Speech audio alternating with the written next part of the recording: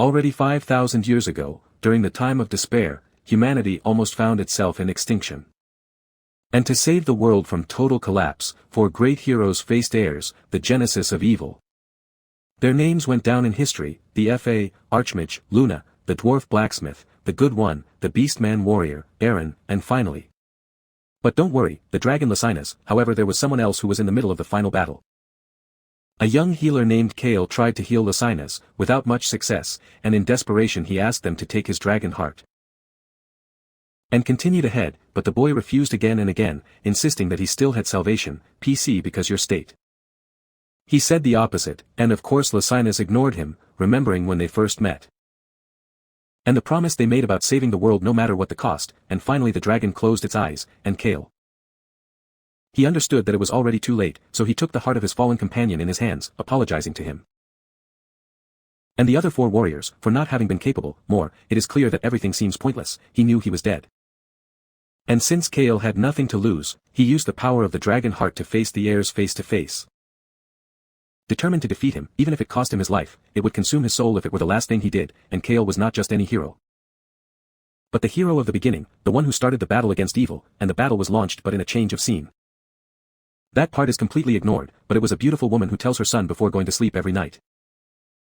The little one is almost 2 months old, so everyone doubts that they understand anything he says, but what they know is that the baby understands it very very well, since he thinks that he does not need to tell that story because, in the first-person experience, the one who defeated Erebos, who for some reason was reincarnated into a brat from the future, and does not understand why it is him, who was erased from the history books. And in a change of scene we go to Dylan's real school, where the teacher explains that they are currently in the age of heroes. Which means that everything revolves around those mythical figures, in fact they themselves have been selected to take the entrance exam. Student that year and their names will be immortalized in the registry of heroes for the rest of history, he says everything with such a tone. Excited, he can't help but get angry when he notices that the protagonist is completely asleep, so he decides to test it by asking him. What was the ritual that someone would have to go through to be considered a hero, 5,000 years ago, and there we see that the protagonist is called Leo, he is 15. And belongs to the plow class, but despite having lived through that time, his answer is so vague that the typical genre of the class.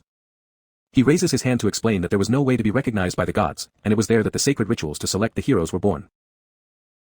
The boy's name is Willy Van Tratter, and he is considered the greatest magical genius in the kingdom, yet Leo couldn't care less.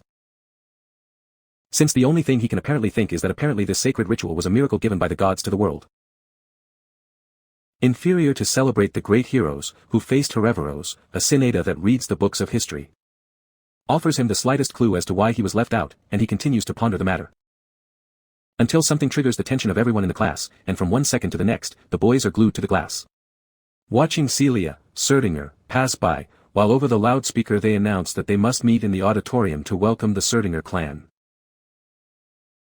And these seem to be very important, and Willy Van asks the Protas if he is going to try to get this noticed.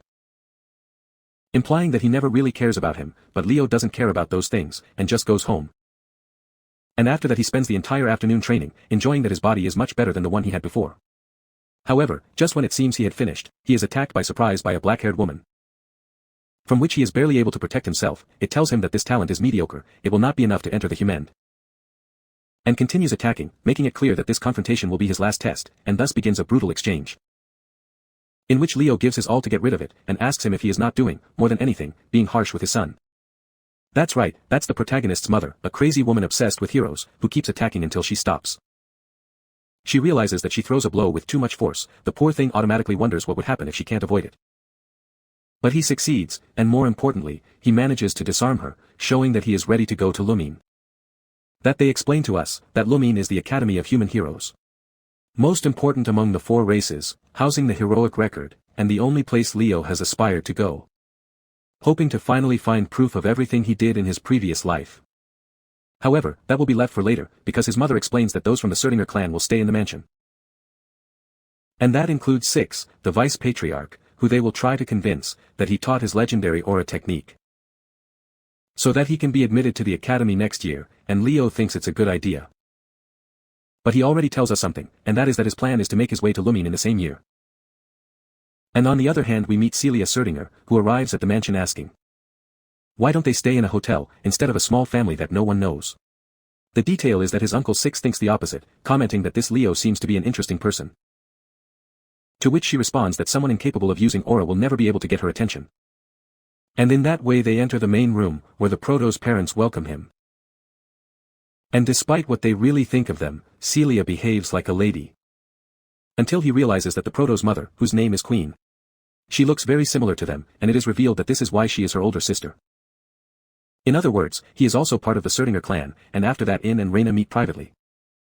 And he makes fun of the fact that his son, not even wanting to see them at the academy, mentioning that it was surely a hard blow to his pride. But that Leo is simply not interested in anything other than training. And that becomes clear when we see that the first training session between him and Celia is already taking place in the patio. While Reyna mentions that it is not because of favoritism, but she is sure that her son is even a mercerer. Enough to round up Serdinger's flames, and that does awaken the interest of Six, who agrees to put him to the test himself. Meanwhile Celia finds herself absolutely overwhelmed. And Leo looks at her with a confident smile, making it clear that he doesn't know who he messed with. But of course here we have to go back, a few minutes to the past. When the Proto was meditating in silence, until an energy awakened in a bracelet. In his right hand, a sign that he finally managed to complete it. A vessel capable of containing everything. It turns out that the reason why he has still learned to use the aura is because by accepting it, the body naturally specializes to adapt to that particular aura. The problem is that with that he implies something that ruined many things in his past life. And the opportunity to accumulate mana and soul energy disappeared. So he set himself the goal in that life, that he must control all those factors perfectly. Was when Celia entered the room, and arrogantly offered to give him some lessons in swordsmanship. And he didn't introduce himself or say hello or anything, and it wasn't until Leo asked him. And he explained that they know her as the Princess of the Sword. Even so, he refused, making it clear that he was surely stronger than him. Because he can already use the aura, but he doubts that they can tell him something that he doesn't know about the sword. In short, if heaven had unlocked the aura, I could beat him up. So it was silence that they had a confrontation to show them that it is not like that. On the condition that they arrived to go, he would become their servant during their stay. And vice versa, a risky deal that he accepted instantly, before launching himself at her. By a direct and very agile movement, and of course, Celia was able to block it. One without first noticing that his speed was greater than he had imagined. Even so, the girl thought that it was still not enough, and she was ready to put it in its place. When he received a second attack with infinitely greater power, to the point where it destroyed part of the floor, and sent it flying to the other side of the room. However, the thing did not stay there, because the Proto continued ahead with a decisive look, which made him understand that he will not be able to block him. That is why in a cowardly way, Celia covered her body with a mana armor. And Leo did not hesitate to question her about it, asking them if she was not strong enough to fight without partner tricks, to which she excused herself by stating that it was only a reflex.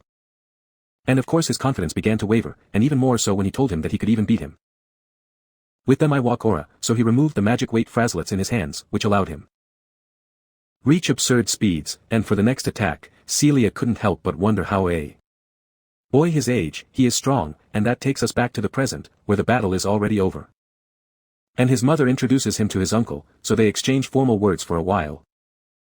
Until he asks questions and by chance, he had met Celia. At first he says no. But behind them they saw a group of gentlemen dragging the poor girl to the infirmary, and in a matter of seconds from the mansion, knows what happened. A boy who didn't even learn to use aura defeated the supposed Princess of the Sword, and to the surprise of Leo or his uncle, he only congratulate him, mentioning that he surely won because she let her guard down. But when the protagonist says that was what they bet, and that the girl will have to act as their maid for a week, it's not so funny anymore, because it's still a cry from the Sardinger family, that is. He tells him that he can't force her to become his servant, and even offers to give him anything as a reward, which Leo refuses, since the setting was something between the two of them, and a little more. Desperate Six insists that he will be able to teach him the secret aura breathing method of the Sardingers, but Leo tells him that a technique that is given with the objective of preventing a teenager be humiliated has no value, and those words are interpreted for what they are, a direct statement that he is not interested in getting on good terms with them just because of his rank. Yes. He makes it clear that he doesn't want to offend us either, he just hopes that he keeps his word, and at the same time that he understands that he didn't win because she underestimated him, he won because he is stronger, and his attitude is so firm that Six he can't help but admire it, and in the end he orders his men to send Celia to the utility room. And offers the pro-tail of an olive branch, insisting that she can refer to him as her uncle. And when they say goodbye they admit to their sister that he is an impressive boy, and what's more, is willing to teach her the phoenix breath, and the next day Celia has to face the worst day of his life. They perish. Treating herself to Leo as his new personal servant. I might feel a little sorry, but he already 100% deserves it, and Leo is in charge of testing his patience, insisting that Lucia even comes with those clothes. Of course she gets nervous and he apologizes for having been so direct, remembering that it is a habit that he picked up from Dweno, the dwarf Rero, who was a man of beauty, and his dream was to once achieve peace. Create beautiful things to share with everyone, and by mentioning that last, he mentions that he sounds like a great person, and the protagonist comments on what it was. His only problem was extreme honesty, to the point of asking his classmates to pose naked for one of his paintings. Be that as it may, it is noted that he is reading a book, and he reveals that it is of the story that his mother used to read to him as a baby, that envelope and the heroes, and he reduced the topic about Kyle, since it turns out that if there are books that mention him as part of the final battle, but she mentions that he is surely a scammer, who tried to take credit. The achievements of others, that is what they think of him, that is why they do not consider him the fifth hero, and whatever the case, he offers that they spend the morning training. He is automatically accepted, hoping that it will rain upon him to discover the secret behind of his strength. However, he barely ignores the first exchanges, since Leo's style consists of pushing your body to the limit, and 5,000 years ago, aura techniques were less developed. They could not enhance their physical skills, and that's it, but they had. She has to get stronger the hard way, and with that in mind he says she's a weakling. That they can't stand anything, and that is enough for the girl to stand up, launching herself against him with everything he has, only to end up on the ground, once again, and little by little frustration takes over his body. For a place of mocking as she would, the Proter says that this feeling is what will make her stronger, and offers a bracelet of magic weight that you will have to use all day and every day, and in another session of training 6, he watches them, thinking that this would be good for his niece, not only so that they become stronger, but so that they put aside that annoying pride, and the Protale calls, explaining that I have sent a letter to the Patriarch, requesting permission to inherit the breath of the Phoenix, and for the first time in a long time I read, it seems surprised, because it is the most advanced form of Laura Serre de Inger's technique, which only a few in the family can inherit. Celia automatically tells them that her father will not accept just like that, but he knows it. He has already added a condition, which will prevent him the Union entrance exam, a real battle where all the boys their age they even lose their lives, and if they manage to survive, it means that they are worthy. And the idea of a good fight excites the father so much that he accepts, only if his parents they agree, and of course, he already planned to take the exam that year, but he has to. And that is something that you notice instantly, before letting it continue, with the training. And a week later the boys attend the Lunan entrance test, which means that the father's parents accepted, and that upon seeing you arrive together, the rest of the rookies, they can't help but wonder who the nobody is next to Celia. However, the attitude has changed, and they behave like friends, to the point that when Go-Ivan appears next to them saying that a boy incapable of using aura like Leo, you shouldn't be there, and she puts it in its place, and walks away with the sole Protale. Yes, they are not the only ones they approach to say hello, because there appear 2 boys with blue horses, of course. The brothers of the Chelsea Legwin family, and adapt, although they greet with a smile. This gets so tense, that Leo knows that something is wrong. Of course the prostate has no idea of who the hell they are, so the Polina Eager explains that she is part of the Inageroic of the Lorden Empire, which means that they are important, and since they are also going to take the test, is vital that they do not lose to them, and in that Abad mentions that he has been without see her, and asks what about that boy next to her, to which Celia introduces him as a Leo of the PLO house, a noble family from the kingdom of Delada, and considering that they had never heard of them until now, Abad affirms that then it is nothing more than a small fly. And just like that he retires, insisting that the first place will be his, which does not more than motivating Celia to crush him no matter what, and before they can continue arguing, the main evaluator introduces himself to them as Alvi, and Celia, they recognize him instantly.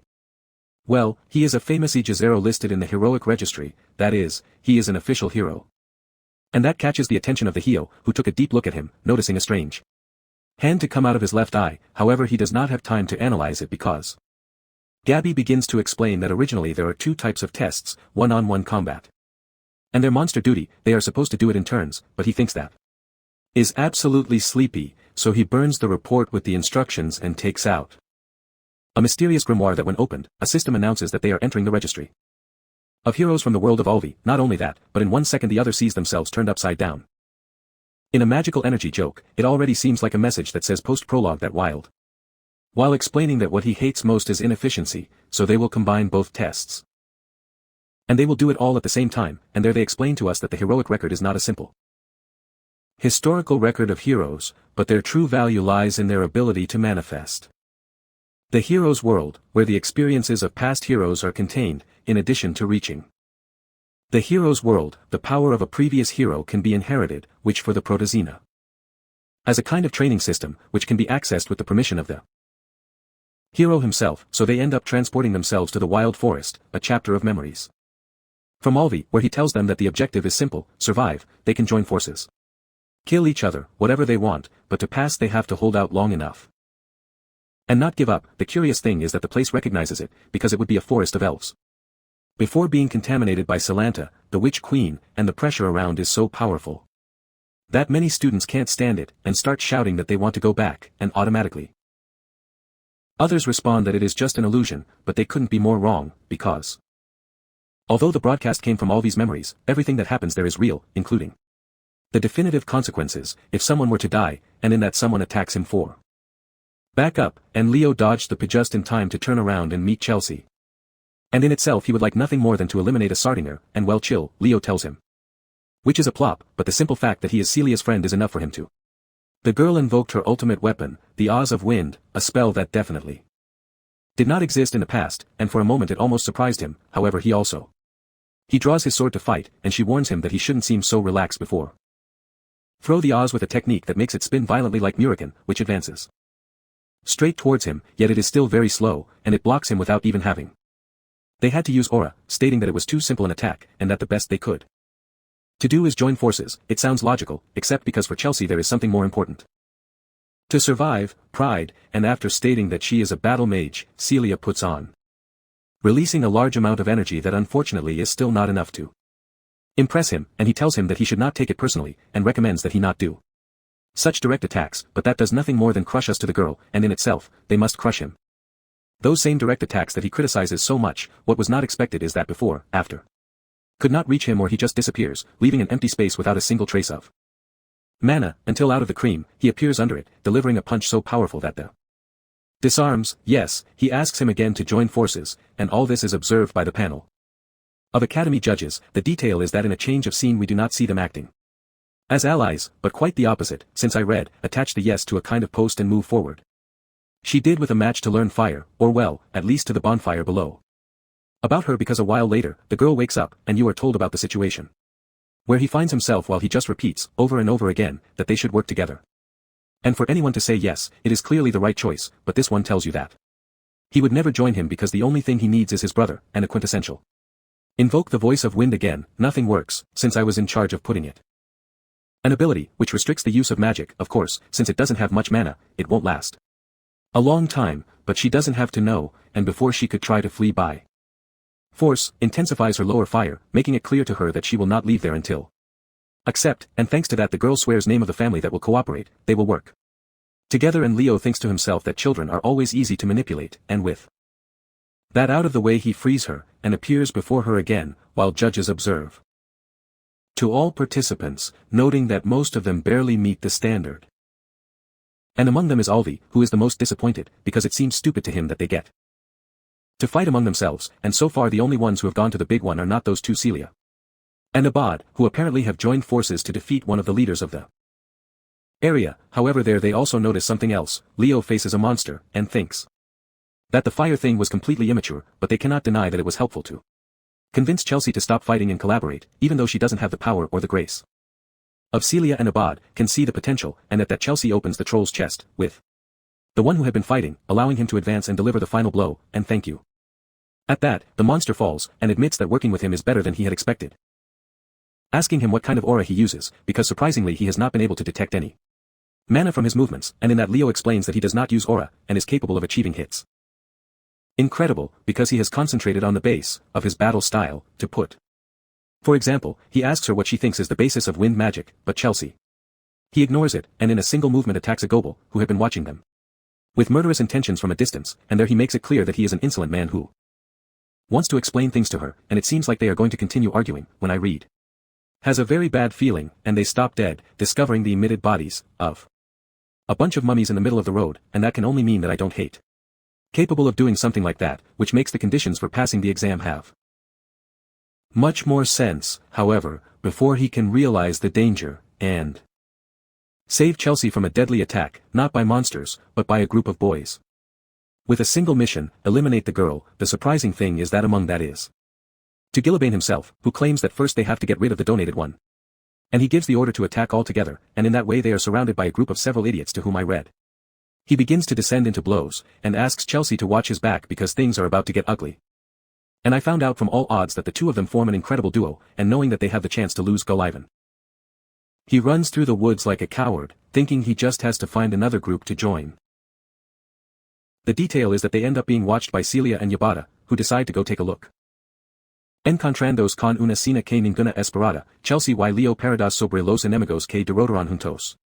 Y los hermanos se reencuentran, y Celia no puede creer que haya convencido a la turca de Chelsea. A lo que Leo revela que uso métodos un poco particulars, soc, lo importante aquí es que para sorpasar de todos. Leo ayuda a los pendejos que acaban de derrotar a levantarse. Y insiste que no hay motivo para el que tengan que seguir luchando, sobre todo cuando necesitan unir fuerzas para vencer a este mundo juntos. Eso llama la atención de todos, así que explica que hay una anomalía en el bosque. Una especie de ser capaz de absorber la vitalidad de los seres vivos. Y es tan fuerte que los monstruos se mantienen meramente ocultos como si tuvieran miedo a algo. Por donde sí que lo ven, debe tratarse de un enemigo de nivel alto, y entienden que este recuerdo. La primera cena del hero alvi fue justamente derrotar a un monstruo avanzado por su propia cuenta. Y si quieren pasar esta prueba deben vencerlo, y para eso la prioridad es unir fuerzas. Lo que queda todavía más claro cuando una presencia se muestra ante ellos. Envolviendo todo el bosque en una aura oscura, que solo puede significar una cosa peligro. Y por su parte Gullivan se ve envuelto en esa oscuridad, y piensa que hará lo que sí para derrotar a Leo. Cuando una sustancia viscosa empieza a caer lentamente sobre él, y al levantar la mirada. Se encuentra con una dana gigante lista para devorarlo, y de vuelta la sala de observación a algunos aspirants están de vuelta. Pero aunque si los ve confiados, Alvi piensa que eso lo significa que han fracasado. Y no lo importa si las órdenes eran elegir, al menos así en estudiantes. Está dispuesto a reprobarlos a todos, sin ninguno se los arregla para cumplir con sus estándares. Y en eso vi como se va desarrollando la situación con el grupo del proto. Y aparte de su amabilidad con los que antes eran sus enemigos. Deduz que ya habrá descubierto la normalidad del bosque. Por lo que se pregunta si será capaz de vencer a ese mundo. Y mientras tanto los chicos corren a toda velocidad, intentando encontrar algo en medio de la oscuridad del bosque. Y todo parece inútil hasta que se lo agent una presencia justo en frente de ellos. Y al iluminar mejor la zona, descubren al Arano devorando a Julian brutalmente. Y el primer intento de abad es atacar, pero Leo sabe que eso solo pondría al peligro en un mayor riesgo. Así que le pide que este reacción, y lo de la señal de rendición antes. De que si demasiado tarde, y finalmente Gullivan rompe una piedra que les dieron al inicio de la prueba. Y eso provoca que se transportado fuera del mundo del hero al instante. Dejándolos bien libre para atacar sin miedo, a matar a su compañero. Ahora se ataca, generando decanas de cortes de viento que atraviesan la piel de la araña. Pero el problema es que esta no tarda en regenerarse revelando que se trata de la princesa araña a Trantolia. En pocas palabras la batalla, apenas, comienza, y uno de los chicos intenta atravesar la consolanza. Solo para terminar disparado al otro lado del bosque de un solo golpe. Y por su parte Celia usa prominencia, una técnica con la que comula. Y luego dispara una poderosa esfera de energía pura, y es tan potente que cree. Un agujero gigante la cabeza del Arano, pero esta se recupera incluso más rápido que la vez anterior. Oportunidad acabada, aprovecha para lucirse, insistiendo que el poder destructivo de un mago siempre será mayor al de un caballero. Y con eso en mente prepara su siguiente ataque, Rafaeli, con el que se condensa a diferentes corrientes de aire.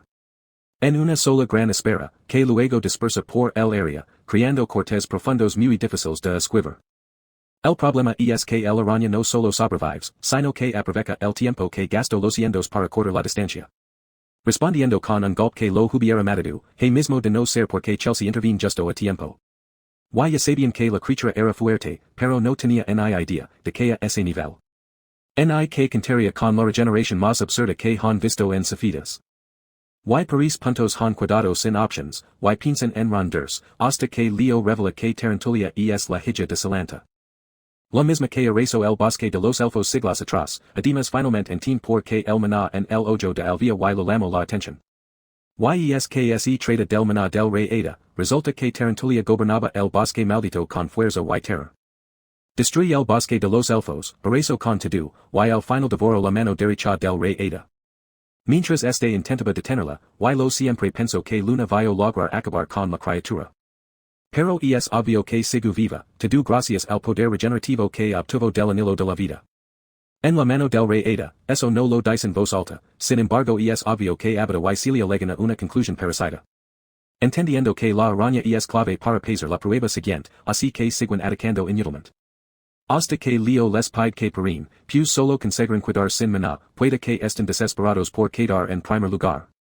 Pero en esta situación la única forma de ganar es luchar juntos, alguien tiene que distraer a la criatura mientras que los demás se lanzan. En un ataque funcionado, tan poderosos que no tenga oportunidad de regenerarse, suena como una locura. Y nadie quiere hacer de carnada, así que él mismo se ofrece distraerla, asegurando que podrá ganar unos 5 minutos.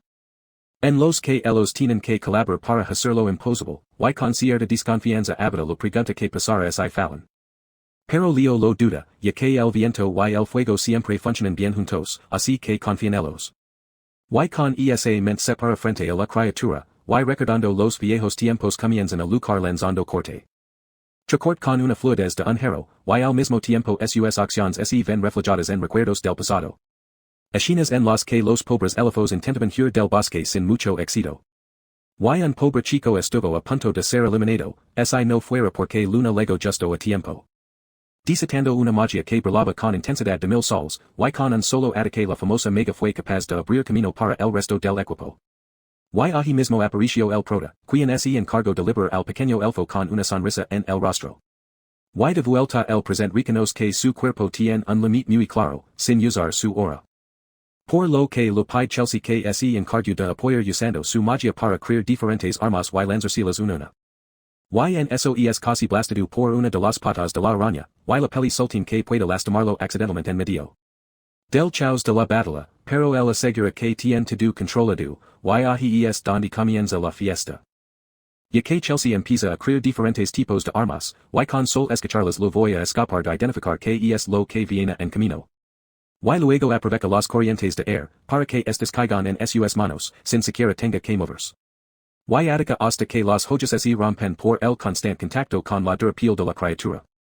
Y en ese momento crida siguiente, y repiten el mismo preciso una y otra vez demostrando una fluidez tal que la distancia. Abad reconoce que no es un novato cualquiera, y en eso uno de los golpes de la araña consigue cortar la magilla del prota.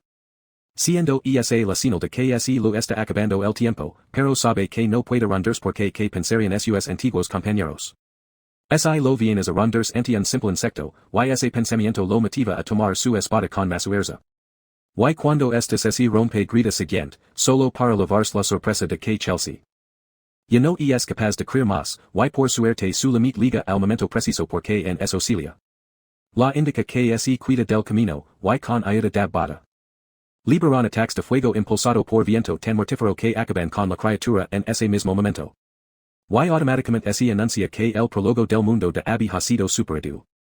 Y el bosque comienza a desaparecer poco a poco, mientras Celia piensa al impresionante que fue verlo bloquear a ese monstruo durante 5 minutos seguidos. Y ella la piensa pero Chelsea lo dice, y conocidos enamorados. Y insiste que el hecho comunero es de las historias. Pidiendo que por favor la lud a entrenar para mejorar sus habilidades cuerpo a cuerpo. Y a escuchar la palabra entrenamiento Celia tiene recuerdos de Vietnam. Pero lo importante aquí es que Leo encuentra el anillo del rey Ada en el suelo, y este lideró una pequeña ilusión de un pequeño niño que reconoce como el príncipe Silan.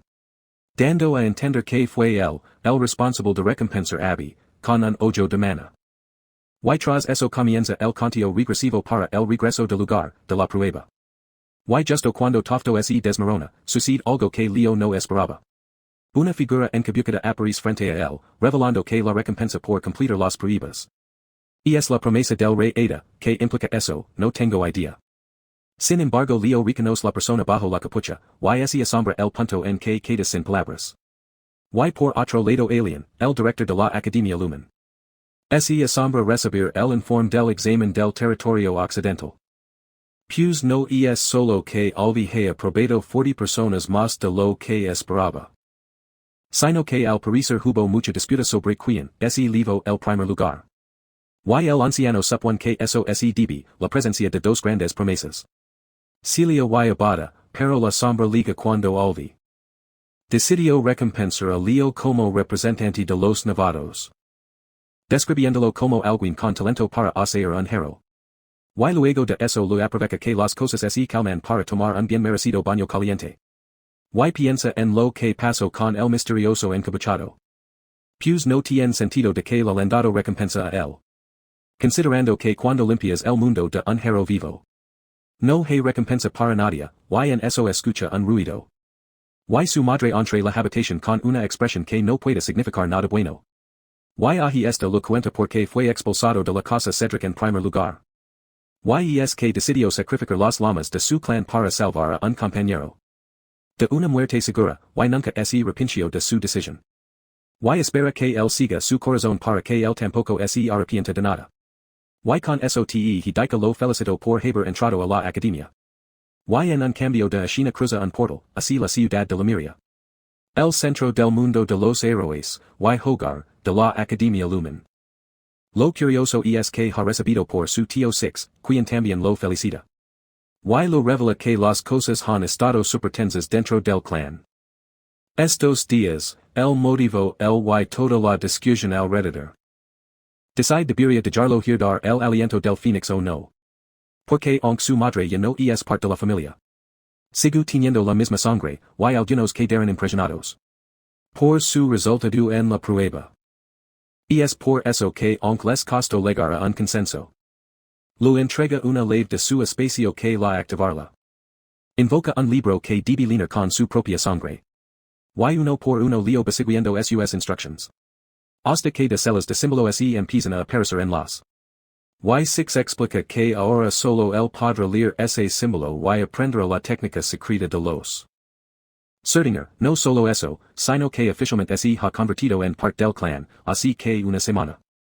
Después Celia le pide que se reúnan en el centro de la ciudad y el protaspera patientemente.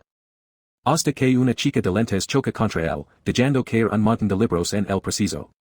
Automáticamente la chica se disculpa, recogen sus cosas y seva, pero olvidó una credencial con la chica que descubre que su nombre es Chilo Mueller, y también es estudiante de primer año. Y tras eso finalmente se encuentra con Celia, quien anda como la loca diciendo lo quitter un montón de cosas por comprar, y a diferencia de su actitud del inicio, se sonreímos y nada. Cuando lo vi usando las llamas características de su familia como si fuera nada. No solo eso, sino que las poden usando la técnica secreta, que aprendió en tiempo récord. Haciendo que se pregunte quién es y por qué evoluciona tan rápido, y al final termina. Comprando todo, ya avanzamos al primer día de clases donde, por algún motivo. Son citados en el muy hasta que aparece el hombre que ven ali. Profesor encargado de la clase de los caballeros, y sin perder tiempo en dar explications. Les pide que suban a uno de los barcos, y emprenden un largo camino, en alta mar sin destino. Aparente, y en medio de eso los chicos conocen a Cartamas, que los confunde con una pareja. Y luego de aclarar que no son nada, explica que es una alquimista, por lo que ven desde potions hasta armas, lo que sí que necesitan pueden pedirse él. Lógicamente el prota lo encuentra muy interesante, pero no tanto como la situación en la que están metidos. Todos actúan como si estuvieran en una especie de fiesta, y el profesor tan solo se limita a tomar vino. Con una actitud tan relajada, que no esperaría de alguien de la academia más importante de todos. Y ese licor intentan decir que están sobres pensando en las cosas. Y que solo les están dando una cálida bienvenida, sin embargo son interrumpidos por una fuerte sacudida. Y de un segundo al otro se ven cubiertos por la gran sombra de un pulpo gigante, no solo eso. Sino que la criatura directamente empieza a destruir el barco, y entre los gritos de ayuda. De los estudiantes sigue tomando su vino como si nada, estuviera pasando. Recordándoles que son estudiantes de la Academia Illumin, y esto es algo que deben superar por sí mismos. Y automáticamente Leo se pone en acción, y recomienda a Celia que mantenga la calma. Lo que este responde que debería preocuparse por sí mismos, sin contar que en ese mismo momento. El Popo que en realidad es un kraken, iria contra el lanzandos con un fuerte chorro de agua presurizada. Resulta que el proteo intento advertirlo, porque sabía que la criatura reaccionaría así antes sus poderes. Pues suelen poner el foco en las fuentes, de calor que son su principal amenaza. Sin embargo eso apenas es el principio, porque usa uno de sus tentáculos para tomar a un chico. Y lo hubiera devorado y mismo de no ser porque ambos se unen para cortarlo en dos. Y mientras tanto car, observa todo debajo de una mesa. Y él pensaba que Celia sería la única competente de la clase. Pero ahora puede ver que estaba muy equivocado, porque Leo no se queda atrás. Esos y sus pensamientos son interrumpidos cuando un trozo gigante de tentáculo congelado, casi la plasta. Todo por los poderes de alguien que ya conocen. Chulo, que diferencia de antes que se mostraba toda tímida, lucha con una seguridad sorprendente. Y lo grita car que si no puede cuidarse sí mismo que no estorbe. Eso sí, casi vuelva a ser aplastado por otro pedazo. Esta vez obra de los hermanos Lewin, que van cortando tentáculos con una facilidad absurda. Mientras abierto en a los chicos que la competencia no ha terminado. Bueno, el que dice eso es abado. Porque Chelsea está más concentrada mirar a Leo con cara de pendeja enamorada. Decidida a impresionarlo, y a la distancia ein. Insist que no tiene que preocuparse porque el kraken es solo la bienvenida. Y el camino de aquí a la cadena está lleno de monstruos para que se pueden divertir. Y por supuesto la aprovecha para ver quién son los más prometedores. Changia, del este, Celia, de la familia Sardinger. Ada Pau Lewin, de lo este, Lee del norte. Gualdenta y den, del sur, Duramoira, del centro. Y por supuesto, el estudiante que más lo tiene impresionado, Leo. Quien antes de entrar a la academia era prácticamente un desconocido. Pero demuestra un manejo de las patas y movimientos desperdiciados. Casi como si pudiera predecir las acciones del enemigo. Eso no hace más que emocionarlo por todo lo que está por venir. Y luego de varias horas llegan el puerto donde les explican. Que tendrán que cruzar ese lago una y otra vez para llegar a la academia. Así que será mejor que se vayan acostumbrando. Y con eso de hecho a enlista a su recorrido. Y los leva a los campos de entrenamiento para la ceremonia de bienvenida. Liderada por el director quien se alegra de ver carne fresca insist. Que si realmente suenan con convertirse en héroes. El mejor consigo que puede darles es que siempre se pongan a sí mismas al principio de la línea. Que no son unos cobards y que viven para sobrepasar todos sus propios límites. Ya que los que no pueden hacer eso. Simplemente no pertenecen allí y rompe el podio. Como para dejar bien en claro su punto. Claro que al final ese repient preguntándoles si fue demasiado lejos. Y por cada segundo que pasa, que el gran maestro de la espada. En realidad no es tan rudo como aparece, sí como sí. Luego anuncia en que el elegido el novato más destacado. Para que del discurso como representante de los de primer año. Y la sorpresa para todos liga cuando anuncia en que el elegido es nada más y nada menos que Leo. Y este se de cuenta de que Alva seguramente fue quien lo recomendó. Y aunque no esperaban nada de eso, sueltan el discurso más genérico del mundo. Todo mientras es analizado minuciosamente, por el resto de estudiantes. Y cuando termina lo preguntan cuál es su meta como representante. Y Leo decide a provocar la oportunidad para molestarlos a todos. Declarando que si quieren tomar ese puesto tendrán que venir por él y derrotarlo. Eso enciende algo en la mirada de los demás. Pero lo importante es que tendrán una semana de exploración. En la que podrán tomar cualquier clase que deseen. Sin importar cuál sea la especialidad que poseen. De esa forma podrán elegir realmente qué caminos quieren tomar. Y los envían a sus habitaciones para que descansen. Y a salas Leo, piensa que hay solo una cosa, que esperar en ese lugar. Y es encontrar su registro de hero. Y así que el día siguiente inicia. Su día con un desayuno que prometia ser pacífico. Hasta que durante ir a su bandeja frente a él. Preguntándoles si es blaven serios con su discurso. Y empieza con la típica de acaso no sabes quién soy. Mientras Leo solo lo ignora descaradamente. Y su actitud confiada solo consigue provocar al rubio. Quien destruye la mesa de una sola patada.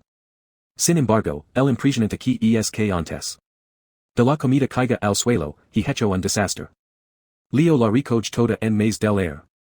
Incluyendo la hamburguesa que el rubio pretende ir a comer. Y tras eso insist que no deberían desperdiciar comida. Y pareciera que Durán estaba a punto de volver a estallar. Cuando alguien por una mano sobre su hombro. Y de un segundo al otro. La atención de la habitación aumenta a un 100%. Y aparece ini. Que en prácticamente ese teletransporto junto a ellos. Adversiondos que comenzaron a pelear el primer día de clases. No es algo que via dejar pasar sin consecuencias. Y en un came de cena legan el momento de la clase exploratoria. Del departamento de caballeros. Pero en hay rastros de alguno de los chicos. Y ahi tan solo espera patientemente. Hasta que los dos entran sudorosos y alterados. Y sin perder tiempo. Si li el pregunta Leo. ¿Qué fue lo que pasó?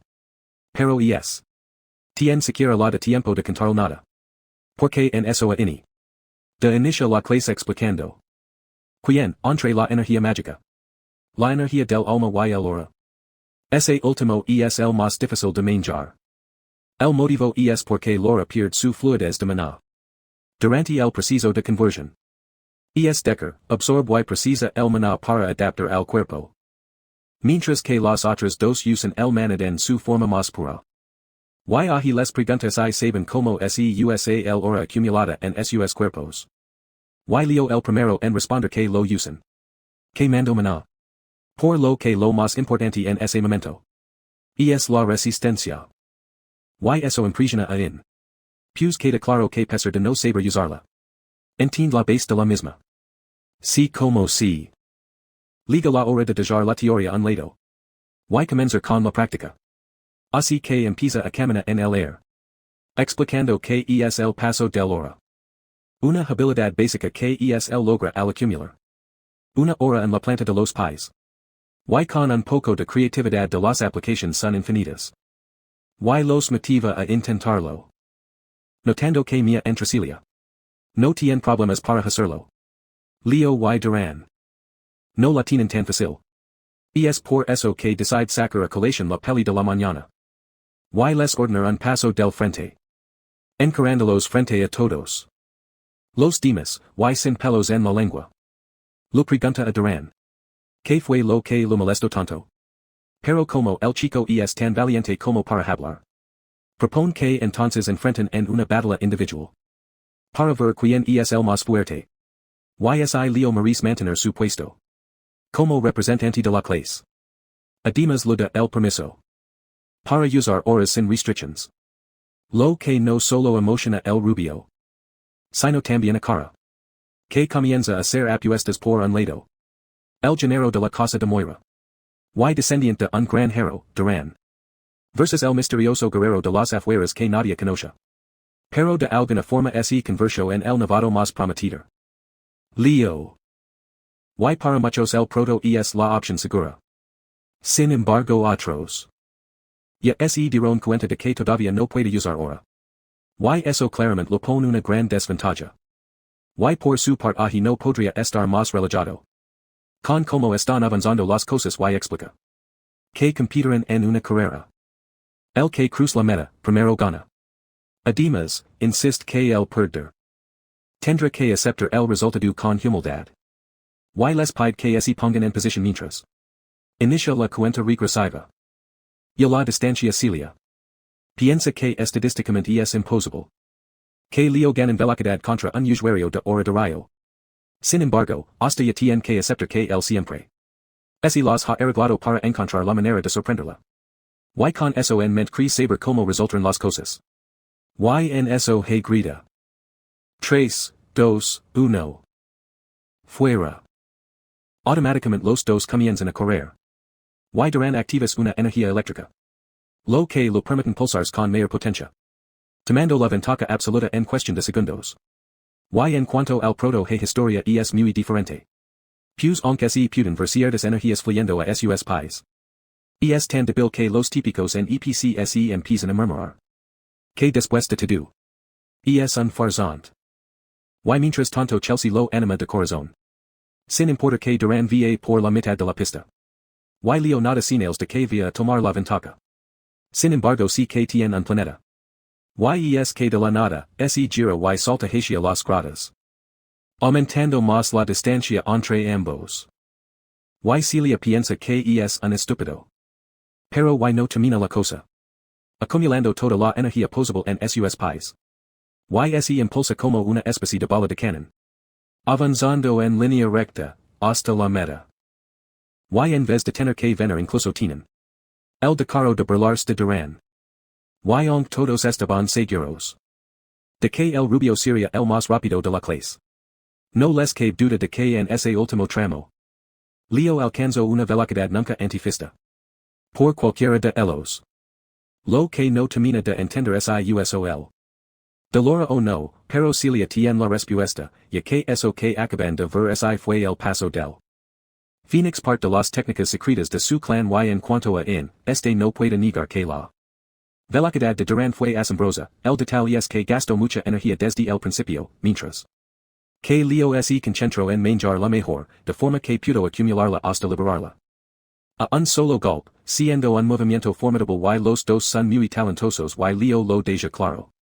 Cuando se acerca al rubio para felicitarlo, insistiendo que en una carrera de mayor distancia hubiera ganado, sin embargo Duran lo dice que se putra y se va dejándolo con la mano extendida, y ahi. Han con la seguridad de que varios heroes saldrán de esta nueva generación, y por su parte. La reacción de Chelsea es admiración absoluta, y luego de cuidarse de no ser capaz de lamar. La atención de ninguna chica, car, se ofrece apagarlos almuerzos de la cafetería, a lo que él. Proto se niega amablemente, pues tiene otras cosas que hacer, específicamente ir a la clase. Invocation, lo que llama la atención de los chicos ya que creen, que alguien como él se dedicaría. Solo a ser un guerrero, lo que no saben es que Leo tiene otras cosas en mente, no deja de. Preguntarse por qué el rey Ada lo dio el compromiso como recompensa, sobre todo cuando las recompensas del mundo de los heroes deberían estar conectadas con la fuerza del dueño del mundo.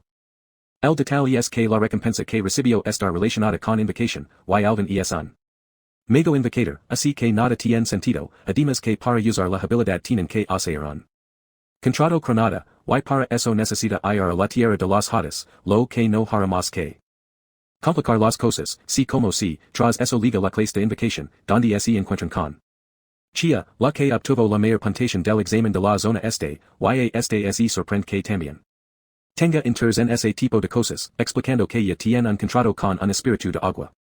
Incluso su friends ayudarlo a entender los principios de la invocación, y es tan amable que Leo no puede evitar sorprenderse de que tenga 17, de alguna forma luz más joven, pero su actitud está educada y pacífica como la de un adulto, incluso se de cuenta de lo que está pensando con solo dar.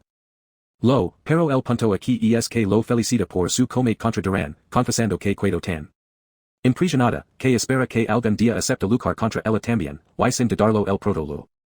Dice que estará esperando ese momento con ansias, y luego de un rato legan, el resto alanos de la división de invocación, donde destaca Gualden, otro de los novatos prometidos, y una chica de cablo blanco y morado a Siria, en general son como 5 personas nada más, pues no es una clase muy popular. Y muchos la consideran aburrida, y por un momento el proto, medio se arrepiente de haber ido. Que un gigantesco weaver, aparece entre ellos, y de este se baja la profesora de invocations. Yura Marin, una mujer tan hermosa y radiante que Leo, no puede evitar recordar a su amigo de Bueno, quien definitivamente hubiera perdido la cabeza al verla, esos luras aseguran de no perder.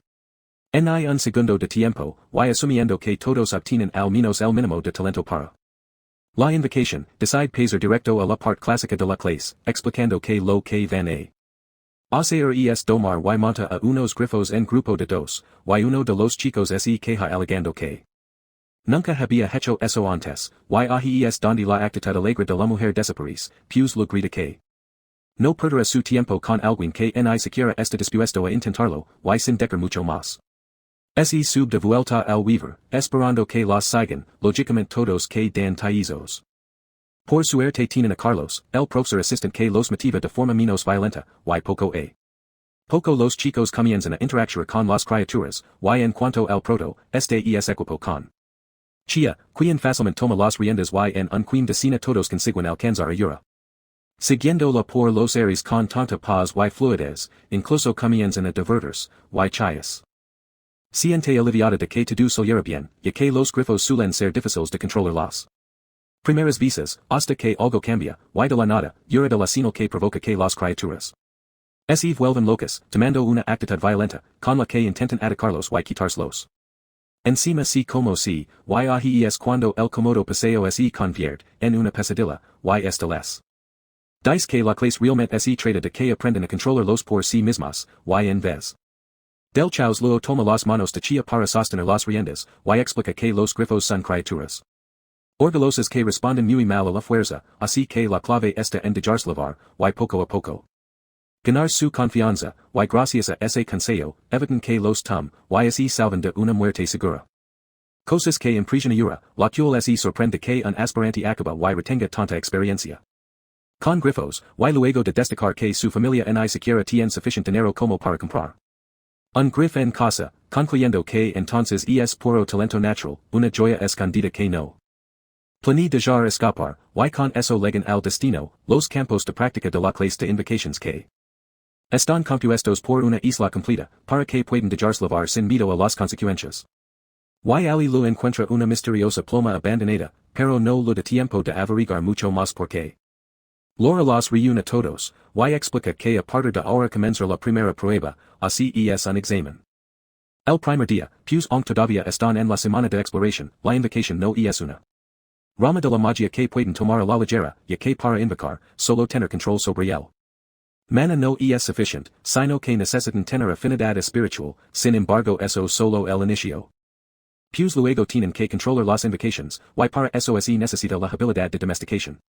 Es Decker, una rama sumamente compleja, lo que explica por qué hay tampoco invocadores, pero también porque los que consiguen convertirse en héroes tienen el camino hacia la gloria prácticamente asegurado. Y con eso en mente la chica pela blanca de antes de un pase al frente, su nombre es Elisa. Hergen, y viene de una reconocida familia de invocadores, por lo que lo preguntan que consiste la prueba, a lo que Laura explica que esta isla está repleta de espíritus y monstruos, así que demostraran su habilidad de domesticación justamente domesticando alguna de las criaturas, y consiguen hacerlo no solo serán admitidos en la clase, sino que la invocación pasará a pertenecerlos. Lo que es motivo hace insufficient para que la mayoría de ellos salga corriendo completamente emocionados, y antes de que pueda comenzar Elisa se acerca el prota, reconociendo que he escuchado grandes cosas de él, y espera haberlo más seguido en las clases de invocations, y en general. Uso un tono medio seductor, mi diaman azante que llama la atención de los demás, pero Leo la ignora, y sigue con su camino con una seguridad que Lura, admira bastante, y luego don. Rada algunos ya tienen sus invocations, pero el prota se adentra lo profundo del bosque. Con un objetivo en mente, la pluma de antes, que quema con su magia, provocando que algo aparezca, y se mueva a sus espaldas, y mientras tanto sus padres se preguntan, como lo estrelendo, sin saber que su pequeño hijo literalmente acaba de encontrar una Phoenix. Una de las tres invocations más fuertes, sin embargo lo más sorprendente que es que el Phoenix lo reconoce, no como solo un sardingaran, sino como hijo de reina, explicando que la conoce muy bien, y tiene una gran deuda con ella, justo por ese lab, decide manifestarse en su totalidad, y se presenta como freina, revelando que reina fue responsable de salvar la vida de su invocadora, Island Lunda, estas se encontraba, completan nunca la voz. Decían, una misión que debió haber sido sencilla, pero que rápidamente empezó a complicarse. Y en cuestión de segundos perdió a todos sus compañeros, y estuvo a punto de perder su propia vida, de no ser porque reina apareció en el momento preciso, y la salva costa de sacrificar su aura ardiente, así como la posibilidad de volverse más fuerte, y convertirse en heroína, automáticamente Leo recuerda, lo que esta lo dijo la última vez, y deon. Claro que su madre nunca se arrepintió de lo que hizo ese día, y sus palabras tranquilizan al Phoenix, pero no aplaca en la curiosidad del prota, y no entiende cómo es que terminó. En Lumin, sin embargo insiste que realmente nos puede decírselo, y pareciera que ajicudaría la conversación, hasta que Leo revela que decidió tomar clases de invocación, y es que eso no solo sorprende a Freina, sino que lo emociona, pues finalmente encontró la manera de saldar la deuda que tiene con su madre, y que el prota si lo pide, lo regalara. Un huevo, su propio hijo, esperando que eventualmente cuando se vuelva más fuerte será capaz De hacer, un contrato con este, el de tal es que Leo no está para estar esperando, y a pesar de las advertencias de Frina, de que es muy peligroso, se envuelve a sí mismo, y a él. En llamas, iniciando el proceso de invocación, y sin nada más que hacer Frina tan solo lo dice. Suerte, y en su interior Leo despierta un espacio completamente negro, excepto por una pequeña llama que al tocarla, comienza a quemar su cuerpo centímetro a centímetro, no solo eso, sino que el calor hace que es imposible respirar, y reconoce que esa no es una llama cualquiera, sino la llama del Fénix, la misma llama que usan para quemar, y regenerar su cuerpo cada día durante toda la eternidad, y con eso en mente, y a pesar del dolor, insoportable. Leo aguanta comprendiendo que para tomar al Fénix debe entender su dolor, y unirse a su sufrimiento, y gracias a eso, el juego finalmente comienza a eclosionar, y de vuelta el presente. Farina, lo felicita mencionando que podría convertirse en el mejor invocador del mundo. Y momentos más tarde, el contrato está asalado, y él lo pronto a conocer su nueva compañera. Fiora, una casita tan adorable que más que un Fénix, parece un pollo de colores, de esos que no dura ni una semana, y de vuelta con Lura, esta anuncia que quedan solo 5 minutos para que finalice el examen, y ahí vimos que obtuvo cada uno, chia, ese las arreglo para domar un cachorro. De oso acuático, Walden, obtuvo un cuervo sombrío, una invocación tan poderosa que incluso la familia famosas, de invocadores encuentran difícil de domesticar, Elisa, una serpiente gargona gigante, y justo cuando hacía que el tiempo, aparece el protocon Fiora, en su cabeza, lo que provoca que muchos se bornen de él, al pensa que es un simple pelito, la única que se da cuenta de la verdad es Lura, que más tarde lo cita en su oficina, y admite que es su primera vez viendo a un Fénix bibi, ni siquiera sabía que había una en la isla de invocadores, y no tiene sentido que un novato haya logrado algo de esa magnitud, por lo que es acerca de forma intimidante, revelando que ya sabe lo que es él, en realidad, y por un momento el prota cree que de alguna forma descubrió que es una reencarnación de un gran héroe del pasado, pero nada que ver. Porque a continuación Lura tan solo la brasa, feliz de tener en sus manos a un género de la invocación. Eso sí, propone que mantenga en el tema del Fénix en completo secreto, porque si sale la luz. Las cosas así podrían complicar muy rápido, y solo lo pide que aproveche este gran don que lo han dado, eligiendo la invocación como su carrera principal en la academia, y según ella tiene el talento para convertirse en un héroe de la invocación, que se ha recordado por generations, y luego de eso las clases siguen avanzando con normalidad. Y en una de esas clue, avanza por los pasillos muerta de sueño, pues se desveló leyendo libros de magia, y el proto aprovecha para entregar la credencial que perdió la primera vez que se vieron. Y por supuesto esta la agradece, pero lo importante es que ambos juntos con Car terminan asistiendo las clases de magia, los chicos asombran porque había asumido que Leo se limitaría a la caballería. Y la invocación, hasta que claro que su plan es explorar todas las options posibles.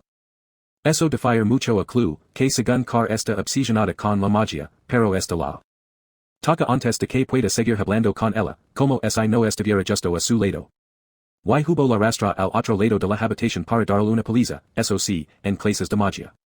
También se encuentran con Chelsea y Abada, quienes los saludan con amabilidad, hasta que son interrumpidos por Lenor, encargado de la división mágica de primer año, y en con un chasquido pon de quenas de joyas sobre sus escritorios, aclarando que antes de comenzar la clase exploratoria tendrán un examen de teoría mágica, de la misma forma que Lure insiste que los estudiantes que no pueden cumplir con lo básico no podrán asistir a sus clases, y sin que pueden cuidarse empieza a correr el tiempo, no sin antes ordenar, que entrega en sus respuestas a Ana a su assistant, y por primera vez en mucho tiempo, Leo siente el terror, pues como nunca prestó atención a sus clases, no tenida que las fórmulas mágicas han evolucionado al punto que son casi matemática pura, y conforme avanza a los minutos, los otros estudiantes van entregando. Y algunos incluso tienen el decaro de decir que estaba fácil, mientras que a él, no lo queda. De otra más que entregar la prueba, pues que respondió una sola pregunta, por supuesto sabe que eso no será suficiente, así que seva, y leen usa sus poderes para analizar lo que escribieron. Con cierta decepción, explicando que la magia ha evolucionado de una forma bastante extraña.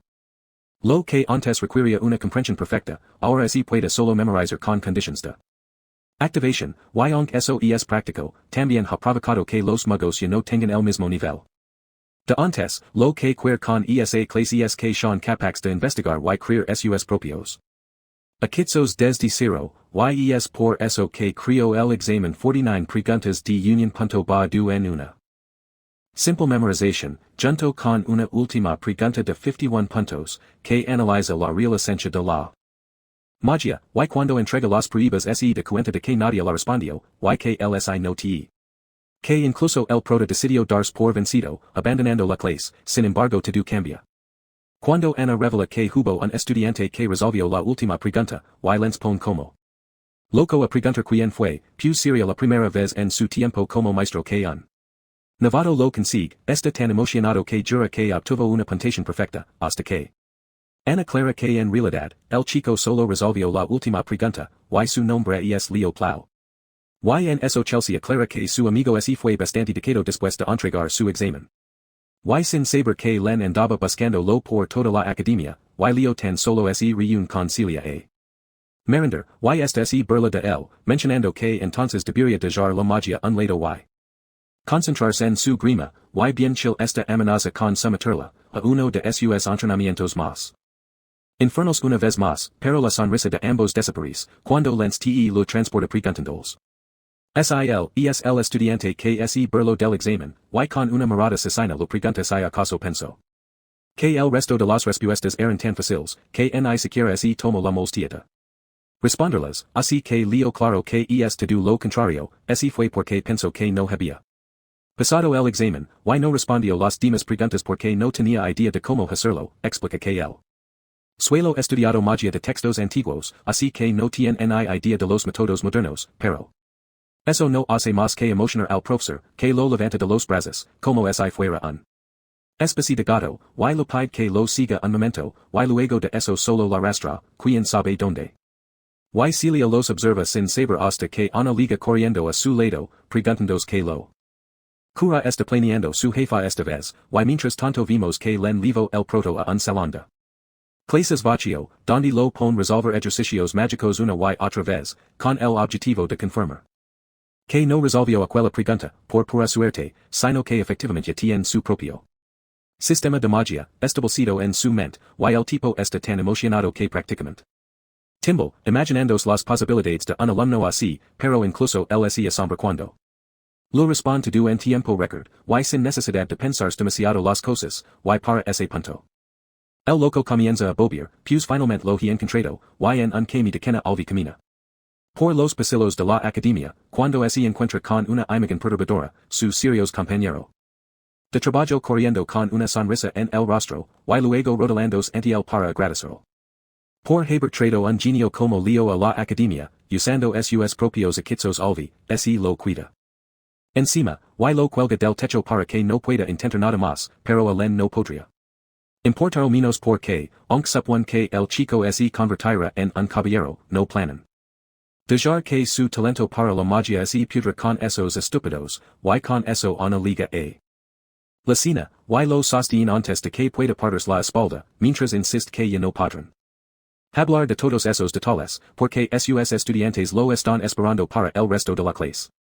Y siguiendo el alboroto, Leo también liga junto con ellos, y Alvi lo mira con una sonrisa en el rostro, que lo hace pensar que efectivamente tanto en el pasado como ahora, todos los acaseros siguen siendo unos lunáticos, y habiendo llamado la atención de los profesores de tres disciplinas diferentes, liga el último día de las clases temporales, y el protapas al redo leyendo sobre su vida pasada en la sodia, sin saber el chaos que había desatado sin caer, porque sí.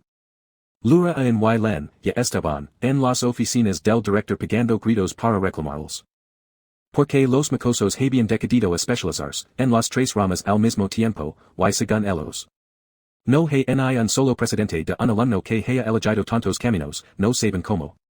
Eso podría afectar a su desarrollo, a lo que el director les dice que tampoco es algo nuevo.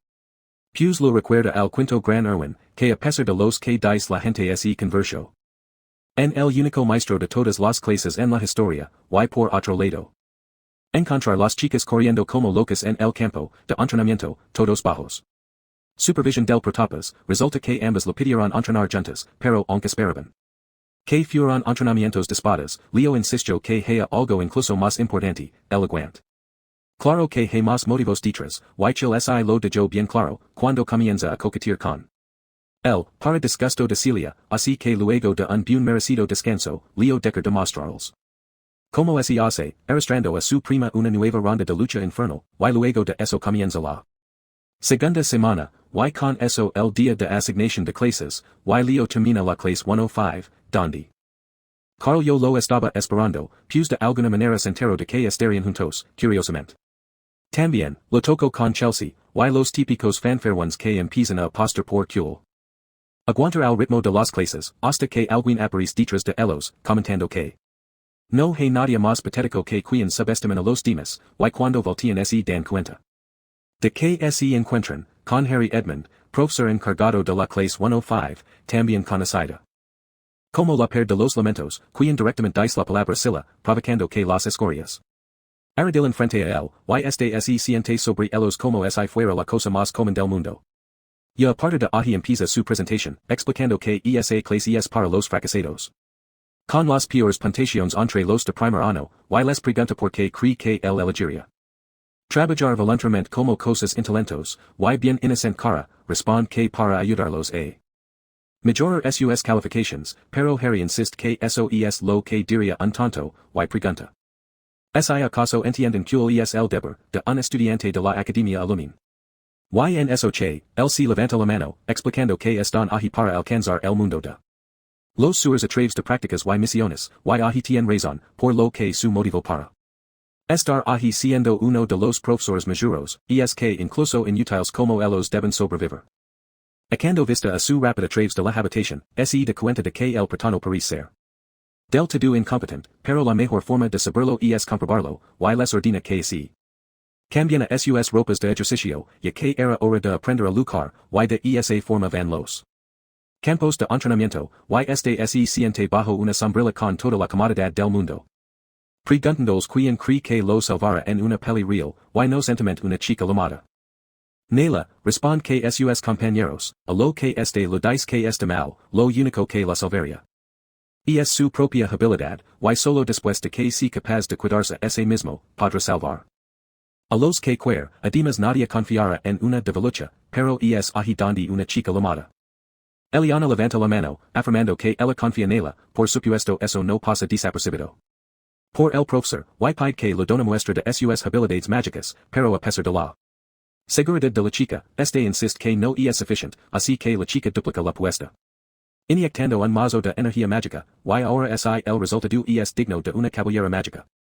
Sin embargo sigue ser suficiente para impresionar a Harry que invocan espíritu de viento y la pone a luchar contra quedando en ridículo porque no importa cuál sea la capacidad de su magia. Si no puede dar un objetivo o no serve para nada, y ahí es donde será la luz el real objetivo de la práctica del día, pues queer que trape en el espíritu median cualquier técnica.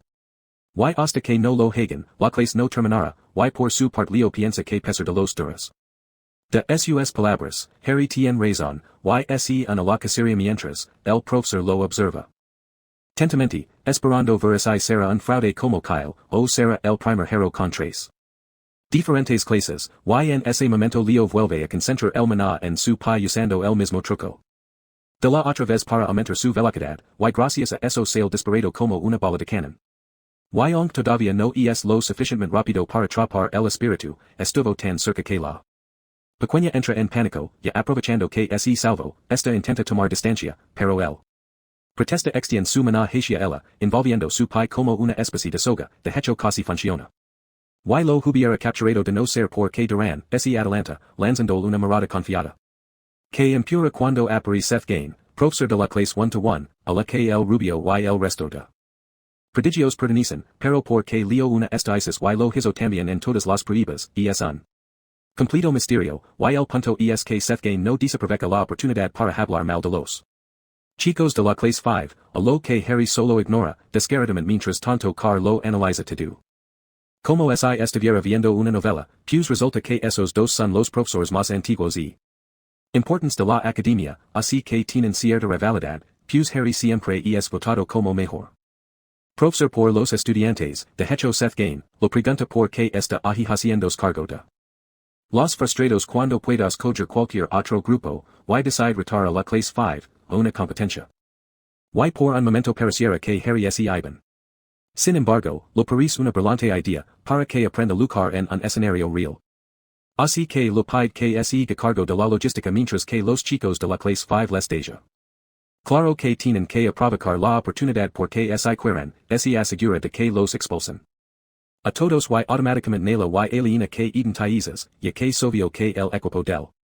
Clase 1 tiene toda la ventaja, pero a Harry no lo importa, site me perder es más razón. Para que se esfuercen, además les dice que no deberían estar tan preocupados porque el representante de los novatos está de su lado, y es obvio que alguien así no perderá, o al menos no debería. Por lo que lo pide que este liga a los que compiten junto a él, y en cuanto al proto a este piensa que Harry, claramente los está sometiendo a una prueba, no porque los odies, sino porque puede ver que muchos de ellos estar actuando, como si no tuvieran futuro a una semana de haber entrado a la academia, y lo que quiere es que Leo los líderes, subiendo la moral a toda la clase, haciendo el effort que todavía tienen un largo camino por recorrer, y ahora empieza lo bueno, y vimos que por ahora el equipo de la clase 1 aparentemente solo estará compuesta por Duran y Celia, mientras que la clase 5 será representada por Cara, Chelsea y Leo. Y este les dice que no deberían estar tan asustados, pero la chica clara, que eso es porque nos saben a lo que se enfrentan, resulta que la competencia en una batalla de batera, un deparuta. Como tradicional, delumini que aparece un simple juego de pelotas, pero talmente es una batalla sumamente competitiva y peligrosa, y automáticamente Celia se burla de ella, preguntándoles que ya acepto a la derrota, y es Leo quien se encarga de subirles los ánimos, hasta que liga el tercer miembro de la clase 1, y lo mira, con ojos gelados afirmando que esta vez no perderá, y tras varios minutos se ella anuncia que ya pueden entrar a la arena, pero que tendrán que elegir a más miembros. Y ahí es donde se suma Eliana, Nela y otro chico que es igual a Nela, pero en hombre así que lo diamos Nello, y en cuanto a los de la clase 1, ni idea de cómo cuidar la sección final, pues Zegenton solo toma una brillante fera mágica, y la roja lade, comenzando una bruta al battle entre Leo y Duran para robarla, y en esta oportunidad es el rubio, quien toma la ventaja, quedándose con él. Primer movimiento mientras el portal pitinello, que lo da un repaso rápido de las reglas, y ahí descubre que es un juego bastante fácil, pues consiste en que deben pasar la pelota por la escuela. Usando solo hora, y el primer aquí puede notar 11 puntos gana, y del resto pueden usar los trucos que les de la gana, y eso queda claro cuando Duran, usa su mano explosivo para roger la pelota en direction al portal, distrayendo a Carlos suficient para que choque contra el suelo, rebote y pase por la arquería sin que nadie pueda hacer nada al respecto, y en segundos los ánimos del equipo 1 suben, mientras que los de la clase 5 se ven cada vez más desesperanzados, y Nela explica que en general hay tres formas, ellas que pueden tomar posición de la pelota, cuando se sale del campo. Cuando la atrapan, y ni siquiera alcanza dejar de que es la tercera, porque en segundos la pelota pasa junto a ellos, como una bala de canon antes de impactar contra el hiena, tirándola al suelo.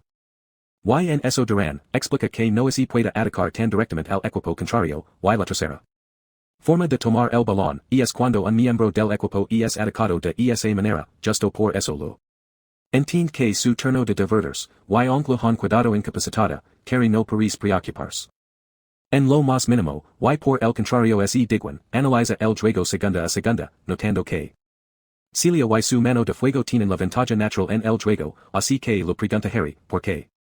Excepto cuando lo ven por donde lo ven, los de la clase 5 tienen todas las de perder, y en esos carriles lo preguntan si recuerdan, a su primera papula, la emperatriz de Bastia, pero bueno, Leo es su hijo, y está seguro de que será capaz de ofrecer un juego interesante, y de vuelta al campo. El ánimo de la clase 5 sigue subiendo, hasta que una de las poderosas lamas atraviesa el campo de batalla, y Celia es alegre de que finalmente ha decidido luchar en serios, refiriéndose por supuesto al prota, que no es su poder destructivo para lanzar el balón directo a la arquería, ya. Aunque Chloe intentó detenerlo, creando una gran barrera de hielo, Leo todavía no ha terminado. Porque en eso aparece a espaldas de la chica, y afirma todavía, puede notar antes de saltar. Sobre ella, concentrando su mano en más hasta el punto, que la pelota atraviesa el hielo y la portería, automáticamente los alumnos que antes parecieran estar a punto de darse por vencidos. Los comienzan a animar con todas sus fuerzas, y se adguen, entiende que no será tan fácil como el crea, y aquí es donde comienza el real juego, y a partir de ese momento las cosas solo así ponen más interesantes, y se alamar con punto, luego Chelsea, luego Duran, y siguen así hasta que quedan ten a favor de la clase 5, y desesperados por cerrar la brecha, Duran concentra toda su fuerza en su siguiente ataque, y lo hubiera conseguido de no ser por que cara, ya no está para juegos, al punto en que incluso, con la naturaleza eléctrica de su mana, se arriesga y detiene la pelota, otorgando el derecho a su equipo, a hacer el siguiente pase, el problema que es que Paris punto su mana, se ha desplomado por completo, y que dan cien arquero, por lo que deja el resto de manos, literalmente porque cuando echamos un vistazo al marcador, resulta que Leo, es el único de su equipo que quedan pi, mientras que los de la clase 1 todavía tienen a Duran. Celia y Aclo, a simple vista la defensa es evidente, y es en ese punto que esta última decide poner seria, decidida vengarse, por haberla superado, en el examen de teoría mágica. Y de la nada la chica cree for clones de sí misma, hechos con puro hielo, y es real camino de la arquería de forma firme, a la par que Celia y Duran se ponen en posición, activando sus respectivos poderes, lo que ninguno esperaba es que el prota, tan solo desaparecería, moviéndose. Una velocidad tan impresionante que antes, de que se den cuenta, ya está junto a ellos, avanzando.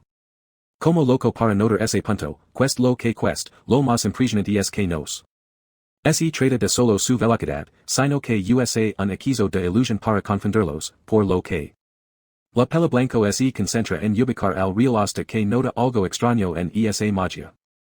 Nosotros no tenemos idea de que se trata, pero podemos asumir que es algo muy sorprendente. Porque la chica cae de rodillas y no se mueve, ni siquiera cuando Leo pasa junto a ella. Anotando ese último punto, resulta que la magia que acaba de presenciar, no es una magia cualquiera. Sino la magia de 1000 estrellas, una técnica de los elfos que un humano no debería ser capaz de domina, y por supuesto, ese último punto marca la victoria, para la clase 5, y los chicos están tan felices de no ser expulsados, que comienzan a llorar mientras se adgens concentra en animar a sus alumnos, demostrando que no es un desgraciado después de todo. Insistiendo que aunque pierdan, tienen que despedirse adecuadamente de sus oponentes. Y más que nada, sentirse orgullosos porque todos, incluso los que estaban animando desde los gratis, formaron parte del primer partido, están inspirador que contraste enormemente con Harry. Que lo grita la mandalo perder, y juntos dan un discurso para ambas clases. Recordándoles que deben tomar estos enfrentamientos como motivación para ser mejores.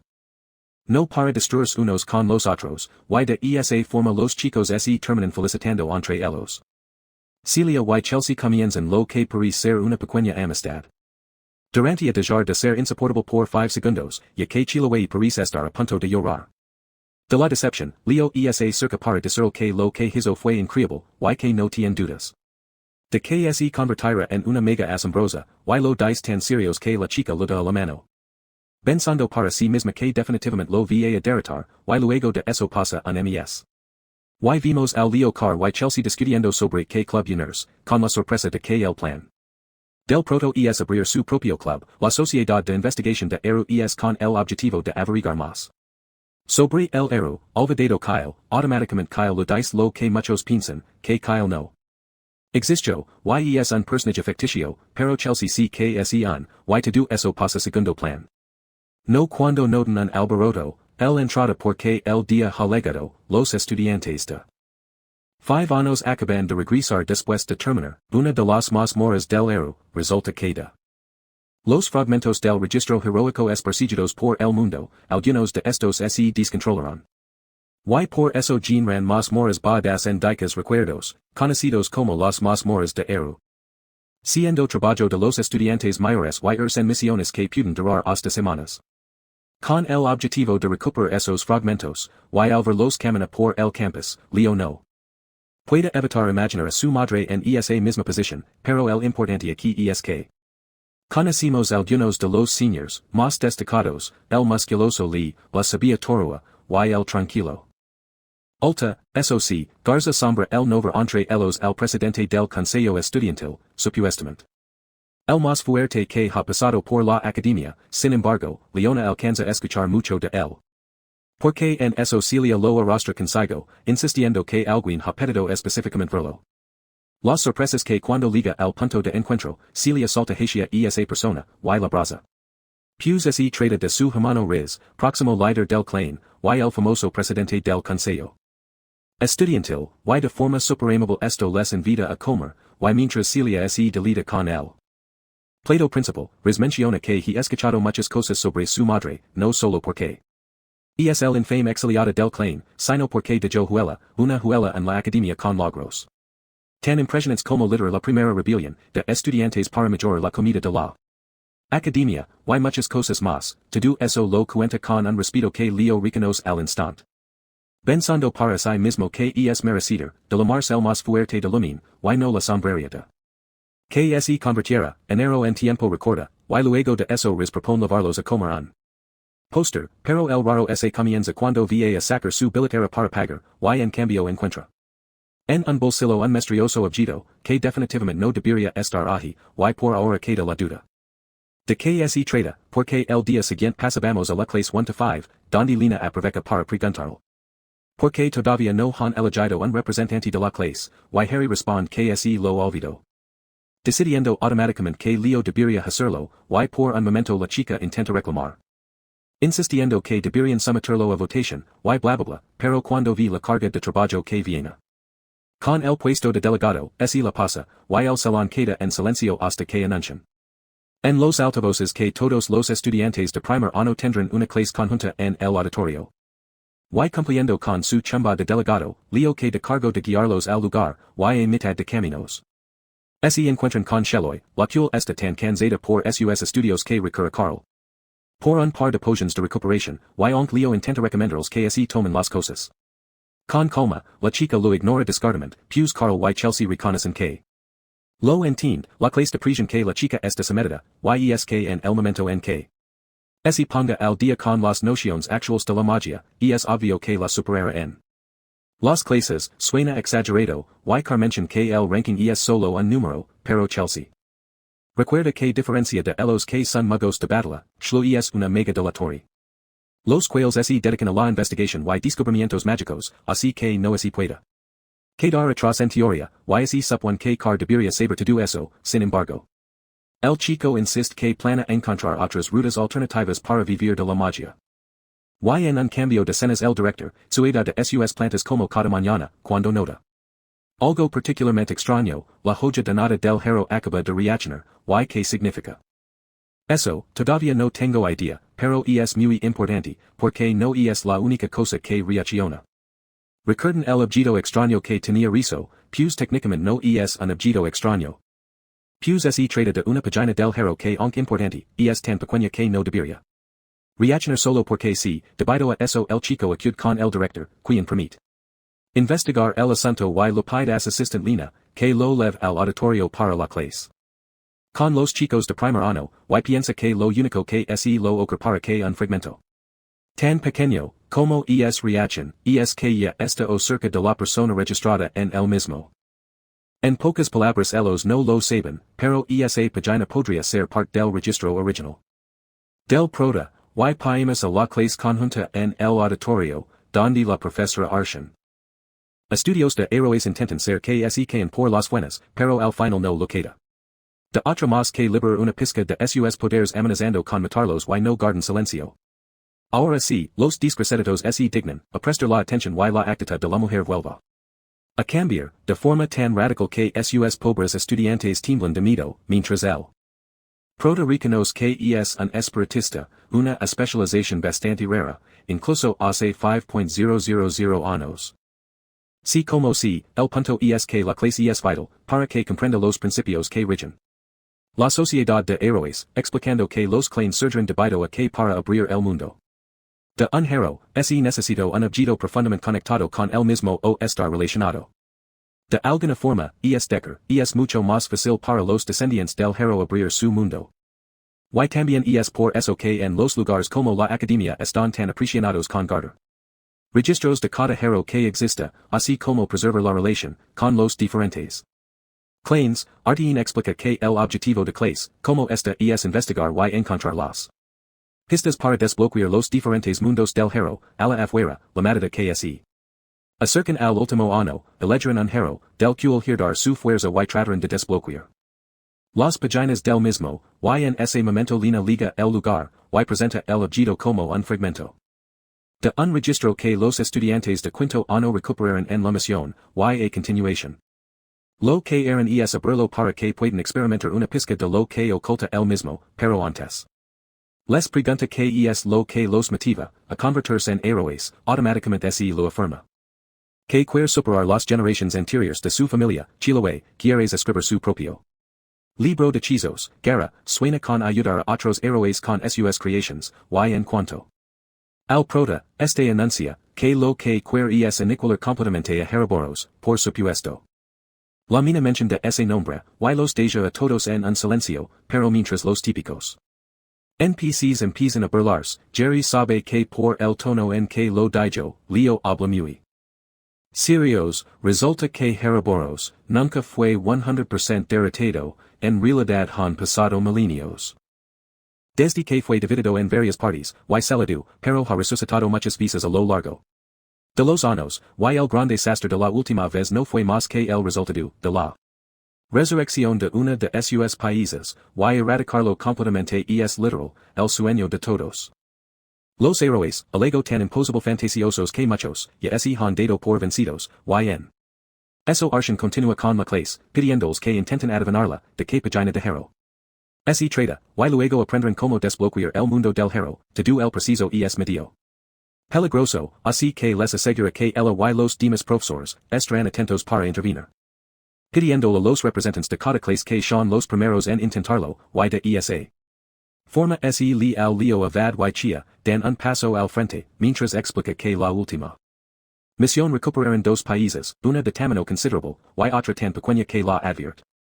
Que es probable que no reachen, lo que nadie se esperaba es que Leo iría directamente por la paisa más pequeña, y automáticamente el registro del hero se abra, envolviendo los a todos en una energía tan potente que se preguntan si acaso, algo salió mal, sin embargo no hay ningún error, todos acaban dentro de un mundo desconocido, y tendrán que averiguar de qué es, y por supuesto nosotros ya podemos darnos una idea, pero ellos los van descubriendo poco a poco, con un fermi encuentran un montón de cadáveres y los profesores intentan tranquilizarlos, mientras Leo reconoce lugar como la última línea de defensa.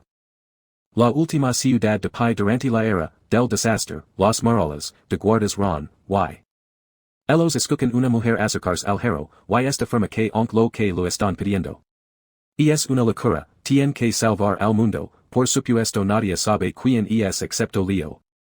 Que la reconoce como Lysinas, pero antes de que puedan ver nada más el fragmento termina expulsándonos a todos de vuelta al presente, aun así no pueden ignorar el hecho de que reaccionó ante el prota, por lo que Harry decía de dar por terminado a la clase, y lo es el único que se queda en el lugar, todavía sin poder creer que acaba de encontrar una página de Kale, ese registro que tanto ha estado buscando, y luego de eso los rumores sobre lo sucedido comienzan a esparciarse, y los chicos de la clase 1 to 5 asumen que fue un recuerdo de Lysinas, al punto en que pasan un muy rato hablando de eso durante la hora de estudio, hasta el punto que Harry tiene que entrar para reconarlos pidiendo el es que se caen, y eso lo da al prota tiempo para pensar, y se pregunta por qué su registro está dividido en fragmentos tan pequeños, como si alguien lo hubiera destruido intencionalmente. Esa teoría toma mucho más sentido cuando recuerda que es el registro de hero, es un objeto que rida el poder de hero, entonces podría asumir que quien lo destruyó, tenía como objetivo impedir el nacimiento de un nuevo hero, y el único que se beneficiaría de algo así es el mismísimo Erebos, y por donde sí que lo vea, eso es la pista que tienen que seguir, y así pasa un mes entero hasta que en una de las clases, les encina el concepto de la magia original, suya característica principal es que pueden mostrarlo claramente. La personalidad del mago que la lance, y por lo general la gente se aferra a hechizos estandarizados. Y no busca creer su propia magia original, por eso es la que lo convierte en el mejor.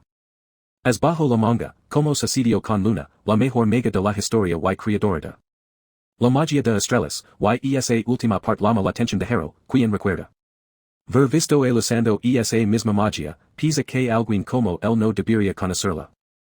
Y ella también llama a su tension, pues carga con un libro de magia que meet un hora sumamente oscura y sospechosa, así que cuando la clase termina Leo a la invita a almorzar juntos, dispuesto a averiguar que es entre manos, el problema es que la chica se niega, insistiendo que no tiene tiempo para eso, ya que está preparando para volverse más fuerte, y derrotarlo la próxima vez. Que se enfrentan, y en ese momento lo entiende que para ella, que no la toman serios como rival y es él. Mayor de los insultos, así que lo permite que se esforzara y lo de la mano en una escena que car. Definitivamente no se esperaba, y en un cambio de escena pasamos a la torre de Erebos, que Leo explora con toda la paciencia del mundo pensando que en algún rincón de ese lugar, esta es la biblioteca prohibida de rumbar, donde si deberían haber pistas sobre que pasó con su registro de Erebos, y su presencia llama la atención de los estudiantes más grandes, especialmente Tora, quien se presenta, y con el tono de alguien, que no lo dejará pasar si no le gusta a su respuesta. Y pregunta que hace un chico de primer año, el aider de Erebos, y sin dudar la firma que esta ahi para unirse con el presidente del consejo, y como esta en la clase de magia tiene todo el derecho a estar ahi, y gracias a eso Tora la deja pasar, no sin antes advertirle que realmente espera que se tome la magia en serios, y la Elijah como su especialidad al final, y con eso fuera del camino, lo avanza a los ascensores, donde se encuentra con otro gran prodigio, li quien lo reconoce como el mocoso que se medio en todas las ramas, o si su tono es mucho más amable y relajado que él.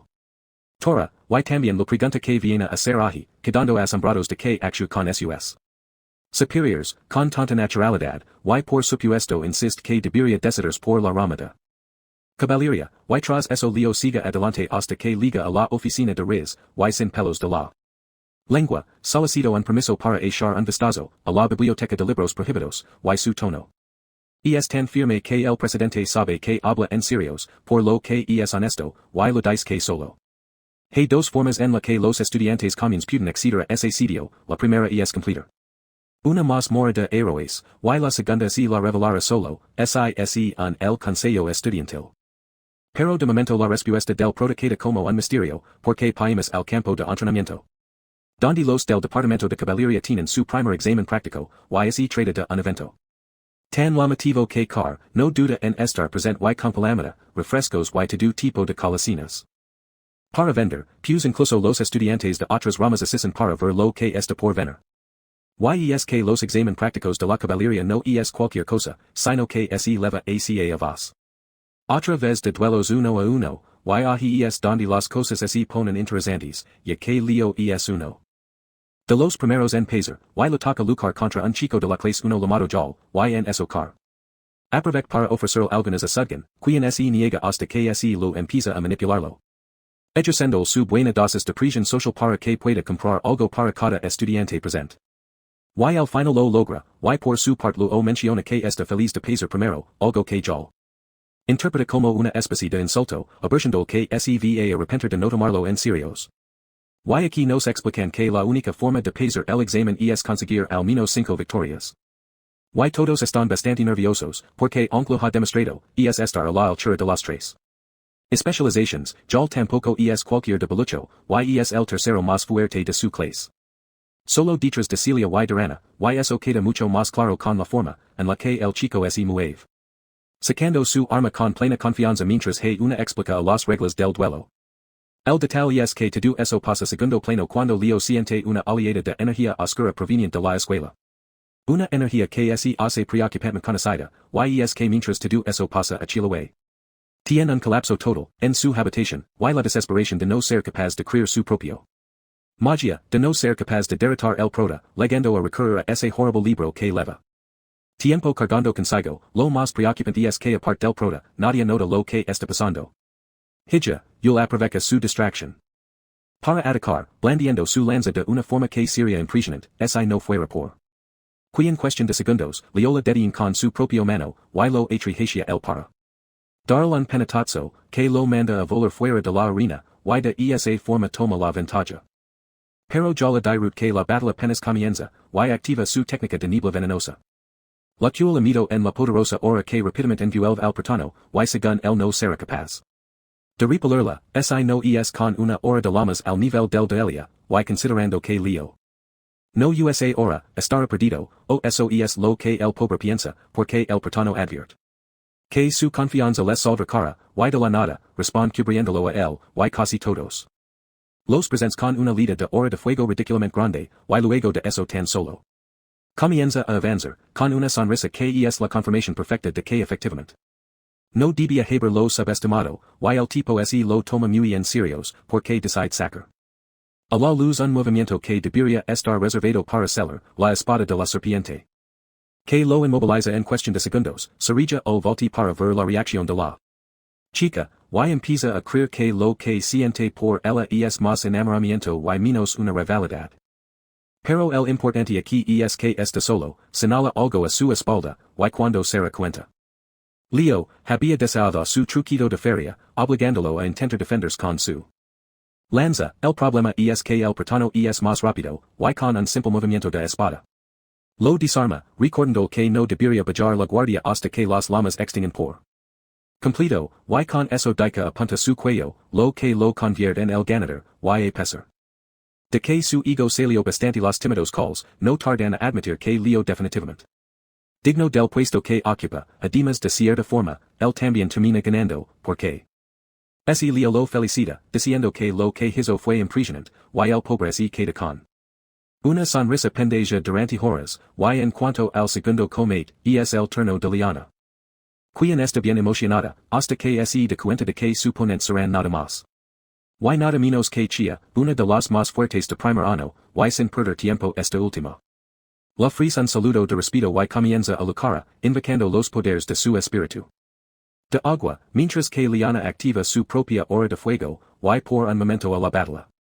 Incluso parece bastante igualada, el problema es que cuando Liana ataca, es recibida por un poderoso acudo que no solo la repel, sino que prácticamente le transfiere todo el daño, dejándola fuera de juego en segundos, y por supuesto se deja Chia como ganadora. Y el prota piensa que quizás hubiera podido aguantar más, si pensaba en una estrategia menos directa, y el siguiente comate es uno de los más interesantes, pues es entre Celia y Duran, quienes se miran con intensidad, que fácilmente podrían ser enemigos de toda la vida, y Carlo observa todo en primera fila como si estuviera en un cine, eso sí, Leo no se quedatras preparándose para ver quién es el más poderoso de la clase 1, y de esa forma ambos activan sus horas, y comienzan a atacar desatando un choque de energía tan poderoso, y ese agador que los lentes, tres de Dakar, empiezan a tener algo de sentido. Y este lo pregunta el prota, quien cree que va a ganar, y él responde que Celia, no solo porque conoce muy bien sus habilidades, sino porque a pesar de la presión del comate. La chica observa al rubio, con la mirada decisiva, de alguien que tiene unas bajo la manga. Sin embargo llegaremos a eso pues de la nada, Duran acorta la distancia entre ellos. Y así los arregla para cortar parte del rostro, y oso obliga a Celia a ponerse miseria.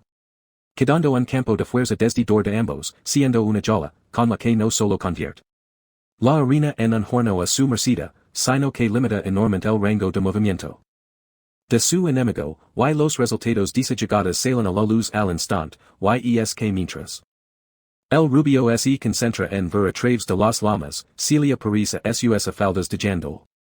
En Jacques, y aunque Duran volti, es demasiado tarde, pues la chica tomó su espada, y con un solo movimiento lo de un cabezazo, que lo deja inconsciente, y de esa forma Celia se leva a la victoria, y lo recomienda que empieza a entrenar su fuerza física antes.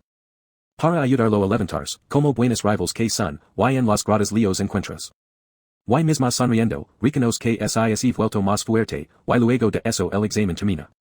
Con resultados bastante decentes, Celia sale con 4 victorias una derrota, Duran 4 victorias y una derrota, Chia, 4 victorias y una derrota, y por supuesto Leo, es el único que queda completamente invicto, 5 victorias y ninguna derrota, y una semana después tiene un examen escrito de lingüística, y luego de retirar todas las pruebas, Jereminas Con expulsarlo si falan, eso deja Eliana que jandos de que sigus usando el mismo. Truco, cel si presume que seguramente pasara con la mejor nota, y leo anda con los ánimos. Tan bajos, que nela, sofer sacura su cuerpo con majas nativas y lo necesita, y ontesta. Que pueda decar nada, cars hace el adherido para llamar su atención, y cel si también si. Ana la conversación para marcar el terreno con su amado Leo, y en eso menciona que nunca. Lo ha visto practicando invocations, pero él insiste que prefiere hacerlo en privado. Si pueda estar segura, de que cuidara primero, en que pues el examen práctico de invocación. Que de la misma forma, que la unidad de categoría, llama la atención de todas, la academia. Como un evento masivo, en la que incluso tienen su propio presentador, y por un momento. Celia cree que se les está pasando un poco a la mano, pero su hermano explica que. La prueba de invocación es toda, una tradición que regula este estudiante, que no tiene. Nada que ver con la materia, el único problema es que eso hace que sea bastante difícil. Para los chicos concentrarse, y a todos se les ve bastante nerviosos, excepto por él. Isa, quien se acerca el prota comentando que escuchó sobre su participación en el examen. De caballeros, y lo pregunta si ha preparado para este, por supuesto Leo dice que sí. Pero este insiste que no lo vio en ninguna de las prácticas, lo que solo puede ser señales. De que no está tomando la invocación tan en serios, y no es la única que lo piensa. Pues otros randoms empiezan a decir que debería y esas críticas también incluyen. Achia, pues reconoce que ella, está en dos clases, caballería y invocación, al punto. De un tiempo llamado cien, empieza a tener una actitud violenta con ella antes del examen. Y por supuesto igual de no tener ese tipo de estupideces, y les dice que si van a pelear. Por algo tan trivial, no lo hagan frente a él, y en su caso, el deja claro que monta. Un espíritu no es la gran cosa, porque cuando tienes verdaderos talentos para invocación. Ni siquiera tienes que molestar en entrenar, y para este punto cien esta limit, y así. Prepara para lanzar un puñetazo, pero es detenido para el prota, que en la vierte que. Podrían descalificarlos y así pon con esas estupideces, y para empeorar las cosas nello. Es usuario de invocación, y la revela que no es casualidad que las cosas estén tan tensas. Pues resulta que los estudiantes de segundo año no se tomaron también que personas como él y Chia, que están en otras clases, ocupan los primeros puestos en invocación, mientras que ellos, que solo están especializados en esta, quedan bajos las sombras, y ellos son los responsables de meter esas ideas en los de primero, a lo que Leo piensa que entonces tendrá que demostrarles que tan serios se toma la clase, y la distancia a toda la China. Observada por un misterioso encapuchado, que observas en con gran interés, preguntando. Si finalmente ha comenzado, y en cuanto al chico este piensa que tiene que matar a todos. Los insolentes, no con un tono casual, de algún competitivo, sino que en el de algún. Si capaz que está planeando algo muy malo, y tras eso el presentador explica las reglas. Y deja claro que solo pueden usar habilidades relacionadas con invocación, es decir, nada. De magia tradicional, hay movimientos de caballería, y en cuanto lo examen será una carrera, donde tienen que domesticar a un grifo, cruzar la isla de los espíritus, y volver al punto de Gyro, en el lago del silencio, y no mencionan nada sobre atacarse, unos a los otros, así que supongo que eso lo averiguaremos más adelante, porque mientras tanto Lura, les grita como loca, que no se pongan nerviosos, están ahí para demostrar que están hechos, y nada más, y con eso de hecho comienza la cuenta regresiva, y no es hasta que de la señal, de que pueden arrancar cuando las cosas se complican, y es que mientras algunos estudiantes se concentran en avanzar, otros de la nada se voltean uniendo fuerzas para atacar al EO, igualden de manera conjunta, y para el presentador y todos en las gradas, es obvio que lo habían planeado. De antemano, y aunque no lo piensa regresar para ayudarlos, Leo grita que siga delante. Pues es un examen, y tienen que pensar por sí mismas, y de esa forma al Leo igualden. Quedan a solas con los desgraciados, pero mientras Walden anude el patético ataque, y domestica el grifo en segundos, al protas se lo hace ligeramente más difícil, debido a eso, este sofer de desearlo, sin embargo Leo, lo deja claro que lo tiene controlado. Pis que sin plebista es todo lo contrario, incluso Chelsea se pregunta como carajo saldrá. De esa, y la misma Lura observa la situación completamente atonida, pues aunque sabía que los de primer año, tenían un espíritu fuerte, nunca subían imaginado que te querían De forma tan descarada, y lo que lo preocupa que todos esos ataques son de espiritismo.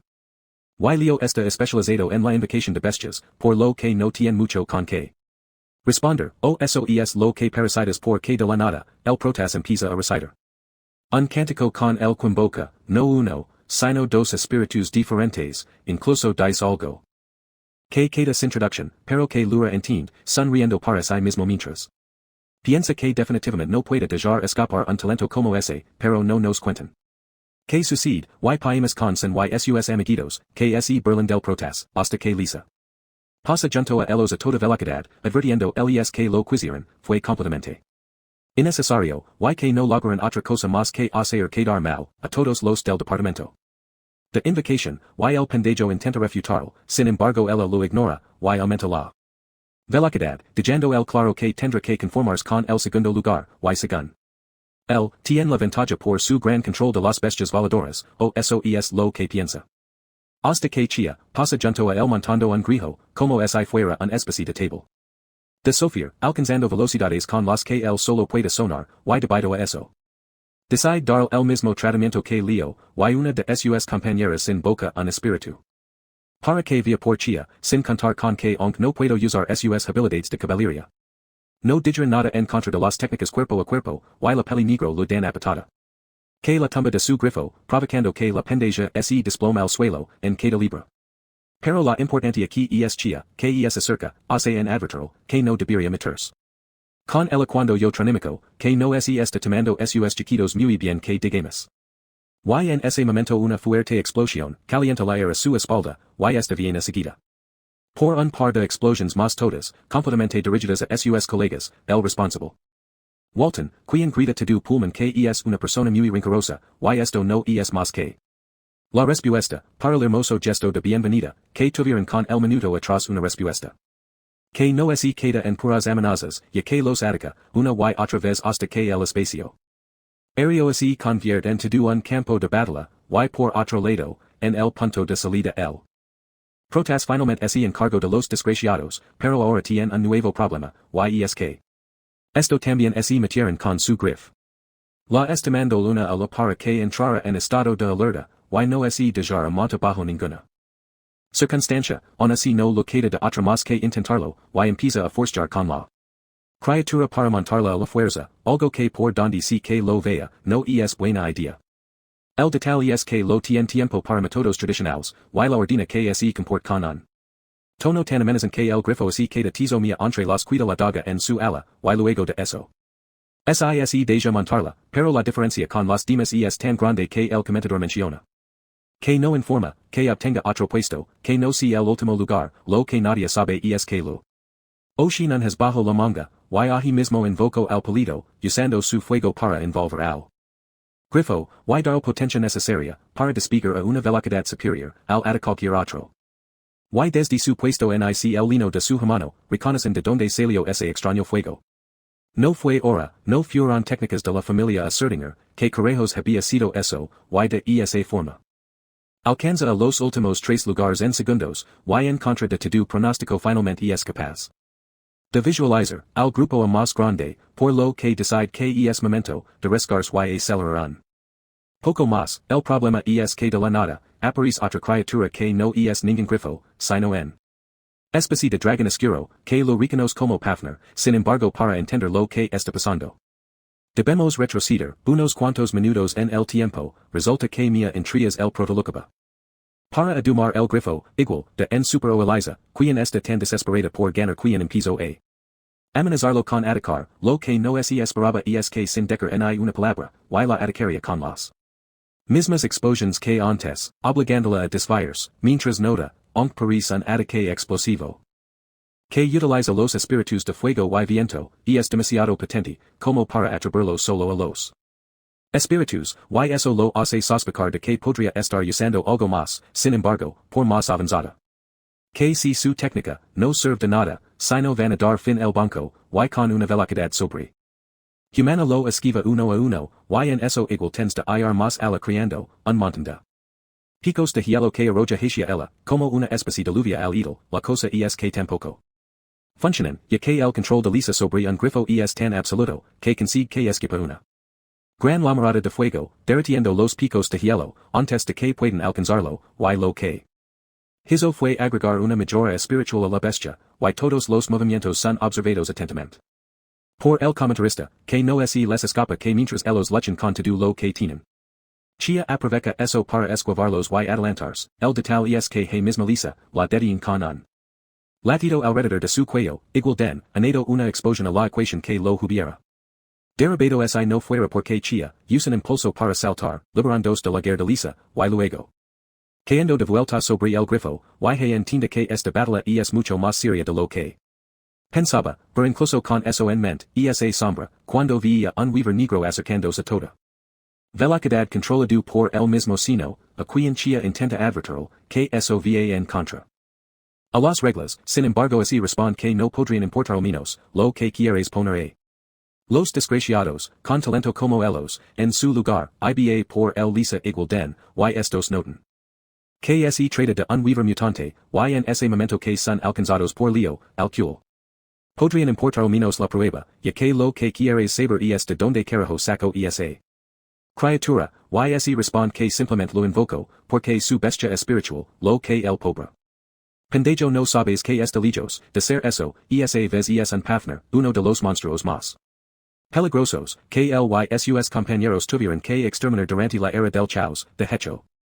Cuenta más como un demonio, y eso queda, todavía más claro cuando en, lo ordena que atacan. Lanzando un rayo de energía tan poderoso, que todos esquivan como esas safitas, dependieron de Elo, la única que alcanza a moverse Chia, que intenta bloquearlo con uno de su campo de fuerza, pero sus esfuerzos son anulados al instante provocando que ella, y su grifo se desploman. Queda libre, completamente inconsciente, y como puede el portal sostener entre sus brazos, y se apresuran a aterrizar para ponerla, en un lugar seguro, siendo seguido por Walden. Y Elisa, mientras que en los mira desarriba, rigo assajándose en la idea que finalmente puede derrotarlos, y en ese momento el comentarista vuelve a recibir las señales de lo sucedido. Y enuncialas y regularidades como si fueran parte de la prueba, hasta que Luraloda tiene en unchia que el examen se cancela, exigiendo todos los instructores de la clase. En invocación, que se pongan en movimiento, para detener esa locura de una vez por todas. Y sus gritos también llama la atención de los demás profesores, a quienes advierten que la situación es seria, pues al tratarse de una vez de espiritual de alto nivel, no dará a perder el control, y someterse en total influencia de esto, y en eso ya menciona que quizás ni siquiera lo esté controlando por sí solo, y hay alguien más metido en todo eso, así que el len y zegen, también se unen a la acción para detenerlo, por supuesto Leo con sigu poner a Chia, en un lugar seguro, pero el problema es que zen, no tardan alcanzarlos. Amenazando que solo están exponiendo a esos mismos, y que no lo gastaría nada volver a los 3 en segundos, lo que no se espera ver este que si mía de alguno Leo avanza. Hacia el, dejando claro que no planea de esconderse, lo que está montando no es un animal espiritual ni un weaver negro, es uno de las fechas de Tartarus, así que más lo va a lubajarse y jure, de la Ashina por que como futuro hero, él tiene una emisión clara. Niquilar existencias repulsivas como esa, lo mejor de Ficina que se ve claramente. Como se borra la línea entre Leo y Kyle, y sigue siendo el mismo hero, de hace 5.000 años, pero en que su tono está en imponente que temido, zen no hace otra cosa que reír. Sin su cara, ignorando cualquier advertencia y convierte todo eso en un asunto de orgullo. Insistiendo que no es el mismo insecto de antes, sino permitirá que alguien como él tenga el decaro de seguir subestimándolo, y con eso el mente prepara otro gran ataque y dispara. Con toda la intención de matarlos sin embargo, antes de que puedan impactar contra los chicos. El rayo es detenido por un gran golem de piedra que se alza sobre el suelo, por supuesto. Se trata de uno de los sorprendentes trucos de Walden, quien confirma que Zenya ha perdido. La razón y que la única forma de ayudarlo es unir fuerzas con Leo para erradicar la bestia de una vez por todas, eso sorprende Zen, quien finalmente empieza a temer un poco por lo que se viene, y lo mejor es que Eliza, también se en la batalla, proponiendo que deberían eljar al idiota de la bestia demoníaca para luchar en serios, y por primera vez en mucho tiempo. El prota siente la emoción electrificante de tener un equipo con el cual luchar, y cuando él Golem finalmente con la apsa esk inicia la verdadera batalla, con ellos invocando su latico. Y esperándolo hacia zen con la esperanza de capturarlo de forma limpia rápida, claro que el tipo no lo ve así, y cree que lo están atacando para robar su momento de gloria, al punto en que decide preparas para lanzar otro gran rayo de energía, y por suerte se ha tenido justo tiempo por Wilden, quien cree un montón de micro-explosions alrededor de la cabeza de la bestia, bloqueando tanto el ataque como el rango de la edición de Zen, y en eso dice ahora, y para cuando lo humo se disipa, es demasiado tarde, Zen abre los ojos, encantados con Leo a centímetros de su cara. Y comienza a golpear lo brutalmente para que se renta, el problema aquí es que Zen de la nada deja de movers, no porque lo hayan derrotado, sino porque algo más, tomó el control de su cuerpo una voz. Que la dirut que no debieran haber hecho eso, lo peor es que antes de que los chicos puedan intervenir, la bestia se alza en vuelo, dejando al Leo y el falso Zen completamente solos en el aire. Y sin perder tiempo el prota, reconoce que él es parte de los tartaros, y lo pregunta donde caracas está a su verdadero cuerpo, a lo que este solo responde que es más listo de lo que aparenta. Lo que significa que tiene que matarlo antes, de que se convierta en un problema, y con eso en mente lanza un poderoso golpe que provoca que Leo pierda el equilibrio, y caiga el vacío. Sin embargo en siquiera entra pánico, ya que he mismo invoca Fiori, expresando que ha legado su momento de brillar y Leo piensan, que en su otra vida fue un guerrero que dominaba todas las disciplinas, pero nunca logró alcanzar la cúspide en ninguna, en ahora fue superado por Eren. Y de bueno, en magia por Luna, y en invocación siquiera podía compararse con Lysinas. Aun hacía algo que solo él podía hacer la fusión de habilidades y escracias, a eso que lo vimos uniendo la energía mágica, con la energía espiritual de Fiori, permitiendo inyectar energía a su compañera, hasta que evoluciona, en un real Phoenix, que lo sostiene para evitar que caiga y saca daño, sin embargo, eso no es lo único, ya que la energía del Phoenix es la antítesis de las bestias demoníacas, y eso provoca que el partner, reaccione mismo tiempo que él. Tipo lo pregunta, quien carajos es en realidad, y ahora con más motivo tiene que eliminarlo, y se prepara para lanzar otra take, pero en lugar de esquivarlo Leo Lepidas Fiori que acorta la distancia, mientras saca su espada, y activa una de las técnicas secretas de la familia. Assertinger y gracias a esos capax de responder el rayo, con una llamada igual de potente. Ya que el tipo no se ve amenazado por las similitudes o fuerzas, todo cambia cuando empieza a sentir algo que anda mal, y es en la posición, lo que solo puede significar que han atacado su real cuerpo, y como respuesta a su energía espiritual también, comienza a disminuir, y Leo a provocar esa pequeña ventaja, para presionar aún más y de forma, que la llamada alcanza la criatura. Dejando atrás una gran explosión, a simple vista no hay forma, que sobreviva. Por lo que Leo el indica Fiori que es momento de retirarse, pero, en eso vuelve a su modo. Poquito, y directo al suelo, y por su parte vimos que el tipo nosotros más que el encapuchado misterioso de antes, y de la nada. Fue atacado por una energía abrumadora, proveniente nada más, y nada menos, que SETE game. Y Harry, los pilares de Lumin, y estos lo reconocen el instante, y parecía que tenían la ventaja. Pero el problema es que el desgraciado consigue escapar, dejándolos con nada más que la seguridad de que el mal está comenzando a moverse nuevamente y Lumin, ya no es un lugar seguro, y en cuanto al prota, este estaba a punto de impactar contra el suelo, cuando es rescatado por Lura, quien solo Sale que lo de haber legado justo tiempo, y a la par, el encapuchado liga con otro de sus colegas que en lugar de ayudarlo, solo observa el estado tan lamentable en el que se encuentra. Mencionando que es una desgracia, que haya sido desnido por un simple candidato hero. Sin embargo este no queda calado, revelando que el prota no es un tipo común y corriente. Sino que tiene un contrato con un Phoenix incluso fue capaz de darse cuenta de que la bestia era un Hafner, demostrando conocimientos avanzados de que alguien de su edad no debería tener, curiosamente. Sun hace más que emocionar a su compañero, quien espera tener su propia oportunidad de conocer.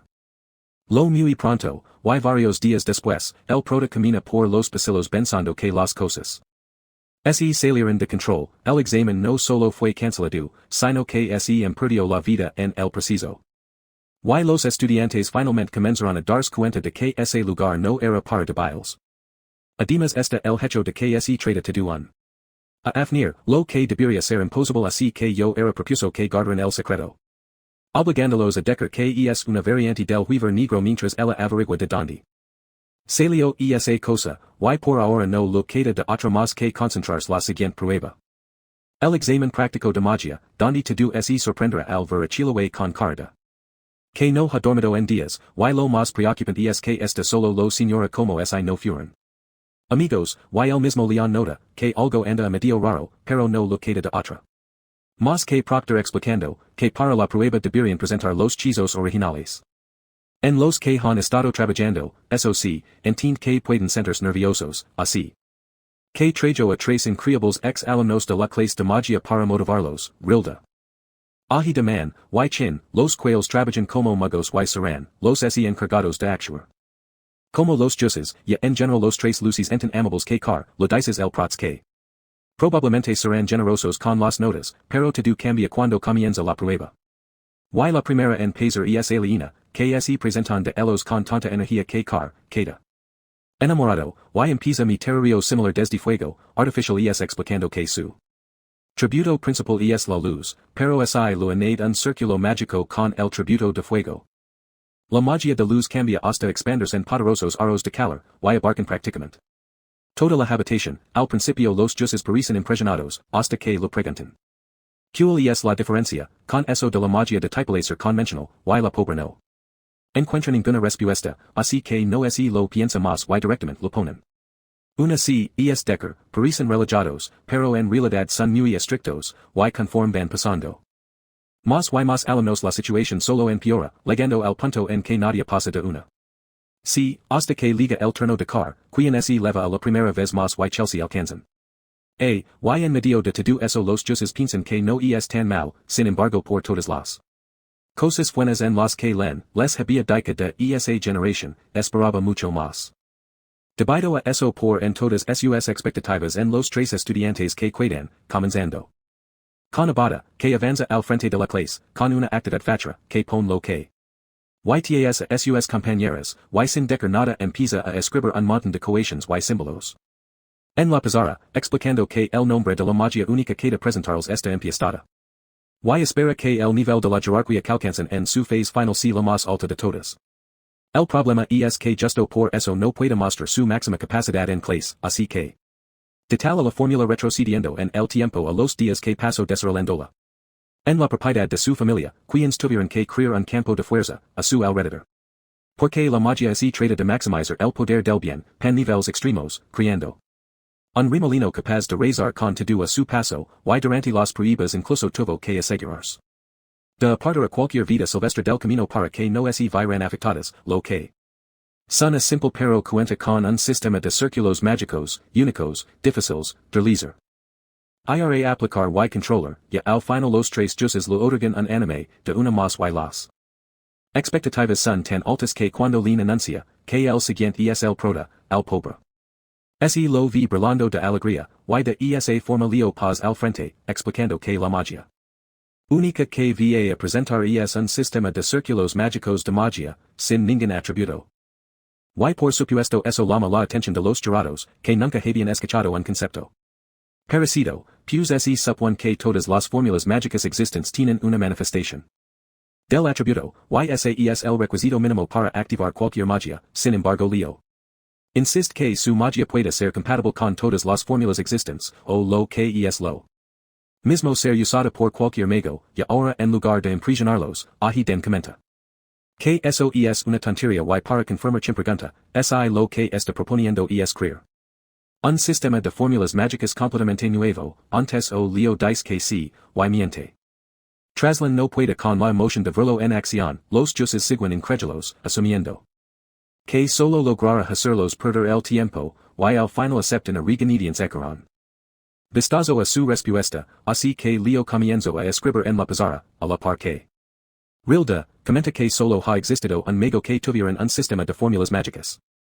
Como única, esa es nada más y nada menos que Luna, por lo que interpretan su atribuimiento. De hacer algo parecido, como la declaración de que cree que está el nivel de alguien como. Ella, por supuesto el prota, los dirían en secos, afirmando que jamás podría compararse. Con luna, ella fue la mejor mega de la historia, pero cree que no necesita hacer un genio. Como ella para crear un sistema único, solo algo de creatividad y ganas de intentarlo. Y es así que cuando termina de escribir su planteamiento a la pizarra, todo cobra sentido. Los jueces quedan sin palabras, leyendo línea a línea lo que antes creían que era imposible. Y que intenta echar un vistazo, pero así Maria de solo intentarlo, y kilo, digamos. Que no así lo toman nada bien, que su rival haya logrado algo como eso, y para finalizar su presentación, el prota deja claro que creó ese sistema para ser capaz de usar libremente toda la magia que existe en el mundo, no solo la de su atributo, y aunque suena como una locura, la respuesta está en la pizarra, y el nombre de su magia única y es nada más en hay nada menos que Bible, y tras eso incluso les da una pequeña muestra de cómo es y vi puesta en práctica, pero lo interesante aquí es que ese nombre en todas las almas de chin, que ya había leído al respecto a las historias de Lurkale, historias que aunque suelen ser vistas como ficticias, y el chico que tiene en frente, ha logrado materializar parte de estas, y la mujer piensa que Leo incluso podría demostrar la existencia de Lure, y junto a lo demás, de su calificación a una a más, y con eso el proto regresa a Socientos a defeco, ya que en aquel entonces fue una fórmula que nunca lo logró perfeccionar por completo, y ahora tiene la oportunidad de hacerlo, y finalmente liga el torno de kilo. Quien ese pon de pie con una actitud decidida, y la mirada perdida, lo que preocupa a Leo. El punto que se acerca a preguntarles si está bien, el problema es que una vez más está. Solo lo ignora, y pasa el frente de la clase, donde los jueces de claro que tienen expectativas grandes en ella, por ser la mejor estudiante de magia, y en eso el kilo anuncia que la magia única que preparados magia de tipo Dweno, y muestran a la ama brillant. Rojo intenso que confunda todos porque su atributo, es de tipo hielo, es decker, esta. Escogiendo una que es todo lo puesto, a la suya propia, sin embargo pasan los segundos. Y nada más, los jueces piensan que no parece una magia especial, anunciando que es. Eso es todo, entonces solo queda dar su puntage, la cosa es que en eso kilo, los interrumps. Insistiendo que todavía queda más, y sumar que la laman un gran chorro de agua, con él. Asombro que diferencia de otras magias de fuego, no es y apaga, por supuesto su captura. Atención de todos, en la habitación mientras, explica que lo dio eternidad a la magia, lo que significa que si no la cancela, ese fuego jamás se pagará, incluso empieza a escribir. La fórmula en la pizarra, una fórmula que desafía toda lógica, y que leva como nombre. Fuego eterno, el problema es que por más vueltas que lo de, lo piensa que es inútil, ya. Aunque de la clasificación más alta, queda con un mal sabor de boca, ya que solo hay una persona en el pasado, que fue capaz de haber creado una llama ardiente eternamente. Y no es trata de luna, sin no de Erebos, es por eso que una vez finalizado la clase, lo pida Celia que le maquilo, para hablar en privado, a lo que este insiste que así. Va a dormir temprano, y él decide que tendrá que buscarla otro día, el detalle es que la misma. Celia, es que lo dice que haya algo muy raro con su amiga, ha estado sensible, ese pelicón. Los chicos de la clase 1, y hay rumores de que se está asociando con gente peligrosa. Y Leo la escucha con detenimiento, y en privado llama a Farina a Traves de Fiori. Porque tiene algo muy importante que preguntar, sin embargo realmente lo pregunta porque. Es siguiente retorio de la escuela, a lo que Farina revela que hace 5 años hubo un incident. De ataque, el lumen que dejó a 2 estudiantes y 3 miembros del personal sin vida, y al final y. Siquiera pudieron encontrar al culpable, por lo que el director acudió a ella personalmente para investigar la academia, y desde entonces ella está ahí, para rastrear la presencia de los responsables. Y con eso en mente Leo lo preguntas si está consciente que el último examen de invocación fue interrumpido por un misterioso hechicero, Debs Días Mágicas, a lo que ella lo dice que es consciente. Y que tiene la sospecha de que los tartaros podría estar detrás de todo eso, y en ese caso. El portal pide que lo diga el director que tienen que tener cuidado, y está casi seguro de que así. No es el único estudiante, a los que los desgraciados han estado manipulando, así que Leo está seguro. De que ya alguien detrás de la extraña actitud, de hecho, pero de momento paimos el siguiente gran examen centrado en evaluar las clases individualmente, es decker solo la clase 1 to 5, y Leo explica que la prueba consistirá en formar equipos y conquistar el mundo de un hero, específicamente el caso Shed mortars, nombre que en cien las alarmas en muchos menos en aliena, que no entiende por qué. Parecen tan asustados, y car estaba a punto de cantarlo, pero car insiste en que leo tien todos los detalles, yes que hace 30 años un gran grupo de estudiantes Delaware primer año fue enviado en a misión del bosque de Chad Mords, donde fueron atacados por tartaros, y en ese momento alvi que apenas en un estudiante de segundo año fue enviado como parte de la unidad de rescate, y lo gravida a la aniquilación total del grupo, por lo que el objetivo de la misión es rescatar a los heridos y exterminar a las bestias mágicas, si les suena conocido a mí también, aunque no estoy seguro de que se trata del mismo bosque salvaje de antes, el punto es que quer que fortalezcan el sentido de alerta, y trabajan en equipo, advirtiéndoles que si lo hacen mal, adivinan, serán expulsados, sin embargo también les dice que creen ellos, motivación suficiente para que lina casi comienza a llorar, y en cuanto los equipos resulta que los de la clase 1 también se unen. Así que los agrupan de forma completamente laser, y leo que dan el grupo 11, que serán los últimos. En Pazer, mientras tanto el grupo 1, Tina Celia y Chelsea, quien son transportados por el mismo Alvi. Al corazón de su registro, mientras todo lo que van haciendo es transmitido, en pantalla para hacer la evaluación, en el caso del grupo 1 los chicos trabajan de forma rápida y eficiente. Por lo que se adquieren y carry, se regocijan en la evaluación de sus propios estudiantes. A lo que el director se en la lección, mencionando que no esperaría menos de los grandes talentos de primer año, y verlo en un simple examen, no es lo que ninguno de ellos hubiera esperado. Y se disculpa por Alvi, por obligarlo a rememorar esos recuerdos dolorosos cada año. Cosa que al rubio no lo molesta, porque mantener recuerdos vivos es lo que lo da sentido a todos.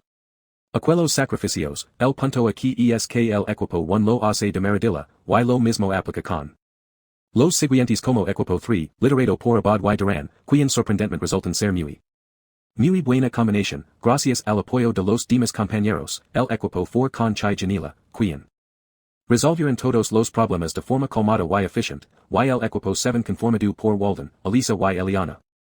Que fueron capaces de fusionar sus diferentes habilidades de forma sorprendente, y al final solo falta el equipo 11. Donde los miembros más destacados son Leo, y Chiloé, un duro que permite bastante. Y que lo recuerda el director a sus propios años de aventura.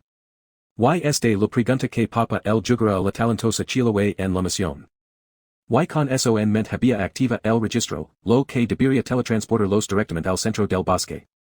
El problema es que los círculos mágicos mutan algo más oscuro, y el prota se da cuenta de que algo no anda bien. Cosa que desde afuera es aún más evidente, conforme diferentes lamas, extrañas. Empiezan a aparecer por todo el lugar, y confundido el director lo pregunta Alvi, ¿qué está pasando? A lo que insiste que deben suspender el examen, mostrando como las páginas de su registro les han aparecido alteradas, lamentablemente ese retraso no impide que los chicos sean teletransportados, ni entras que solo conchar un vistazo a la página. El director reconoce que se trata, por algún motivo bueno han sido transportados o un simple fragmento.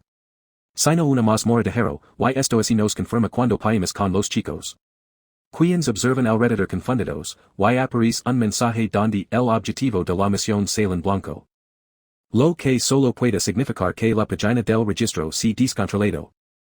Y ahora están en una mazmorra completamente diferente, completamente desconocida.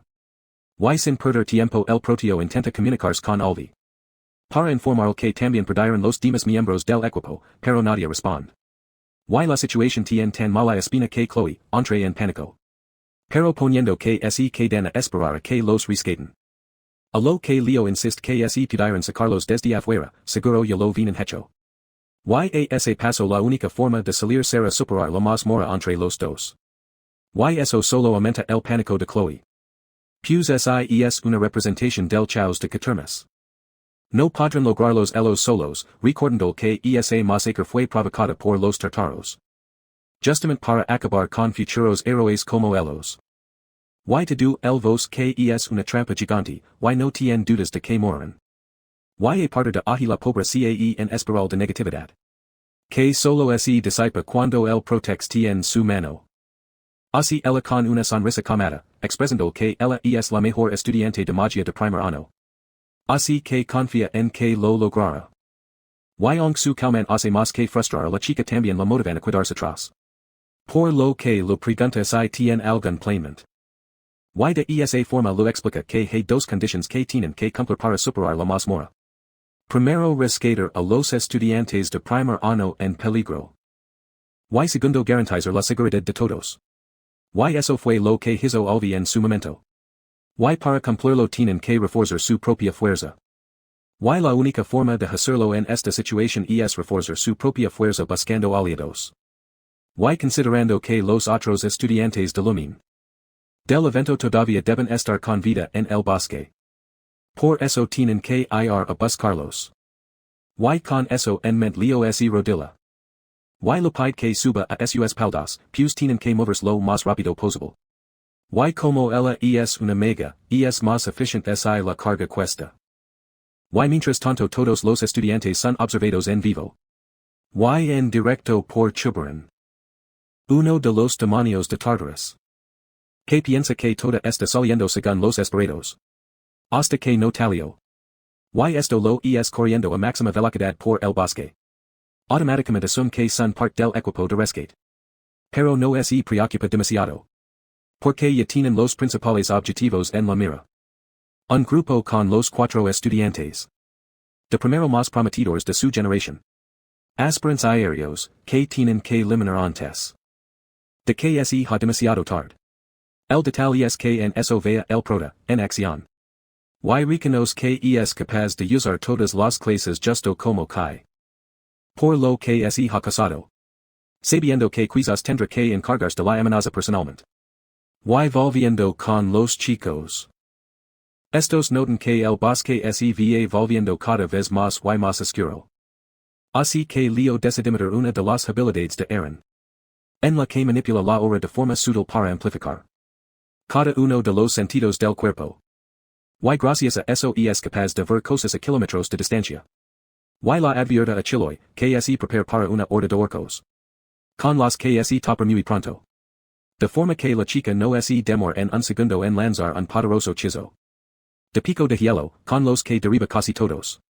De un solo movimiento. El problema es que entre los sobrevivientes. Uno de estos tomó en cuernos para alertar a sus aliados. Y pareciera que era demasiado tarde para detenerlo. Hasta que el protalo corta la mitad. Nuevamente demostrando una clara. Y asertividad que hace que la rubia palidez. Cosa siga preguntando si alguna vez era capaz de alcanzarlo. Sí como sí. La importante es que encuentren lo que estaban buscando a los cuatro prodigios. Que se encuentren rodeados por un montón de enemigos. Así que intervienen con todo lo que tienen. Chiloy como apoyo. Y Leo como una pensiva tan little. Que se meten en medio del ataque. Enemigos, partiéndolo a la mitad. A la vista de todos. Y en eso una de las chicas preguntas. Si son los refuerzos. Y el protalo dice que sí. Antes de seguir con la batalla. Esta vez. Respondiendo un ataque distancia de otro enemigo que dispersa. Con una facilidad absurda. Sí, los chicos tampoco pierden el tiempo. Y en medio de la sorpresa. La líder grita que deben atacar. Por lo que ella misma toma su báculo. Y empieza a recitar extrañas oraciones. Invocando un rayo de energía que desciende. Del cielo hasta calcinarlos a todos. Sin embargo. El impresionante no solo es su fuerza. Sino. El hecho de que esta fue una magia de estrellas. Estamos hablando de la misma magia creada. Personalmente por la heroína Luna. Y que pocas personas. A lo largo de la historia. Han conseguido dominar. Y cuando las cosas se calman a la chica. La agradece por su ayuda. Pero Chiloé. Pide hablar con el protalo en privado. Explicando que es alias Aaron. Hermana del profesor Alvi. Y una de las mujeres prodigiosas. Que hace 30 años. Fue asesinada brutalmente. En ese lugar. Eso es importante. Porque es obvio. Que para efectos de la mazmorra. Acaban de retroceder en el tiempo. Y una de las reglas. Es que ella y su grupo. No pueden ser salvados. Bajo ninguna. A circunstancia. Y con eso. Sobre la mesa la chica. La recuerda alguna de los puntos claves. Del caso. Chuveran. Un demon de rango caballero. De Tartarus. Attacks al grupo de estudiantes. Con el objetivo. De eliminar las amenazas. Centrando. En un objetivo. En particular. Alias Seren. Quien es entonces. En una fuerte candidata. Para convertirse. En una de las heroínas. Más fuertes. Y en medio de todo. Eso los demás. De primer ano. Terminarán involucrados. Así que considerando que Chuveran. Por alia. Y lo de propone que los deje en el lado. Y así concentran en salvar. A los que si tienen salvación. Suena cruel. Sin embargo. Esto lo recuerda el prota. Que están en una mazmorra de hero. Una mazmorra dentro. Todo mundo donde. Y todo fue escrito. Y que parezcan vivo es. La realidad. Es que alia. Y sus amigos. Ya están muertos. Desde hace 30 años. Leo responds que eso lo sabe. Pero que igualmente. No pueden simplemente. Abandonarlos. Lo que provoca que esta vez. La chica estalla de ira. Reclamando que. En su momento. De hacer locuras. De dejar de actuar como hero. Sus palabras vienen mezcladas. Con la fuerte frustración. Que ha estado sintiendo. Desde hace mucho tiempo. Y el prota lo sabe. Así que lo crece la cabeza con cariño. Recordando que. Y también. Es una candidata hero. Lo que están haciendo. No es actuar como uno. Sino cumpliendo. Con las responsabilidades. Del camino. Que han elegido. Además, lo dice que. La historia. Y es defiada del caso. Original. Alrededor de ellos. El cielo está completamente negro. Por lo que es esta mazmorra. Sigo el caso que debería. Chuveran. Y lo subiera atrapado. Y aniquilado. No está seguro si survivir de algo. Pero no quiere dejarlos atrás. Huran con ellos. Y que es idea confiar. En su juicio. Preguntándose a sí misma. Si estará condenado. A mirarlo. Desde abajo. Todo el tiempo. Y también piensa en el libro. De magia oscura. Prometiendo que llegará a su momento. Y en cuanto a los chicos. Esto no son tan tontos. A tid. Lo dame a la espina. Que el equipo de rescate. Tenga solo 2 personas. Dini belli. Incluso sospechan. De que podría ser. Una trampa. Sin embargo. Ali los tranquiliza. Señalando. Que si fueron enemigos. No los habrían salvado. En primer lugar. Además. Opina que el del pelo blanco. Es bastante guapo. Lo que definitivamente. No debería ser. Un argumento. Y en eso el pro del les dice. Que deben salir del vos. Que los más rápidos que pueden. Adurciendos. Con demoros de rango caballero. Los tien. En la mira. Así que no pueden darse el lujo de tratar. Eso como si fuera una misión cualquiera. Y con esa declaración. Se dan cuenta. De que la cosa es seria. Y Leo recomienda que vayan. El combate directo. Pues, el objetivo aquí. Es vivir. Y una vez. Están listos. Empiezan a avanzar. En cuenta. De que hay algo raro en Chloe. Una expresión en su rostro. Que lo de mala espina. Y mientras dando la academia. Todo es un chaos. Y said. Que en ordena que busquen información. Sobre otros casos. En los que un registro de héroes. Se haya convertido. En una más mora. Mientras. El director piensa. Que quizás. Es bueno que ellos. No pueden entrar. Y que eso significa que. Otras personas. Con peores intentions. Tampoco deberían poder hacerlo. En pocas palabras. Aunque han pasado 3 horas. Desde que entraron. Las posibilidades. De que siguen con vidas. Son altas. Y alguien está. Perdo. Explicando que en el mundo de la mazmorra. Ya debería haber empezado. Anochecer. Ya que ya ves. El derroto al demonio. Alrededor de mi de noche. Por lo único que pueden hacer. Es cruzar los dedos. Para que los chicos. Aguanten. Los aficionados. Es momento. Y que soy del pasado. Ese agacarco. Del enemigo. Suena fácil. Hasta que les confirmen que. La persona que lo vendió. El catalizador. De invocación demoníaco. Hassan definitivamente. Estaba relacionado. Con el Tartarus. Lo que significa que también. Podría estar. Detrás. De todo eso. Eso enciende. Al punto en que el director tiene. Que pedir que es com. YLR. Decide salir a tomar. Un poco de air. Eso sí.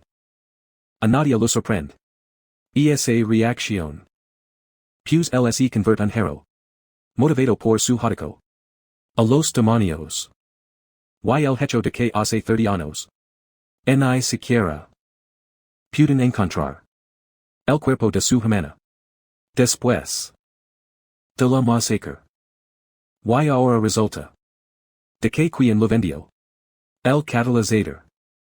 Hassan, fue un ladrón. Que se estableció. La part trasera.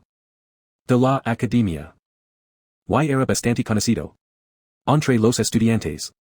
De primer año. Su relación. Firmó que les vendía objetos. Creados por estos. Y lo interesante. Es que en la lista. Se lee perfectamente. Que lo vendió. Héchalo. Un libro de magia negra. Y con eso. Sobre la mesa el director. Pide que ya. Mi enelen. Ya aunque no quiere que entre en pánico. Su instinto alegrida.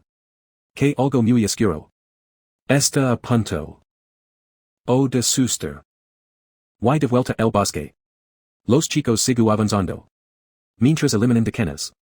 De criaturas. En el camino. Pero lo empiezo a sentir. El agotamiento. De usar la impercepción. Por demasiado tiempo. Y nota. Que los demás también. Limit. Justo Paris por poner. Tomar un pequeño descanso. En un punto del bosque. Más tranquilo. Y allí es donde Chiloé. Saca su libro. Como buscando algo. Por su arte. Siente rompida por alia. Quien se acerca. Para preguntar algo. Y aunque pareciera que la confrontaria. Por el euro oscura. Que carganzima. Tan solo lo pregunta. Su relación con Teo y si acaso son pareja, rápidamente ella lo niega y lo preguntas sil. Interesa a lo que la chica confiesa con seguridad que él hace que su corazón lata a todo. Queda, el problema es que en lugar de enfocarse en el lado humano y vulnerable que la chica. Está mostrando, yo lo pienso que incluso después de 30 años, alias sigue siendo. Una prodigio de la que todos los magos hablan y el hecho de que es el enamorado de Leo a primera vista, que lo vea como algo interesante, es un golpe directo a su ego y en eso la chica menciona. Que lo recuerda un poco a su hermano, no físicamente claro, pero es por la forma la que ambos. Parecen dispuestos a siempre desafiar no imposible, y contono, agrados chilo y menciona que no. Podía estar más de acuerdo, confesando que el principio ella, y Leo, eran amigos, sin embargo. Ahora lo tinta tantos celos que no puede evitar sentirse como una farsante, el asombro. Es que alia, solo lo dice que se parece a ella, en eso, en realidad ella también, solia. Tener un gran y horrible resentimiento, de envidia hacia su hermano mayor, que en sí empezaras. Arregla para hacer las cosas, sin esfuerzo, mientras que ella lo cuesta el doble, de hecho. El tuvo que ayudar a la crear su magia, única porque aunque es bueno usando magias que ya existen, y es un desastre siendo cosas nuevas, ya hasta reprobó el examen de ingreso, de. El human de dos visas, hubo un tiempo en que realmente llegó a odiarlo, es esencia tan inferior. Que ni siquiera soportaba verlo, pero no pasó mucho hasta que su envidia se convirtió en admiración. Sorprendentemente esas palabras logran resonar en Chilo y quien empieza a ver el prota de manera diferente, hasta que este se pone de pie de un solo Joel pegotando. Que habrá un cambio de planes, ya no es option, tendrán que luchar, ynsa. Momento el air alrededor de ellos se pone denso, es peso, muy oscuro, es como si estuvieran siendo asacados por algo maligno, al punto que Leo recuerda que son fuertes, tienen el potential de convertirse en héroes, una frase motivadora más necesaria, porque en eso chubran entre en la cena, con tanta violencia que casi aplasta el prota con su mazo. Aunque Leo consigue escapar nota que algo está fuera de lugar, la orden de chubran es eliminar al estudiante más prometido, sin embargo no fue directamente por alias sino por él, lo que significa que no todo el potencial que tiene, no es rendira. Hasta eliminarlo también, sin embargo eso solo es el inicio, porque en eso también lanza un ataque directo hacia Chero, que la chica bloquea alzando una gran muralla de hielo, lo suficientemente gruesa para dar el tiempo al hielo, para sacar sus patas, saltar sobre sus espaldas, gracias a eso lo toma por sorpresa, consiguiendo cortarlo. De un taxo de piel, en el cuello, pero claramente no es suficiente contra un demonio de esa categoría, que se regenera frente a sus propios ojos hasta quedar como nuevo en segundos. Automáticamente los enemigos chicos bajan el suelo, sin embargo Leo les grita que se concentran, que intentan mantener la distancia, pues el desgraciado acaba de activar su nullificación. Una maldición canula, los ataques enemigos por completo, ahora la pregunta es como derrotar a ese monstruo, así que explica que no es una habilidad absoluta, por lo que debe tener algún límite de uso, eso se ha escuchado por Chubarin, quien insiste que nes mols ten por quien no tiene posibilidades de ganar, ya que eso es una amenaza, Leo lo recuerda que Seal, quien está aquí llorando de miedo, ante el nacimiento de un nuevo hero. Sin decar mucho más, comienza el contraataque, con Leo, Dina y Vel, usando técnicas, cuerpo a cuerpo mientras que Alia, aprovecha que el monstruo está concentrado en ellos para lanzar uno de sus poderosos arcos de energía, automáticamente Shibarendra Canos, que este usando magia de la estrella, lo que lo confirma que todos, debe morir y sigu, presionando. Al mismo tiempo que Chloe, YTE también se en la fiesta, en eso Leo nota que Shibarendra se está preparando para algo grande, lo grita a todos que esquivan, pero su advertencia no es suficiente Dina, Vel, termina bastante los dimidos, rápidamente los levao. Otro lado de la barrera de hielo, donde lo recomienda Dina que usa su hora para detener la morraja de su compañero, a la par lo pide Chloe, que lo cubra las espaldas, ya que necesitará, que prepara el ataque más fuerte que tenga, de esa forma lo vuelva a creer. Sus planes, de la otra vez, con eso empieza a radir al enemigo a toda velocidad como una especie de distracción mientras Chloe piensa que Chizo debería lanzar, en medio de la desesperación, saca el libro de magia negra pensando que sola así, podrá ganar. Luego de empieza la real batalla, pues el protas se mueve tan rápido, que incluso de la ilusión de que sus diferentes yo sete lo transportan de un lado al otro, los demás lo observan con la boca abierta, preguntándose si algún día podrán pelear así. De bien, además Alia reconoce sus técnicas como magia de las estrellas, lo observa con admiración, hasta que siente la oscuridad acumularse, a su espalda, el voltear descubra Chloe, recitando un hechizo con una mirada que da entender que se encuentra completamente fuera de sí, este insiste que matra al sucio demonio, lo que sería reconfortante. No fuera porque Leo también, nota la oscuridad que domina a la chica, como subir hatamadu. Control de su cuerpo, en esos Chloe dispara, una ataque de fuego eterno, que envuelva Chubarin, en segundos, este empieza a retorcerse del dolor, mientras negrita, que no podrá liberarse de esta, sin embargo todo cambia cuando las llamas se tornan, de un extraño color negro, Leo recomienda que cancela el ataque, pues no tienen idea de que eso significa. A una si Chloe, no solo no hace dediin, sino que se afera su bastón con fuerza, insistiendo. Que en demonio como él, debería sufrir mucho más, así que vuelva a atacar, y intensifica. Los llamas hasta que desesperado, Leo saltas y ella, y los dediin por la fuerza, y da. Una patada la obliga a solta el libro, y cuando las cosas así calman, lo preguntas es él. Fuego eterno realmente es un magia única, a lo que la chica con paisa que no, ya que. Es un hechizo que ya está descrito, en el grimorio mágico que compro, y con eso Leo. Confirma que ese fuego, sueña más de Erebos, lo que queda todavía más claro, cuando. Ese torre de un color morado oscuro, y así como así, Shubrans la esquita de encima. Completamente y leso, y Leo explica que lo que uso es magiscura, un hechizo de un grimorio. Demoniaco que ningún mago debería usar nunca, y eso provoca que la chica entra en una espiral. Emotional, repitiendo, una y otra vez que no merece convertirse en mega, pero Leo la dediin. Y lo recuerda que hace 30 años, estos chicos sin experiencia lucharán hasta el final. Incluso cuando les costó la vida, eso es lo que ellos tienen que hacer ahora, unreal. Pero, no es el que no tiene defectos, sino el que sigue delante para superar sus propios límites, y gracias a eso, chulo ese calma, y decide luchar, a la par que finalmente entiende. Que se concentra el admiración que siente hacia el Leo, en lo mucho que la motiva. Entonces dejará de haber espacio para los celos, y como si pudiera escuchar lo que está pensando alias, se pone su lado y lo entrega su báculo para que lo use en batalla. En cuanto al prota piensa que gracias al ataque de chulo, la maldición de anulación desapareció, lo que significa que tienen una oportunidad, y en eso la rubia, decide que también superar sus límites, para no decepcionar a los que creen en ella, y empieza a recitar. Un nuevo un chizo propio badu en su propia magia elemental, y tenerla cobriendo. Sus espaldas con su propia talento, lo da el prota la motivación para seguir luchando.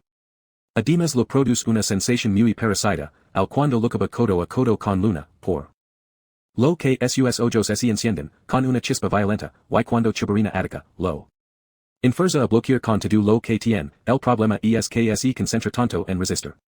La abrumadora fuerza del demonio, que deja una ventana abierta, y esta aprovecha para dart. Un puñetazo directo en el costado que lo manda a volar al otro lado del bosque, quedando tan herido que aún consigue ponerse de pie, Chuber en la advert que está agilego. Ese es el momento en el que acaba, con el futuro de un hero, y por un instant pareciera. Verdad, hasta que diferentes copas de nieve, empiezan a caer alrededor, y Leo la advert. Que los demonios nunca podrán superar a los humanos, y en eso, una silueta se alza. A la espalda del gigante, Ecolo Equian se encuentra rodeada de decanas, decker que los mágicos. Piensa que gracias al prota, finalmente pudo completar su magia, y con una sonrisa lo. De las gracias, y en cuestión de segundos con que la todo el bosque, arder invocando. Su mundo glaciar, lo más impresionante es que no solo cree gigantescos picos de hielo, sino que encierra Chuber en uno de estos, al punto en el que el prota solo, necesita golpear. Firma la superficie, con uno de sus dedos para que desagregue, y confirma que lo han derrotado, eso sí, lo que más le llama la atención es el libro de magia oscura.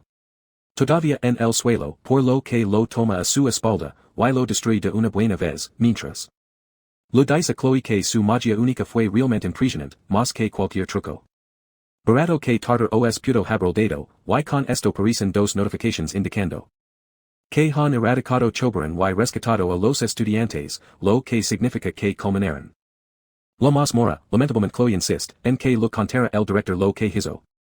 Así que es probable que lo expulsen, a lo que este lo dice que jamás dejaría ir. A un talento, por algo así, no tiene dudas, de que es una real heroína, además no es el único que lo piensa, pues los chicos corren hacia ellos para agradecerlos por todo lo que hicieron, y la rubia lo regresa al vaculo, afirmando que lo pudo hacer gracias a ella, curiosamente. Alio lo pide que se lo lev, y dina también dejar de regalar su espada al prota como muestra de agradecimiento, las sorpresas que en eso, albi, liga a la China pero por supuesto no. Es el profesor que ellos conocen, sino una versión de hace 30 años, una que finalmente liga. No para sufrir la noticia, de que su hermana había sido aniquilada sin dejar rastro. Sino para reencontrarse, y ahora el sistema anuncia que han completado con éxito.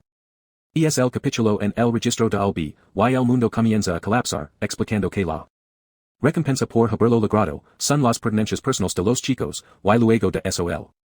Froda pierde la conciencia, y cuando despiertas se encuentra en la enfermería, en la escuela. Con albi, a su lado listo para agradecerle por salvar a su hermana, así ha sido en una más. Mora, y le pide que por favor transmit el mensaje a Chloe, a lo que despierte, y tan solo seva. Dejándolo un poco confundido, lo bueno es que en eso también aparece el director, quien. Primero quiere saber cómo es haciente, y luego de confirmar que está bien lo pregunta que carajos. Ocurrió al adentro, y es el incident tuvo que ver con el libro de magia o cuerda de Chloe. Eso no solo sorprende al prota, sino a la chica, quien resulta que ya estaba despierta y lo. Pregunta cómo es entró de eso, a lo que te explica que lo compró a la misma persona, que por su irresponsabilidad, acabó con la vida de Zen, y con eso sobre la mesa explica que el libro de magia oscura, era en sí el mismo un espíritu demoníaco que lo ofreció un gran poder a cambio de tomar el control sobre ella, y aquí vimos que los espíritus demoníacos no son cualquier cosa. Sino fragmentos de Erebos, pedazos a aquel villano, esparcidos por el mundo, con tanta energía demoníaca, que se convirtieron en los objetos, y en manos de un demonio, es un arma poderosa.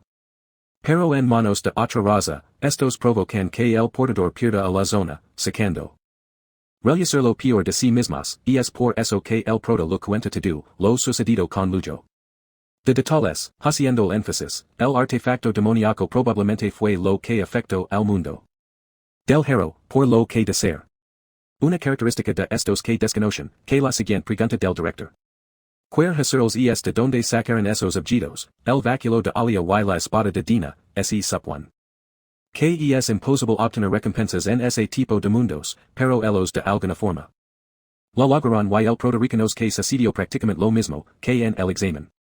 Ingreso, claro que Eclo no lo salió esa última notificación de ahi su sorpresa, pues. Prácticamente rompieron una de las reglas básicas de cómo funcionan los fragmentos. Y una vez más Leo sabe que el punto en común, entre ambos fenómenos es el, así que confíes. Al director que así, les entregarán recompensas por completar la misión y media regla la cosa. Insistiendo que se guiriza una normalia provocada por el mismo libro de magia jura, quiero. Que el director no es tonto, y también se de cuenta de la sorpresa de la cara de Eclo. Pero asumen que lo obvio la recompensa, porque fue el que más destacó en esa misión. Aún así el director permite que se encargará de investigar esos fenómenos y lo más importante. Que cuidara con los objetos para analizarlos y devolverlos a las familias de los fallecidos. Además lo pide que mantengan en secreto todo el tema de los demonios, y eso implica. Perdonar Eclo por lo que hizo, aunque la chica está dispuesta a aceptar el castigo. Y este lo recuerda que el enemigo no está tan solo a la fuera, por lo que necesitaron. Todos los héroes que son necesarios, y una vez se quedan solo Eclo, son roja y. Menciona que tiene algo que confesar, sin embargo no alcanza decir mucho ya que Chelsea. Care y Celia entran como locos seguidos por el director, quien añade algo que él. Vito a mencionarlos, ya que el día siguiente habrá una gran fiesta en la academia, fiesta. Porque pues para celebrar los estudiantes de primer año que lograron sobrevivir a la primera ronda de exámenes, y la cosa bata en serios que incluso el presentador está ahí para anunciar cada. Una de las entradas, y de esa forma se ponen a gritar como locos cuando los primeros estudiantes llegan al lugar, y esos son car y Nello, luciendo sus mejores fachas, a partir de ahí estos dos. Dedican a comer cada uno de los platillos del buffet, y así preguntan por qué son los únicos. De la clase 5 presents, por suerte en eso el presentador revela que otra pareja de héroes están haciendo su gran entrada, Nela y Eliana, quienes lucen tan hermosas que los pobres casi se atracan tan con la comida al verlas, y en cambio estas hacer con la mesa para volarlos. Preguntándoles si lo robaron sus trajes a sus padres o algo por el estilo, y ahora quienes definitivamente no robaron sus trajes sino que los mandaron a hacer, a medida, y luego solo. Hermanos levelan abada, y Chelsea, quienes se ven rodeados por todos los admiradores al instante. Y captan toda la atención hasta que liga la siguiente pareja, y en este caso el prota. Junto la mismísima Celia, quien intenta quitárselo de encima porque claramente no era sin tension llegar al mismo tiempo que él, hay mucho menos que terminar vestidos de forma tan similar, que pareciera que fuera en juego, por supuesto la legada del prota no pasa. De esa precipita por sus amigos, que estaban a punto de correr hacia él, cuando la archen. Sus poderes para preguntarle todo volumen como la están pasando, además denunciar. Que los próximos minutos estarán revelando los resultados de los exámenes, honestamente. No es quien es lo ocur esa buena idea para subir los ánimos, y archen, estada acuerdos. De que es una locura, así que decide que solo anunciará a los tres mejores estudiantes. De cada especialidad, y de esa forma los mediocres no tienen de que preocuparse, y los primeros resultados son los de la clase de cada hieria, por los que en los felicitos. A todos, antes de revelar que el top 3 está conformado por Chia, Duran y Celia, en el primer lugar, y eso último llama la atención de la chica, pues estaba segura de que Leo la superaría, pero esa no es la única sorpresa, ya que cuando liga el turno de Len, resulta que tampoco aparece el ranking de la clase de magia, que quedó conformado por Abad Chelsea.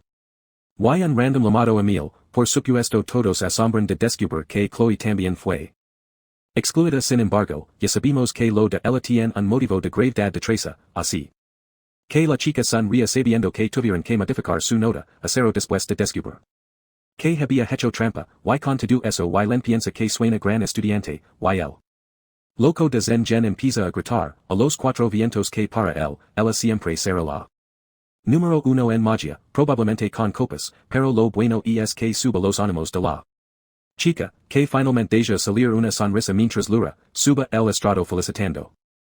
Todos sus polluelos de la clase de invocación, y en este caso el top tampoco incluye Leo. Cosas que ya deja de parecer una casualidad, y provoca que todos los chicos miren a los lados, sin entender muy bien qué está pasando, por supuesto archen, notas rostros, así que cree que también tienen que anunciar el primer lugar, de los exámenes parciales, ya. Lo he elegido para representar a todos los novatos, al estudiante que obtuvo las mejores notas. De todos, Leo, Plof, los aplausos no dan en llegar, hasta que el típico amable se pone de pie, preguntando cómo es que puede ser el primer lugar, sino que dan el top 3.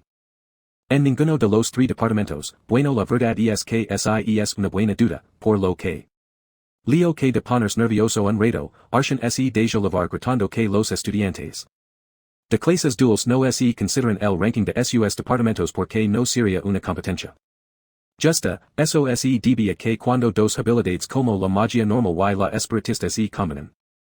El resultado tiene un efecto exponencial, porque sería injusto compararlo con los que solo tienen una especialización, además tuvo las mayores notas jamás vistas y incluso derrotó a Chubran, lo que lo convierte en un estudiante excepcionalmente, automáticamente. Todo, quedan con las bocas abiertas, y aquí queda claro que cuando el director les pidió mantener el secreto, se lo tomaron muy en serios, de hecho la misma archen se siente mal por exponerlo todo de esa forma, pero lo bueno es que con eso nadie se atreve cuestionar. Si el proto maris supuesto, y la cena sigue con su caso con total normalidad, eso sí. En la mesa de los profesores y una lo pregunta a Len, como había cuidado su top 3 originalmente. Y este confiesa que todos los demás hubieran bajado un puesto, porque sin lugar a dudas, Leo es el mejor estudiante de magia actualmente, y al final tanto ella como en confiesa que también es el mejor en sus respectivas clases, y entienden que el chico tiene toda la intención de seguir siéndolo, por lo que empiezan a ponerse competitivos entre ellos, peleando para asegurarse de mantenerlo, en sus clases cueste lo que cueste, y el día siguiente. Car sufra, una dura resaca por haber bebido demasiado jugo de naranja, y Harry entra anunciando que es próximo un viaje escolar, al territorio élfico, emocionándolos al punto en que Lina y Nello, empiezan a divagar sobre los lugares increíbles que deberían conocer, el problema es que no pueden elegir, y irán a Elsa a Bequi, un país el extremo norte donde no hay nada más que bosques y frío, por supuesto se queja en Harry revela que él no fue que eligió ese destino, sino Leo, que ignoran las quejas discretamente, recomendándoles comprar todo, lo que necesitan antes de salir porque el sitio es tan remoto, que no encontrarán nada, ahora claro que hay un motivo por el que queer ir ali, y es que Elsa a Bequi es en realidad un santuario de agas, un lugar perfecto para poner a prueba, la primera recompensa captuvo tiempo atrás, y luego de eso el pelo blanco se pone de acuerdo con L. Para comprar tudo, LSE encargara de la comida y el equipo mientras que ela queda. Cargo de las potions y pasan tudo el dien eso, hasta que el proto decide paser por una. Direction en específico, luche, el cdo en que Chloe y se encontrarán los objetos. Malditos, y cuando entres de cuenta de que el lugar está completamente abandonado, sin embargo descubro un pequeño osito de peluche que parece fuera del lugar entre todo el abandono. Y por un momento así pregunta así el equipo de investigación cometió un error y lo deja atrás, pero lo produce tan mal, espina que saca su espada justo tiempo para protegerse. De lo que viene, y de la nada algo sale desde el interior de los sitios, un demonio que empieza a atacarlo con todo lo que tiene, y en un punto incluso se empieza a burlar del proto. Mencionando que no esperaba que un simple novato fuera capaz de notarlo, y poco a poco. El demonio va matando hasta que toma la forma de una babosa gigante que Leo reconoce como la reina de las fiestas mágicas, Salatna, quien además de ser una de las tres comandantes de Legion, que no pudieron ser aniquiladas en el pasado, por suerte parece que su cuerpo real, no essa, sino un clomo hecho con fragmentos de carne, pero eso no lo hace menos peligrosa. Cuando console Charol un vistazo, este se de cuenta de que usa magia, ora y espada. Todo al mismo tiempo, lo que lo convierte en el objetivo perfecto, y con eso en mente. La reina de las fiestas se ataca matar, y perfora su brazo con uno de los cientos de tentáculos. Obligándolo a retroceder, y intentar buscar una salida cuanto antes, el problema es que no lo encuentra, y Salanta, estaba a punto de volver a atacar, cuando es atravesada por la lanza de luz de Alvi, que lo inmoviliza rápidamente, y este lo identifica por su poder. Como el maco, del ojo demoníaco, a una siena de importa ser atacada, prefiere tener espectadores, y usa otro de sus tentáculos para atacar a Leo por la palda, sin esperar que Alvi había visto a través de sus usas intentions, y la detiene antes de que pueda ser cualquier otro movimiento, y en ese momento el prota, finalmente entiende por qué el Rubio tiene una obra tan particular, el asesino de Tartaros, y el único motivo para que accedia a convertirse en profesor de Lumin, fue por la autoridad de poder ir y venir a sus anchas, mientras se concentra en lo que realmente lo importa matar demonios, y al final derrota el cuerpo, falso te Salanta, y lo pregunta que fuera que pasó, a lo que Leo lo explica que quería investigar en lugar, hasta que se encontró con un oso maldito. Con un hechizo de indisonancia cognitiva, por supuesto Alvi no la hace gracia, que ha venido por su propia cuenta, pero accede de dejarse lo peser, y como está agradecido con él. Por lo que hizo en la última misión, lo dice que puedes pedir su ayuda cuando lo necesite, y loco de eso solo desaparece, y lo piensa que Alvi pertenece a la familia. Siren, uno de los tres clanes principales que administra en la academia, eso es importante. Porque podré ayudarlo para ingresar a la biblioteca prohibida, pero tiene que encontrar la forma adecuada para pedirlo, y en eso se encuentra con él, quien nota sus heridas. Y los al instant mientras él piensa que esta es la confirmación definitiva, de que si Lanta, es quien estaba detrás de los últimos dos incidents, ahora la pregunta es que es lo que está buscando en la academia, pero dejaremos es un lado temperamento porque, una semana después, los chicos de la clase 1 to 5 se reúnen en el portal principal de la academia. Listos para partir, y Celia, que va con su propio grupo, tampoco entiende que carajos irán a hacer a ese lugar abandonado por Dios, pero igual, lo dice suerte y se va con los de su clase. Mientras los chicos parten a el Sabiquia, tierra de elfos, al mismo tiempo la academia. Siren, una escuela especializada para elfos, dos pendejos a cosas a una pobre chica. Por venir descansos recursos, incluso mencionan que parece una simple. Y siguen así hasta que son detenidos por una elfa, de cabello rojo llamada Runia. Quien es representante de los estudiantes de primer año, y al principio es adviert que ese tipo de comportamientos va contra las reglas y todo eso, pero cuando estos no se detienen. Empiezan saltarlos a ellos, a sus padres y a todo su lineage, no lo importa que las señoritas de la nobleza no deban hablar de esa forma, pues básicamente así los convivos. Obligándolos a jurar, con la cola entre las piernas, eso sí, cuando quedan a solas lo. Pregunta la chica, ¿qué pasó con su ropa, y este cuyo nombre es Luca, y es medio elfo, lo. Explica que alguien se la robó, debido a eso Runia lo da a su bufanda, y explica que este da muy buen humor, porque finalmente han sido su contratista, que significa eso no tengo idea. Pero lo descubrimos pronto, porque luego de que se despiden runia seva a ver a su padre. Eleni, quien también es profesor de la academia, y lo confirma que aunque su contratista. Ignacio, no podrá conocerlo porque este ya he hecho un contrato, y todo empieza a tener mucho más sentido, cuando revela que el contratista, o bueno, la contratista, que se supone que sería para ella, es Fiori, hija de Furia, es Decker, la pobre está emocionada porque se supone que ella haría un contrato con la pequeña Phoenix, y ahora alguien más se lo ha adelantado, ella no sabe. ¿Qué pasó? Y esta ala de ir, preguntando como lo que quien es el ladrón, que robó su espíritu. Hablando de ese ladrón Leo, y los demás finalmente llegan a Berkia, la capital de Eslovicia. Un sitio tan frío y inhóspito que en el lo prácticamente termina congelado, y por algún motivo. Harry, es el único lo suficientemente inteligente para buscar una manta y andar calentito. Tonto que. Les pide que dejen de ser tonto drama, y preguntas y saben algo sobre la historia de ese lugar. A lo que Chelsea explica que Berkia fue fundada en honor a una de las disputas de Luna. La caballera Ada, Berkia Arzer, curiosamente el protopienza que también fue su discípula. Pero el punto es que la familia Ursa sigue liderando el consejo de dicha zona, y en eso no. Ton grupo de personas intimidantes acercandos, y por un momento creen que son ladrones, hasta que se acerca ni ven que se trata de un elfo bastante atractivo, por lo que las chicas aseguran de disfrutar de la vista, eso sí, no es cualquier random, sino runners are descendiente de Berkia. Y actual presidente del Consejo de El Sebequia, quien les da la bienvenida a Sogar, mientras. Elena piensa que ese publicó en medio de la nada, quizás no está malo después de todo. Incluso dice que se va a casar con él, a lo que Leo preguntas, ese no lo importa luda. Y ella bromea, con que ya se está poniendo celicito, hasta que lo recuerda que los elfos no envejecen como las personas normales, y seguro es mucho mayor, de lo que cree, y la distancia.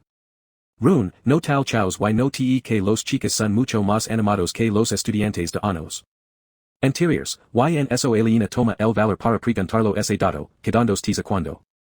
Este lo dice que está por cumplir 97 años, automáticamente caer la mueve de un lado.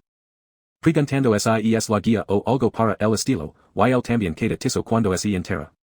Que Rune, es un espsta precedente en el lugar, si como si, el silogia, pero hasta. El alojamiento del Valle Escalar, un edificio superabandonado, que deja bien claro que. Ha pasado un tiempo desde que alguien lo fue a visitar, y como buenos lorones los chicos. Se reusan a cuidar Zahi, y el portal sofres una alternativa, una cómoda carpa de dormir. En la calle, justo por eso lo toca limpiar y luego Carinello, intentan colarse la habitación de las chicas, solo para ser recibidos por una Chelsea, que no ha estado humor para suframadas, y de forma rápida los ponen su lugar, y una vez todos se instalan, Leo a decide ir a dar una vuelta, pero la misma entrada se encuentra con una elfa rubia, que insiste que el jefe de su familia ha solicitado verlo, 2 minutos en esa ciudad, y se está metiendo en problemas, pero lo bueno es que el jefe, al que se refiere es el mismo Rune, quien está tan ocupado que lo pide que lo espere un rato a determinar con cierto papilio, eso. Sí, lo de permiso para echar un vistazo su mansion, y lo empieza a explorar todas las individualidades que tienen, incluyendo una daga que lo parece muy conocida, automáticamente. Se menciona que se trata de la Urquint, y eso sorprende Rune, al punto en que deja de trabajar, pues es una reliquia que solo se transmite a los jefes de la familia Ursa. Y que pocos conocen, por supuesto lo toca cubrir el asunto diciendo que Leo de ella.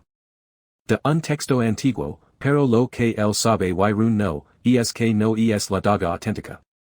Resulta que la real Urquint originalmente pertenecía a Luna, pero este sí lo regaló a Verki.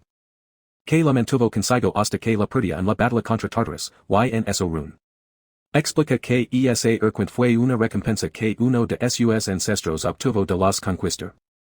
El mundo heroico de Verki, pero el problema es que ese tipo de recompensas no pueden ser usadas por nadie, excepto por el conquistador, lo que la mente del prot explica, porque se siente como un cascarumbecho, técnicamente no es la original, sin embargo tampoco es una copia barata, si como ese Rune, está listo para hablar con él, y explica que lo mando alamar por algo extraoficial, quer que conozca su nieta, la cual es un estudiante de primer año, en la Academia Siren, pero a pesar de haber ingresado con las mejores notas. Paris habers tapadu con una perd, y perdió toda la motivación de esforzarse y seguir. Adelante, el ha escuchado grandes cosas a él, así que lo que quiere que haga, esl. Favor, de hablar con ella para ver si logra motivarla, y el pobre está tan desesperado. Que hasta lo de la lave de la habitación de la chica, así que luego de tocar un redo.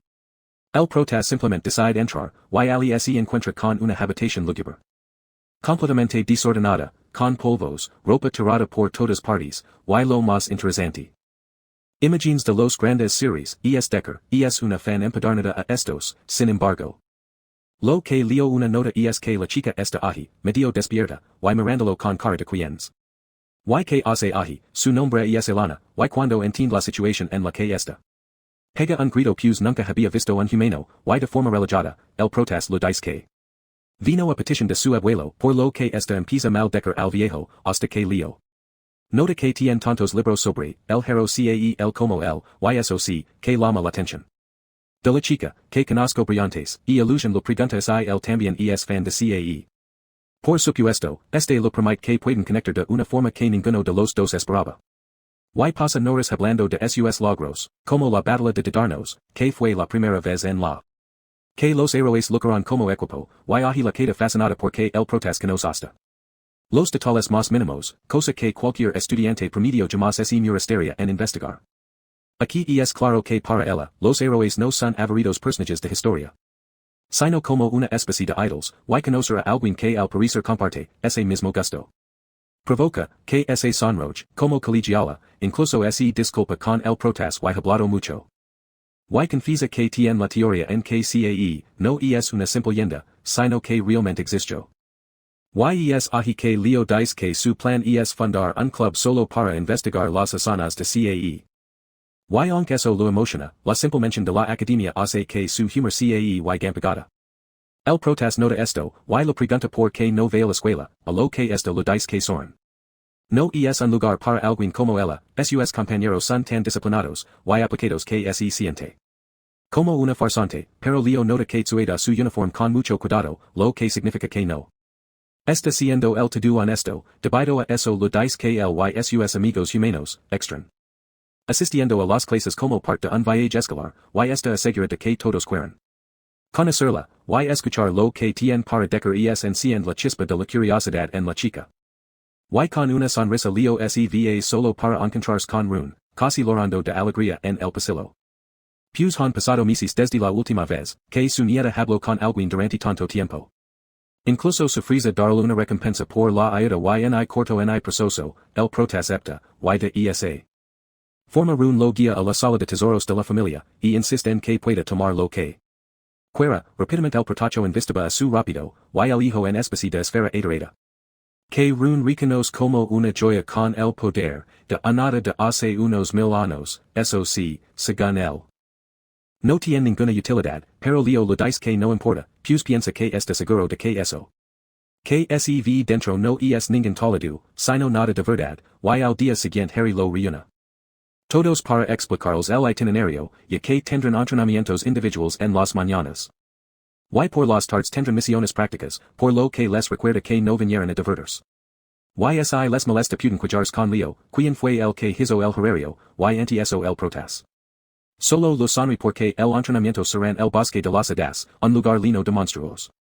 Y diversion para practicar hasta el cansancio, ahora el interesante liga cuando consigue escaparse. A su habitación, y realizar la joya, que definitivamente está celada con Mage del Rey de las Hadas. Lo que explica por qué Rune pensó que no servía de nada, y que después de la era del chaos. Los espíritus del Rey de las Hadas desaparecieron, y los elfos dejaron de hacer contratos con estos. Sin embargo Leo tiene algo y ellos no, y es el pacto del Rey de las Hadas que recibió antes. Por lo que activa dicha poder, y eso es más que suficiente para liberar el sello, con el Ada en su interior. El problema es que al ver que es un simple humano, tan pienso insultarlo, presentándose como quieren, primer hijo del gran rey Ada Dorado, heredero al trono, a lo que Leo lo de tremendo golpe. La cabeza, señalando que incluso su padre, lo trataba con más respeto, Decker, no va a estar aguantando tonterías de un mocoso mamado, y quieren lo dice lo mismo, hasta que varios golpes después. Finalmente entiende que Leo no es cualquier pendejo, y que no es tan mala idea hacer un contrato con un Humano, Adimas el portal dice que no se puede quejar, porque si su padre lo quito las alas y lo dejó. Celadu por 1000 años, a de ir to do lo contrario, a un príncipe perfecto, y luego el portal pide que. Vea la tierra de las hadas, y llama su padre para hablar con él, apenas quieren confiesa que no. Puede hacerlo, porque no puede regresar hasta que consiga a las cisalas, así que debería ayudarlo. A encontrarlas, curiosamente Leo acepta, y el día siguiente van al bosque, para las primeras sesiones de entrenamiento, donde Chelsea, derrotado para el portal, on así es de la ayuda a levantar así. Lo recomienda que solo tienen que practicar un poco más, pero para entender mejor cómo llegar a eso. Hay que retroceder unos minutos en el tiempo, resulta que las prácticas del día se programaron. Con el propósito, de ayudarlos en sus ventajas individuals, a Eliana la dirección en que su magia y su esgrima no están equilibradas, ni lo tienen problemas con el uso de invocations, car, presenta falas. En la alquimia, y Chelsea se imaginaba que era su mayor desventaja, la falta de comprensión de la teoría que sustenta la magia de viento, y es por eso que ella lo pide él, que lo muestre como se hace. Teniendo en mente que él siempre hace cosas fuera del esperado, y eso lo obligará a reaccionar rápido. Y motivada de decidir por un ataque directo, y muy potente, el windbreaker, pero el problema es que Leo responde con el mismo, la única diferencia es que también lo lega un poco de magia de fuego. Anulando el efecto de el hechizo de Chelsea, todo eso se de tan rápido que Eliana se sorprende. Pues eso pone que Chelsea es conocida por sus invocations veloces, pero esta vez Leo parece estar a la barra, sin embargo la chica no se rinde, y contraataca con unas poderosas cadenasta. Hielo, aunque se ven impresionantes, de hoy lo recuerda lo que dijo la primera vez que se conocieron, y que hay formas mucho más efectivas de usar la magia de viento, y para dejar. Se lo bien claro, invoca sus propias ráfagas mezcladas con fuego, desatando un montón de mini corrientes de air, que no solo destroza las cadenas de cientos de pedazos, sino que también manifiesto un rayo potenciado que avanza hacia ella en cuestión de segundos y antes que puede reaccionar la deja como vimos minutos atrás tirada en el suelo, y completamente derrotada. Lo o incluso la punta concepada, y pisa la humiliación de ser derrotada con su propio estilo. De Pelihari insiste que la diferencia entre ambos no es tener poder de la magia, sino la comprensión de la misma, y luego de eso siguen con el entrenamiento, y el atard. Tira la misión de campo, que consiste en recolectar hierbas por todo el bosque de las hadas, por supuesto el prodigio que hizo con algo muy específico en mente, y es que Iran. Pues lo que quieren es una excusa para explorar el bosque, en busca de sus alas, y de esa forma.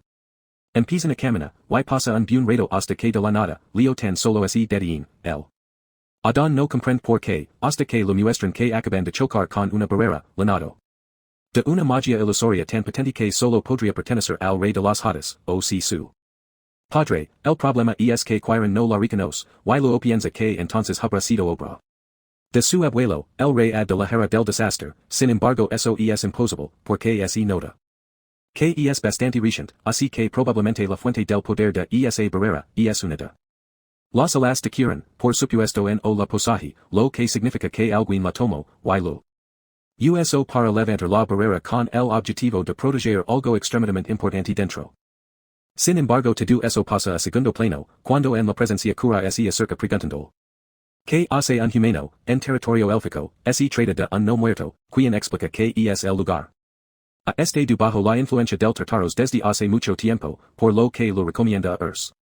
Cosa que Quiren no se toman a nadie, porque están en el santuario de las hadas, anti eso el no muerto se burla, diciendo que apenas siente poder mágico, proveniente de él, y Quiren decide atacar, avanzando con todo lo que tiene, hasta que atraviesa el cuerpo de la calavera, y provoca que su cuerpo se deshaga, en diferentes pedazos, fue torpe perfectivo, pues aunque no está un fuerte como en su prime, el poder de las hadas y de los no muertos es opuesto, lo que este no esperaba es que en cuestión de segundos el no muerto consigue ponerse de pie y incluso saca su espada, lo que la vi como una provocación directa, y una invitación a seguir luchando.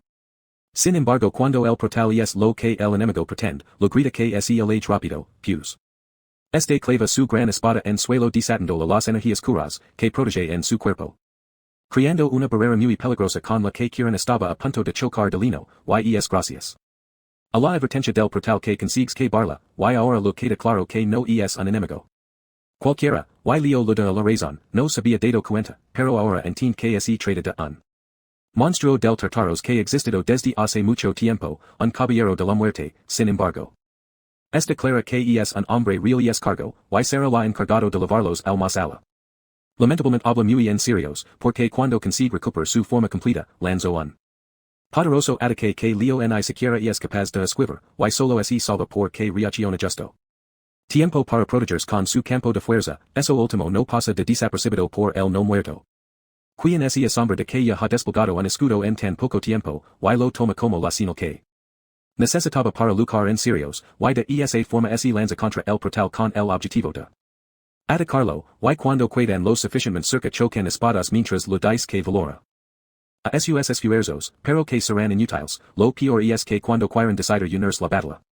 El pobre cae desmayado, con solo chocar con el cuerpo de cargo, y es obvio que sus fuerzas están directamente relacionadas con las alas que posee, pero es intento, lo recuerda el portal que no está solo, así que invoca la pequeña fiora, que se manifiesta como una blanche de energía de fuego.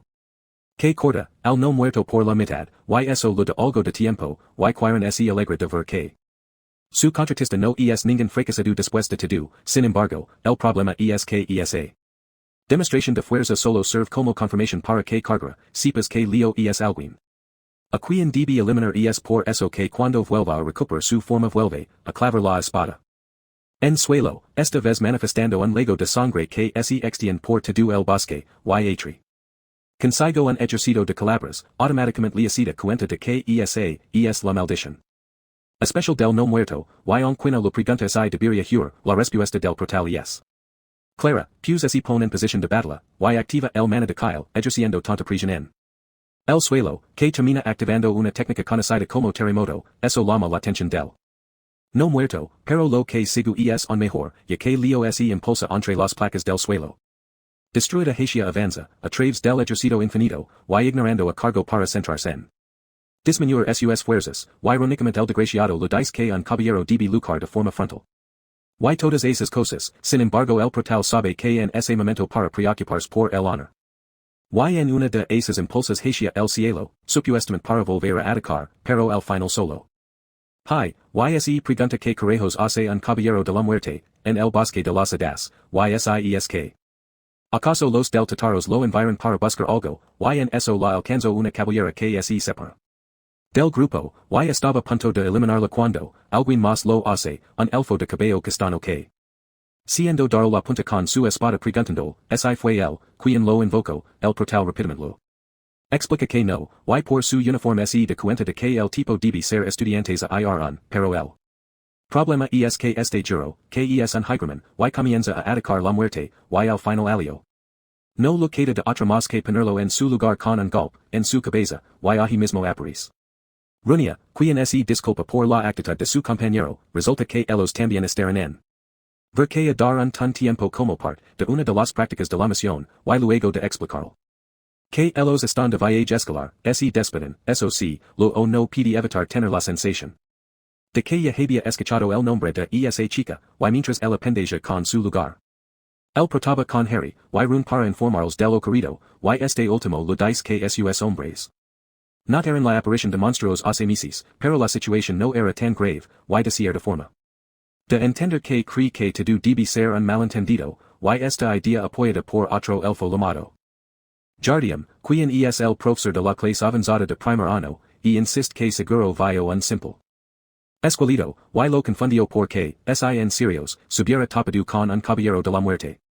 No habría escapado con vida, y con un tono superprepotente, lo pregunta Harry, en serios lo cree, y este responde que sí, porque no es cualquier estudiante, sino el representante de todos los.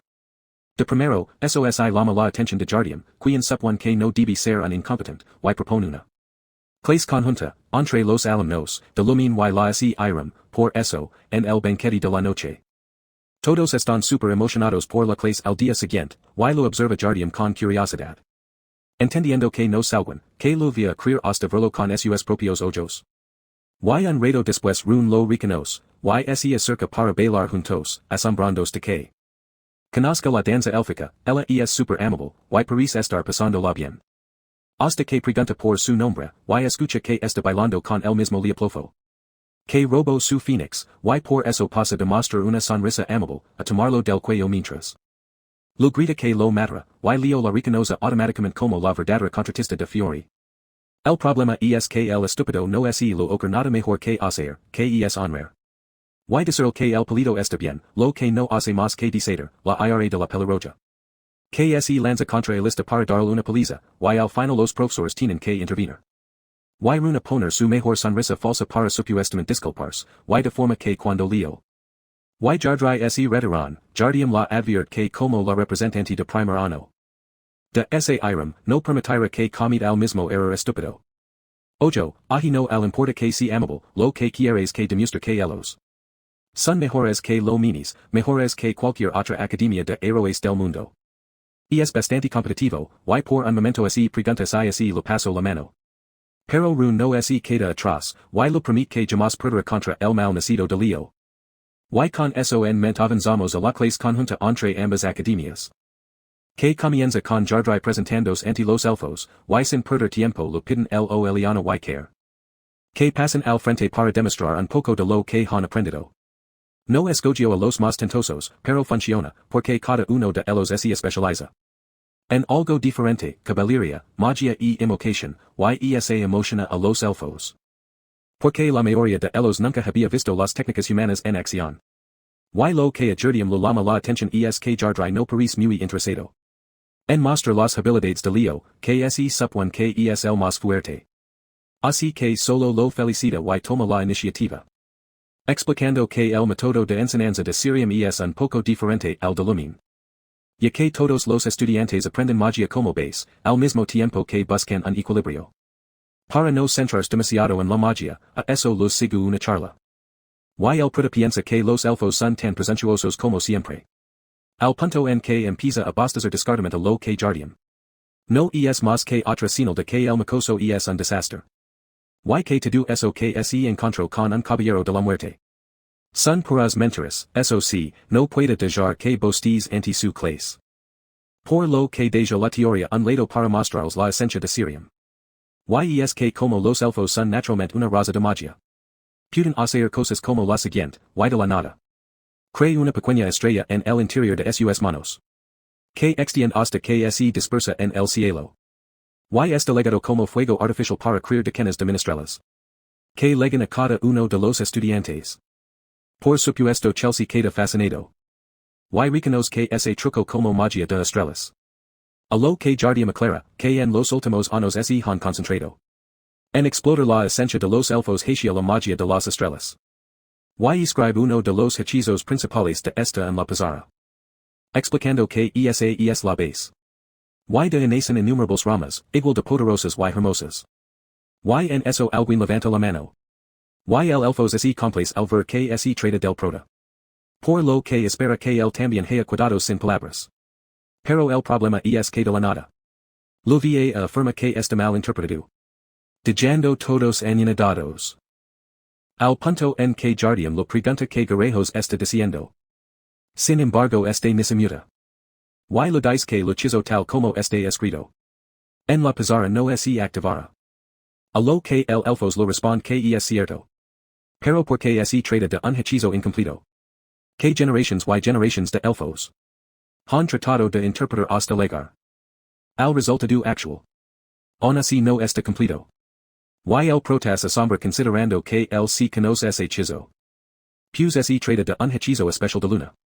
Que creó para poder transmitir su energía mágica a él. Oh sí, Kyle.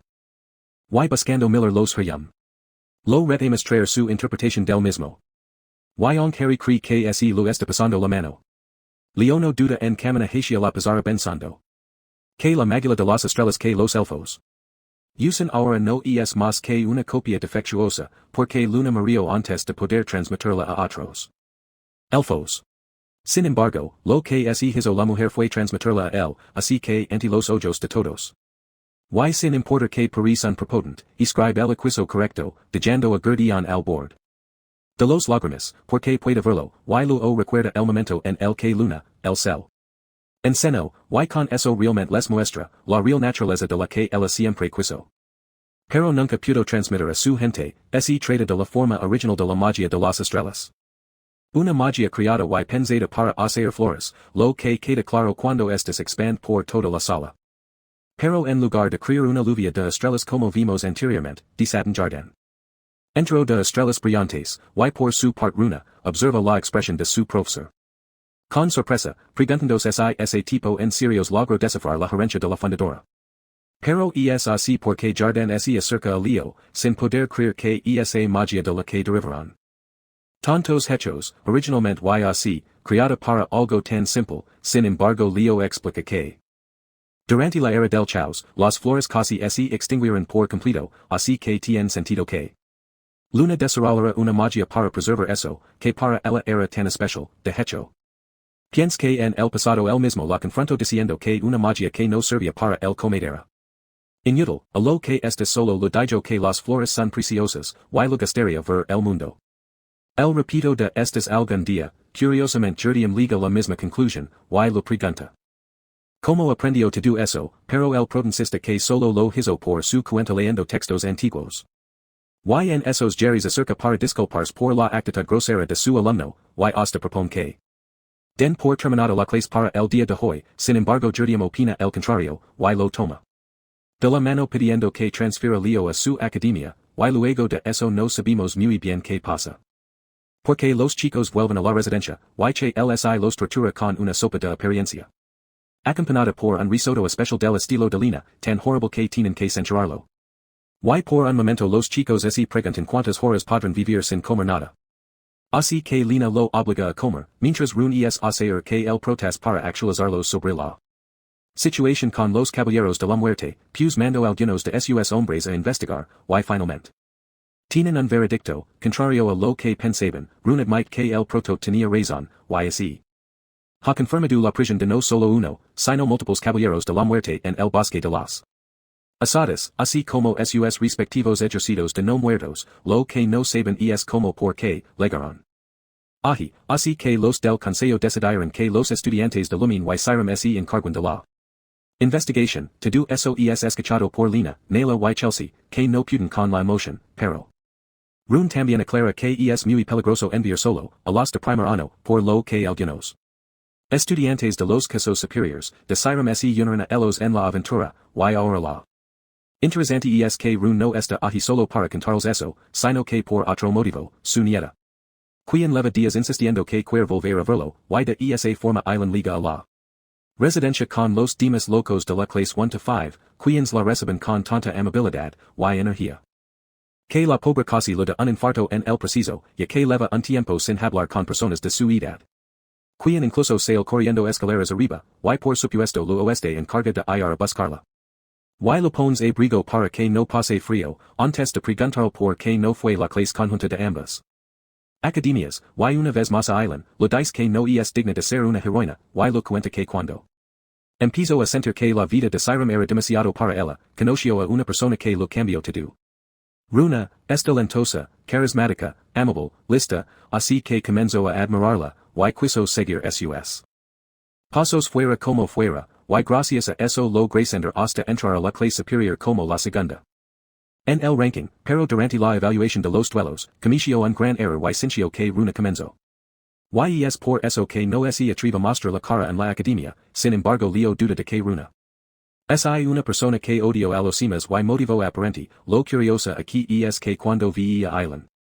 No puede evitar notar la similitud que tiene con su ancestra, así que lo pregunta si le gusta. Las historias de Berkia, por supuesto a Island lo dice que sí, y Leo la recuerda que ver que llegó a ser la gran heroína, que fue porque admiraba a los grandes héroes que fueron sus maestros y quiso seguir sus pasos hasta el final, y es por eso que no debería preocuparse tanto por lo que diga. Los demás, sino seguir el camino que su propio corazón decida a recurrir esas palabras encienden. Una chispa dentro de la chica, ya que se denerza ellos a la misión y de esa forma cuando están en él. Bosque ruina, lo pregunta cómo logró convencerla, y este es super honesto, afirmando que lo dijo que. No debería tener miedo, ahi menciona el tema de la evaluación de duelos, y Runa explica que. Todo fue un malentendido, claro que no la odia, la admira tanto que decidió tomarse la batalla muy. En serios, si como si, el punto es que leguen los de tercer ano literados por su representante. Rhoda, quien llama la atención del prota al instant, pues runa, claro que empiezo a destacar mucho, en los últimos meses, y eso nunca es bueno sino, y el importante es que cuando anuncian que se dividirán. En equipos leo que de junto a runa y rhoda, por supuesto la pelirroja no lo hace mucha grasa y el asunto, no porque sospeche de un muy sospechoso superior, sino porque sigu molesta con leo para. Habro rabado a fear, y mientras esta se queja, vimos que los chicos fueron divididos en 5 grupos, y cada uno va a explorar una parte diferente del bosque, y al ser ellos los más fuertes. Lo toca la región profunda, donde es más probable que se encuentren con enemigos realmente fuertes.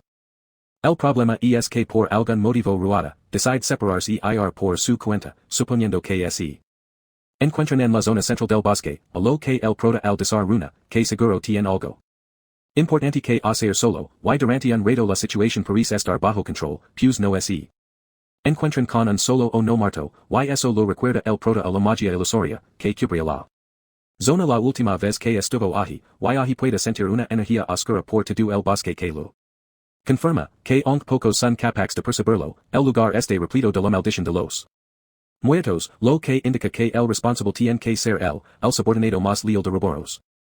Sobreviviente de la era del Chaos, y comandante de la Legión de Tardaros, el Rey Lich.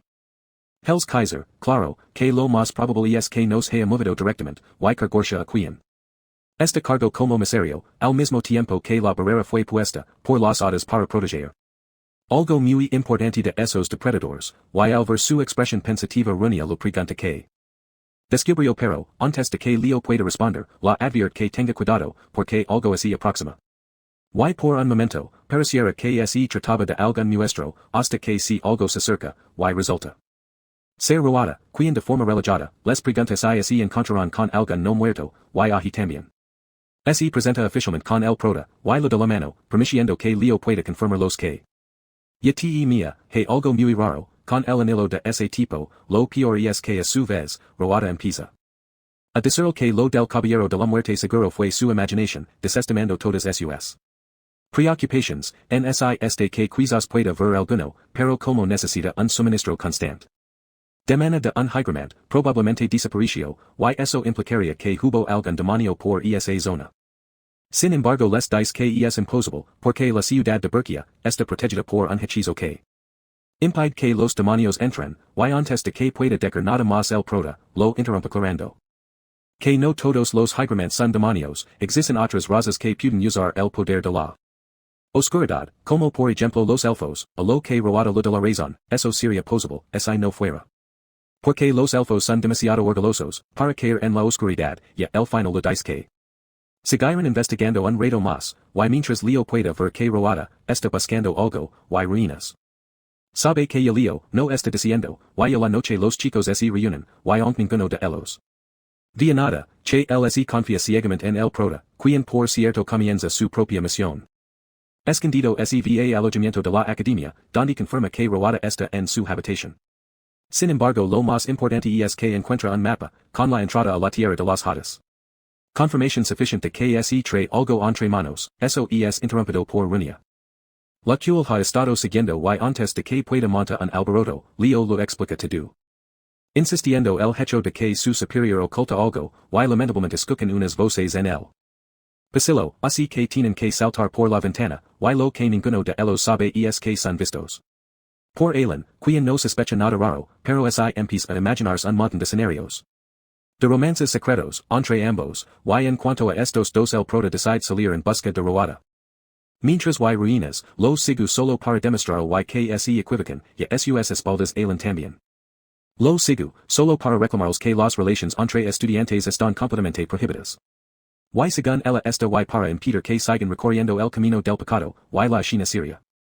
Divertida si no fuera por dos cosas, primero Runia se lo toma bastante personal, al punto en que se pon roja como un tomate, y segundo no es tan solo pues de la nada, Leo percibe una energía amenazante, y en cuestión de segundos, se ven rodeados por decenas de no muertos, lo peor es que no se trata de calaveritas normales, sino de caballeros escogidos no muertos del más alto nivel, y con eso En ment Leo lo pregunta runia si esta lista para algo de acción y la chica se pon manos a la obra.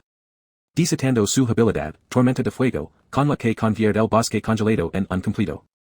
Infierno, claro que debido al poder destructivo de su habilidad, la chica se confía demasiado y no se. De cuenta de que está a punto de ser dividida en dos por un no muerto, pero ahí es donde entra Eileen. Quien se pon medio portando un escudo que Leo reconoce como el antico equipamiento de Verquia. No solo eso, sino que pesar de la actitud tímida que mostró antes a Eileen, realmente es una guerrera. Aferosa que empieza a cortar cabezas, y una vez las cosas se calman, el proto confiesta que fue como. Ver a las maravillosas heroínas en acción, y luego te agradecer la Eileen, entonces pregunta que. Correjos fue lo que vinieron a hacer al bosque a esas horas, por lo que Runia explica que solo están. Investigando algo, y aunque sus en rostro la contradice, insiste que jamás se digeria enca. Tuzar por Leo, a quien seguro lo convendría tener la enamorada para tener menos competencia. De cierta forma eso alive la pelo blanco, y confiesa que lo gastaría que Runia siguiera siendo. La mejor estudiante para siempre, porque está segura de que es la indicada para convertirse en una gran heroína, y por supuesto sus palabras como ven a la peliroja, quien recuerda lo que sucedió en la evaluación del duelo, donde vio a Eileen, luchar en serios por primera vez, y el lugar de verla. Como alguien débil o una carga pensó que por fin había encontrado alguien, al cual considera su rival. Justo por eso, decidió que era un momento de ir por todo, y esa es la imagen que a Eileen recuerda. Los de los ojos de Runia mirando la compasión, una pasión que lamentablemente interpreto como odigo, y la pobre quedó tan asustada que no pudo defenderse, provocando que recibir el ataque de Lino, y todo setn en peruna, pensó que lo había imaginado. Pero ahora finalmente entiende por qué no volvió a clases, así que la toma de la mano. Pidiendo lo que vuelva a la escuela, porque quiere seguir compitiendo con ella, y porque es su amiga, y en ese momento los ojos de Dylan, brillan como si hubieran ganado un gran premio, y luego de confirmar que ya también la vi como su amiga, les pide que sean honestos. Y que confiesan que son pareja o no, y a partir de ahí empieza otra discusión, pero lo importante es que en lo más profundo del bosque, el caballero de la muerte nota que tiene intrusos, y voltigencia nada más en nada menos que ruada, pidiendo la que se haga a cargo. Lo curioso aquí es que el fuensist, que eso no es su problema, tratándolo como un simple clavo hasta que cargora, se acerca de forma amenazante, expresando que el solo serval. Rey Leech, a lo que ruada lo recuerda que gel, lo escogió a él para esta misión, solo. Necesita terminar el círculo de invocación, y habrá terminado, por lo que necesita que se encargue de que nadie avance más al interior del bosque, y por su parte Elon no pueda. Que ruada realmente esté relacionado con la normalidad del bosque de las hadas, y Rune lo pide que no se tome tan en serios las palabras del prota, pues están aquí para demostrarles, que es equívoca, eso sí, hay algo que ni siquiera ellos pueden negar, y es que el bosque se va volviendo cada vez más frío, lo que Lior conoce como uno de las señales de que incluso ellos están empezando a sentir el poder de la maldición, debido a ese sencillo de descansar un rato antes de continuar en invocaciones o festias espirituales, que aparte de adorables, los ayudan a vigilar la zona, desde otros puntos de vista para no dejar pesar nada, y luego de un rato finalmente entran al corazón del bosque, donde la oscuridad es tan espesa que prácticamente no pueden ver nada, y aunque al inicio solo se encuentran con ogros, no tardan en percibir una gran olida de magia, la cual provoca que los ogros se convierta en los muertos, normalmente eso significaría que el incremento está cerca. Sin embargo Leo los aniquila, y confirma que no hay ninguno, los dirigen no fue una conversión hecha por un incremento, sino la maldición del difunto, que se caracteriza por la capacidad de invocar no muertos de forma continua, en toda la área, y el final el terreno mismo termina convertido en la zona de muerte, y Ilana clara, que solo alguien podría lanzar una maldición, así de fuerte, el mismísimo Rain Lich, ara inigrament, gel Kaiser. Eso significa que Tartaros está apuntando directamente a ver que, y la academia, por lo que Runa propone que viene a buscar a un profesor, pero es inútil, porque son alcanzados por Carger, quien advierte que no los dejará escapar esta vez, en la situación que se encuentran. Actua rápido esclave, por lo que el protati se encargará del caballero de la muerte, mientras tanto que Alan se encargue del reto de no muertos, y Runa via preparando la magia más poderosa que tenga, y rápidamente las chicas se ponen manos a la obra, y Carger Toma eso, como la señal de que esta vez si lo charan en serios, pero no duda, en advertirlo. Que se arrepentra de intentarlo, porque se encargará de que se ahogan en la oscuridad. Y de momento se el portati no dice nada, solo actúa, invoca una de las técnicas despotas. Secretas de Serdinger, promesa con la que cree una gran bola de energía en la punta de su espada, que loga dispara a su ponente como un canon, potenciado con las llamas del Phoenix, y pisa que el inicio no parece entender gran efecto, no pasa mucho tiempo hasta que la fusión entre las llamas de Serdinger, y las llamas de Phoenix empiezan a reaccionar.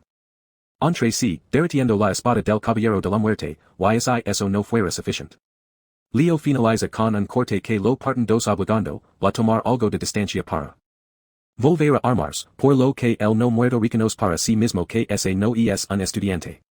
Comen y corriente, definitivamente lo supera en cuanto experiencia en batalla, y tiene una mirada penetrante que no debería poser ningún niño, sin embargo todos esos pensamientos pasan a segundo plano cuando carga volti, y se encuentra con un sol gigante casos metros de distancia, y encienration la técnica destructiva más potente que Runa es capaz de crear, y que en segundos arrasa con él, y su ejercicio hasta no dejar nada a su paso.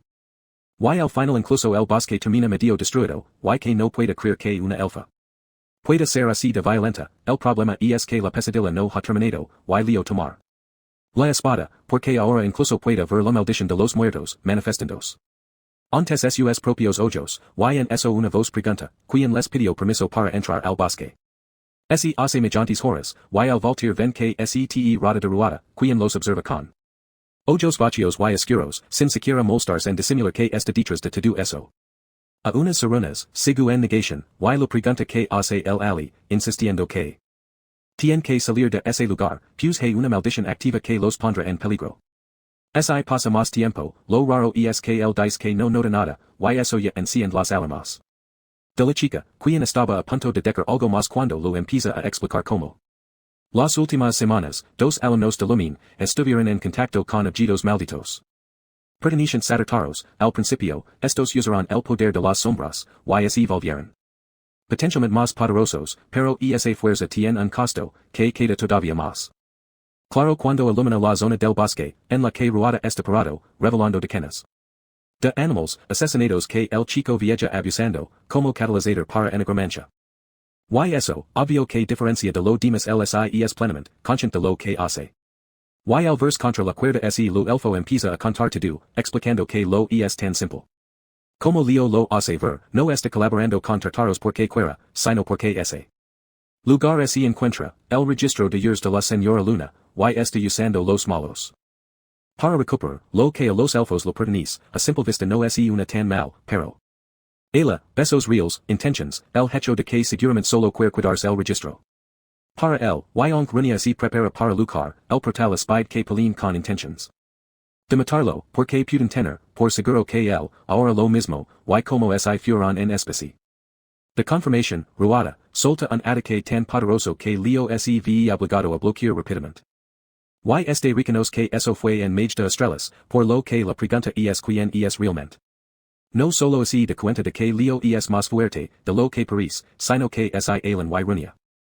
Se unen a la batalla, sus posibilidades de ganar, disminuyen considerablemente, así que decide encargarse de ellas primero, y en este caso su habilidad es de tipo rayo, lo que lo permite crear pequeños attacks, destructivos a larga distancia, y a pesar de ser básicos tienen tanta potencia que la chica, tienen que esforzarse, el doble para bloquearlo, el problema es que debido a eso terminan dejando alio completamente solo, y corren para ayudarlo, cuando son interrumpidas por cargo.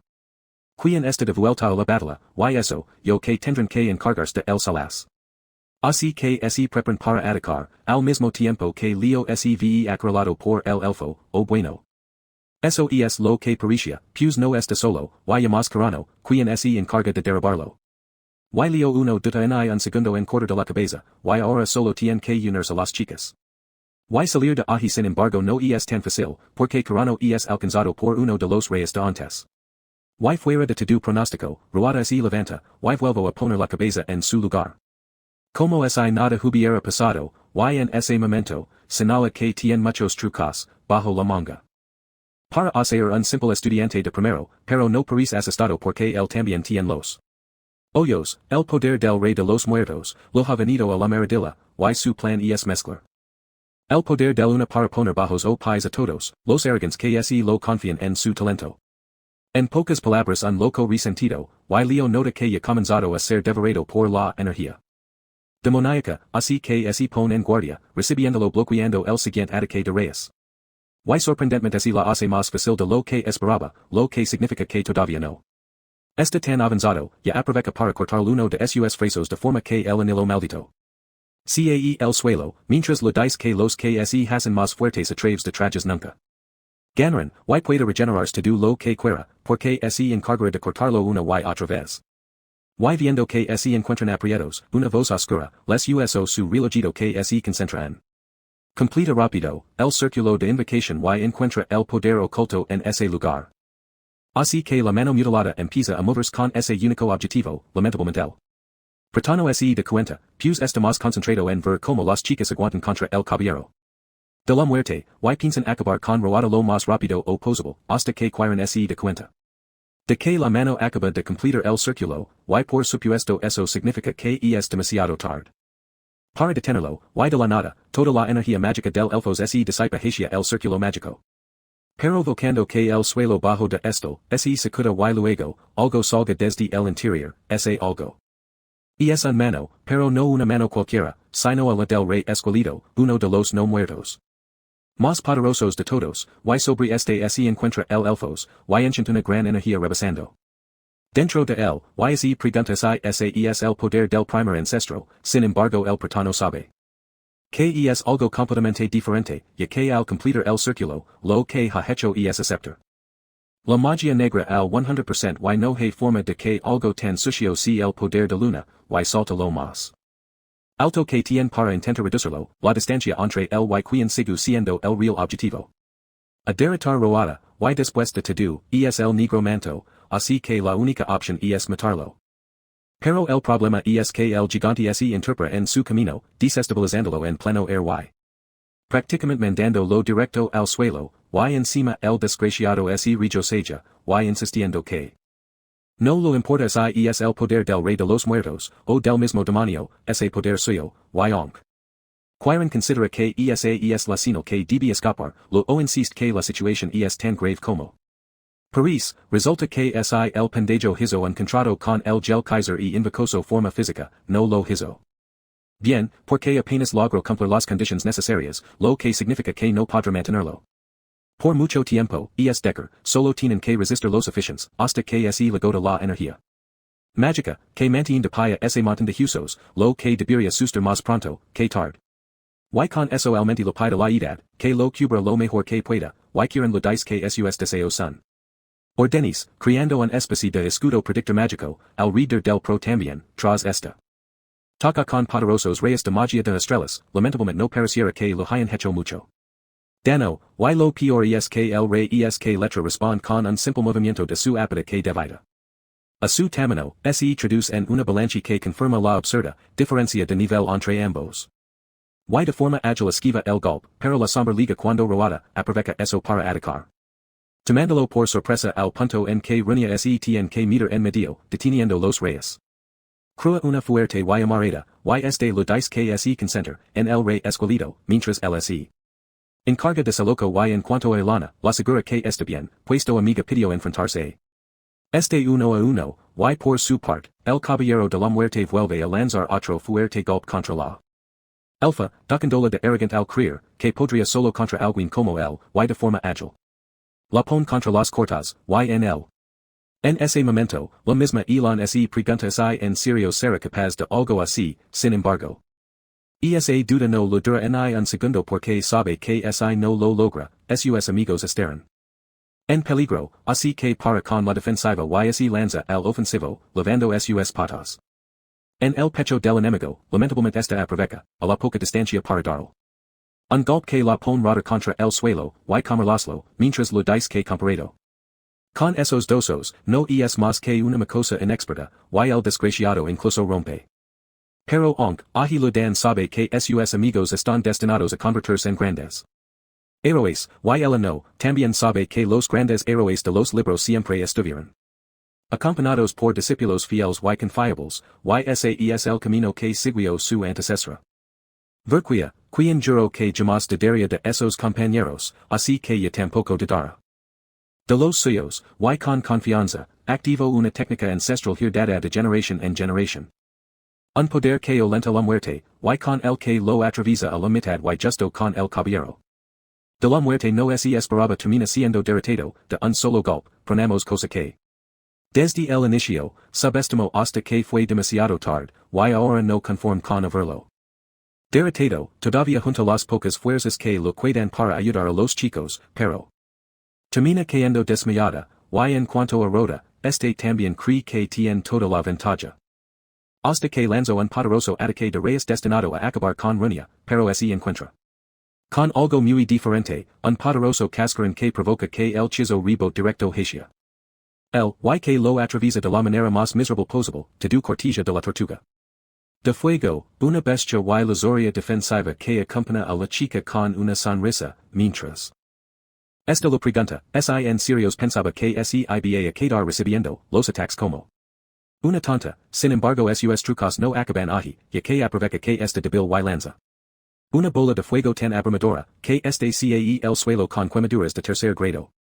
Y de momento la victoria punta a la pelirroja, pero el problema es que ella también comete el gran error de confiarse, incluso estando desde el suelo Rhoda, cree una serie de minutakes con los que la acribilla, al punto en que lo realmente empieza a temer, que ella no lo logra, instintivamente corre hacia la chica, solo para ser detenido por la mano gigante del rey esqueleto, quien le da un golpe tan poderoso que lo estrella contra uno de los árboles del bosque, y desesperado que Iran la pierde que así no podrá seguir luchando, pero Leo lo dice que no de tanto escándalo por nada, y aunque él mismo reconoce en su mente que está en la peor situación posible, no lo queda de otra más que seguir adelante, por suerte, todavía hay alguien que pueda ayudarlo, Fiora, quien acuda su llamado en cuestión de segundos, y empieza a gritar, lo que genera una onda expansiva de energía capaz de sanar las heridas de sus aliados, y de esa forma los agujeros en el cuerpo de Runa, se convierten en simples cortes, y Elon cobra la conciencia,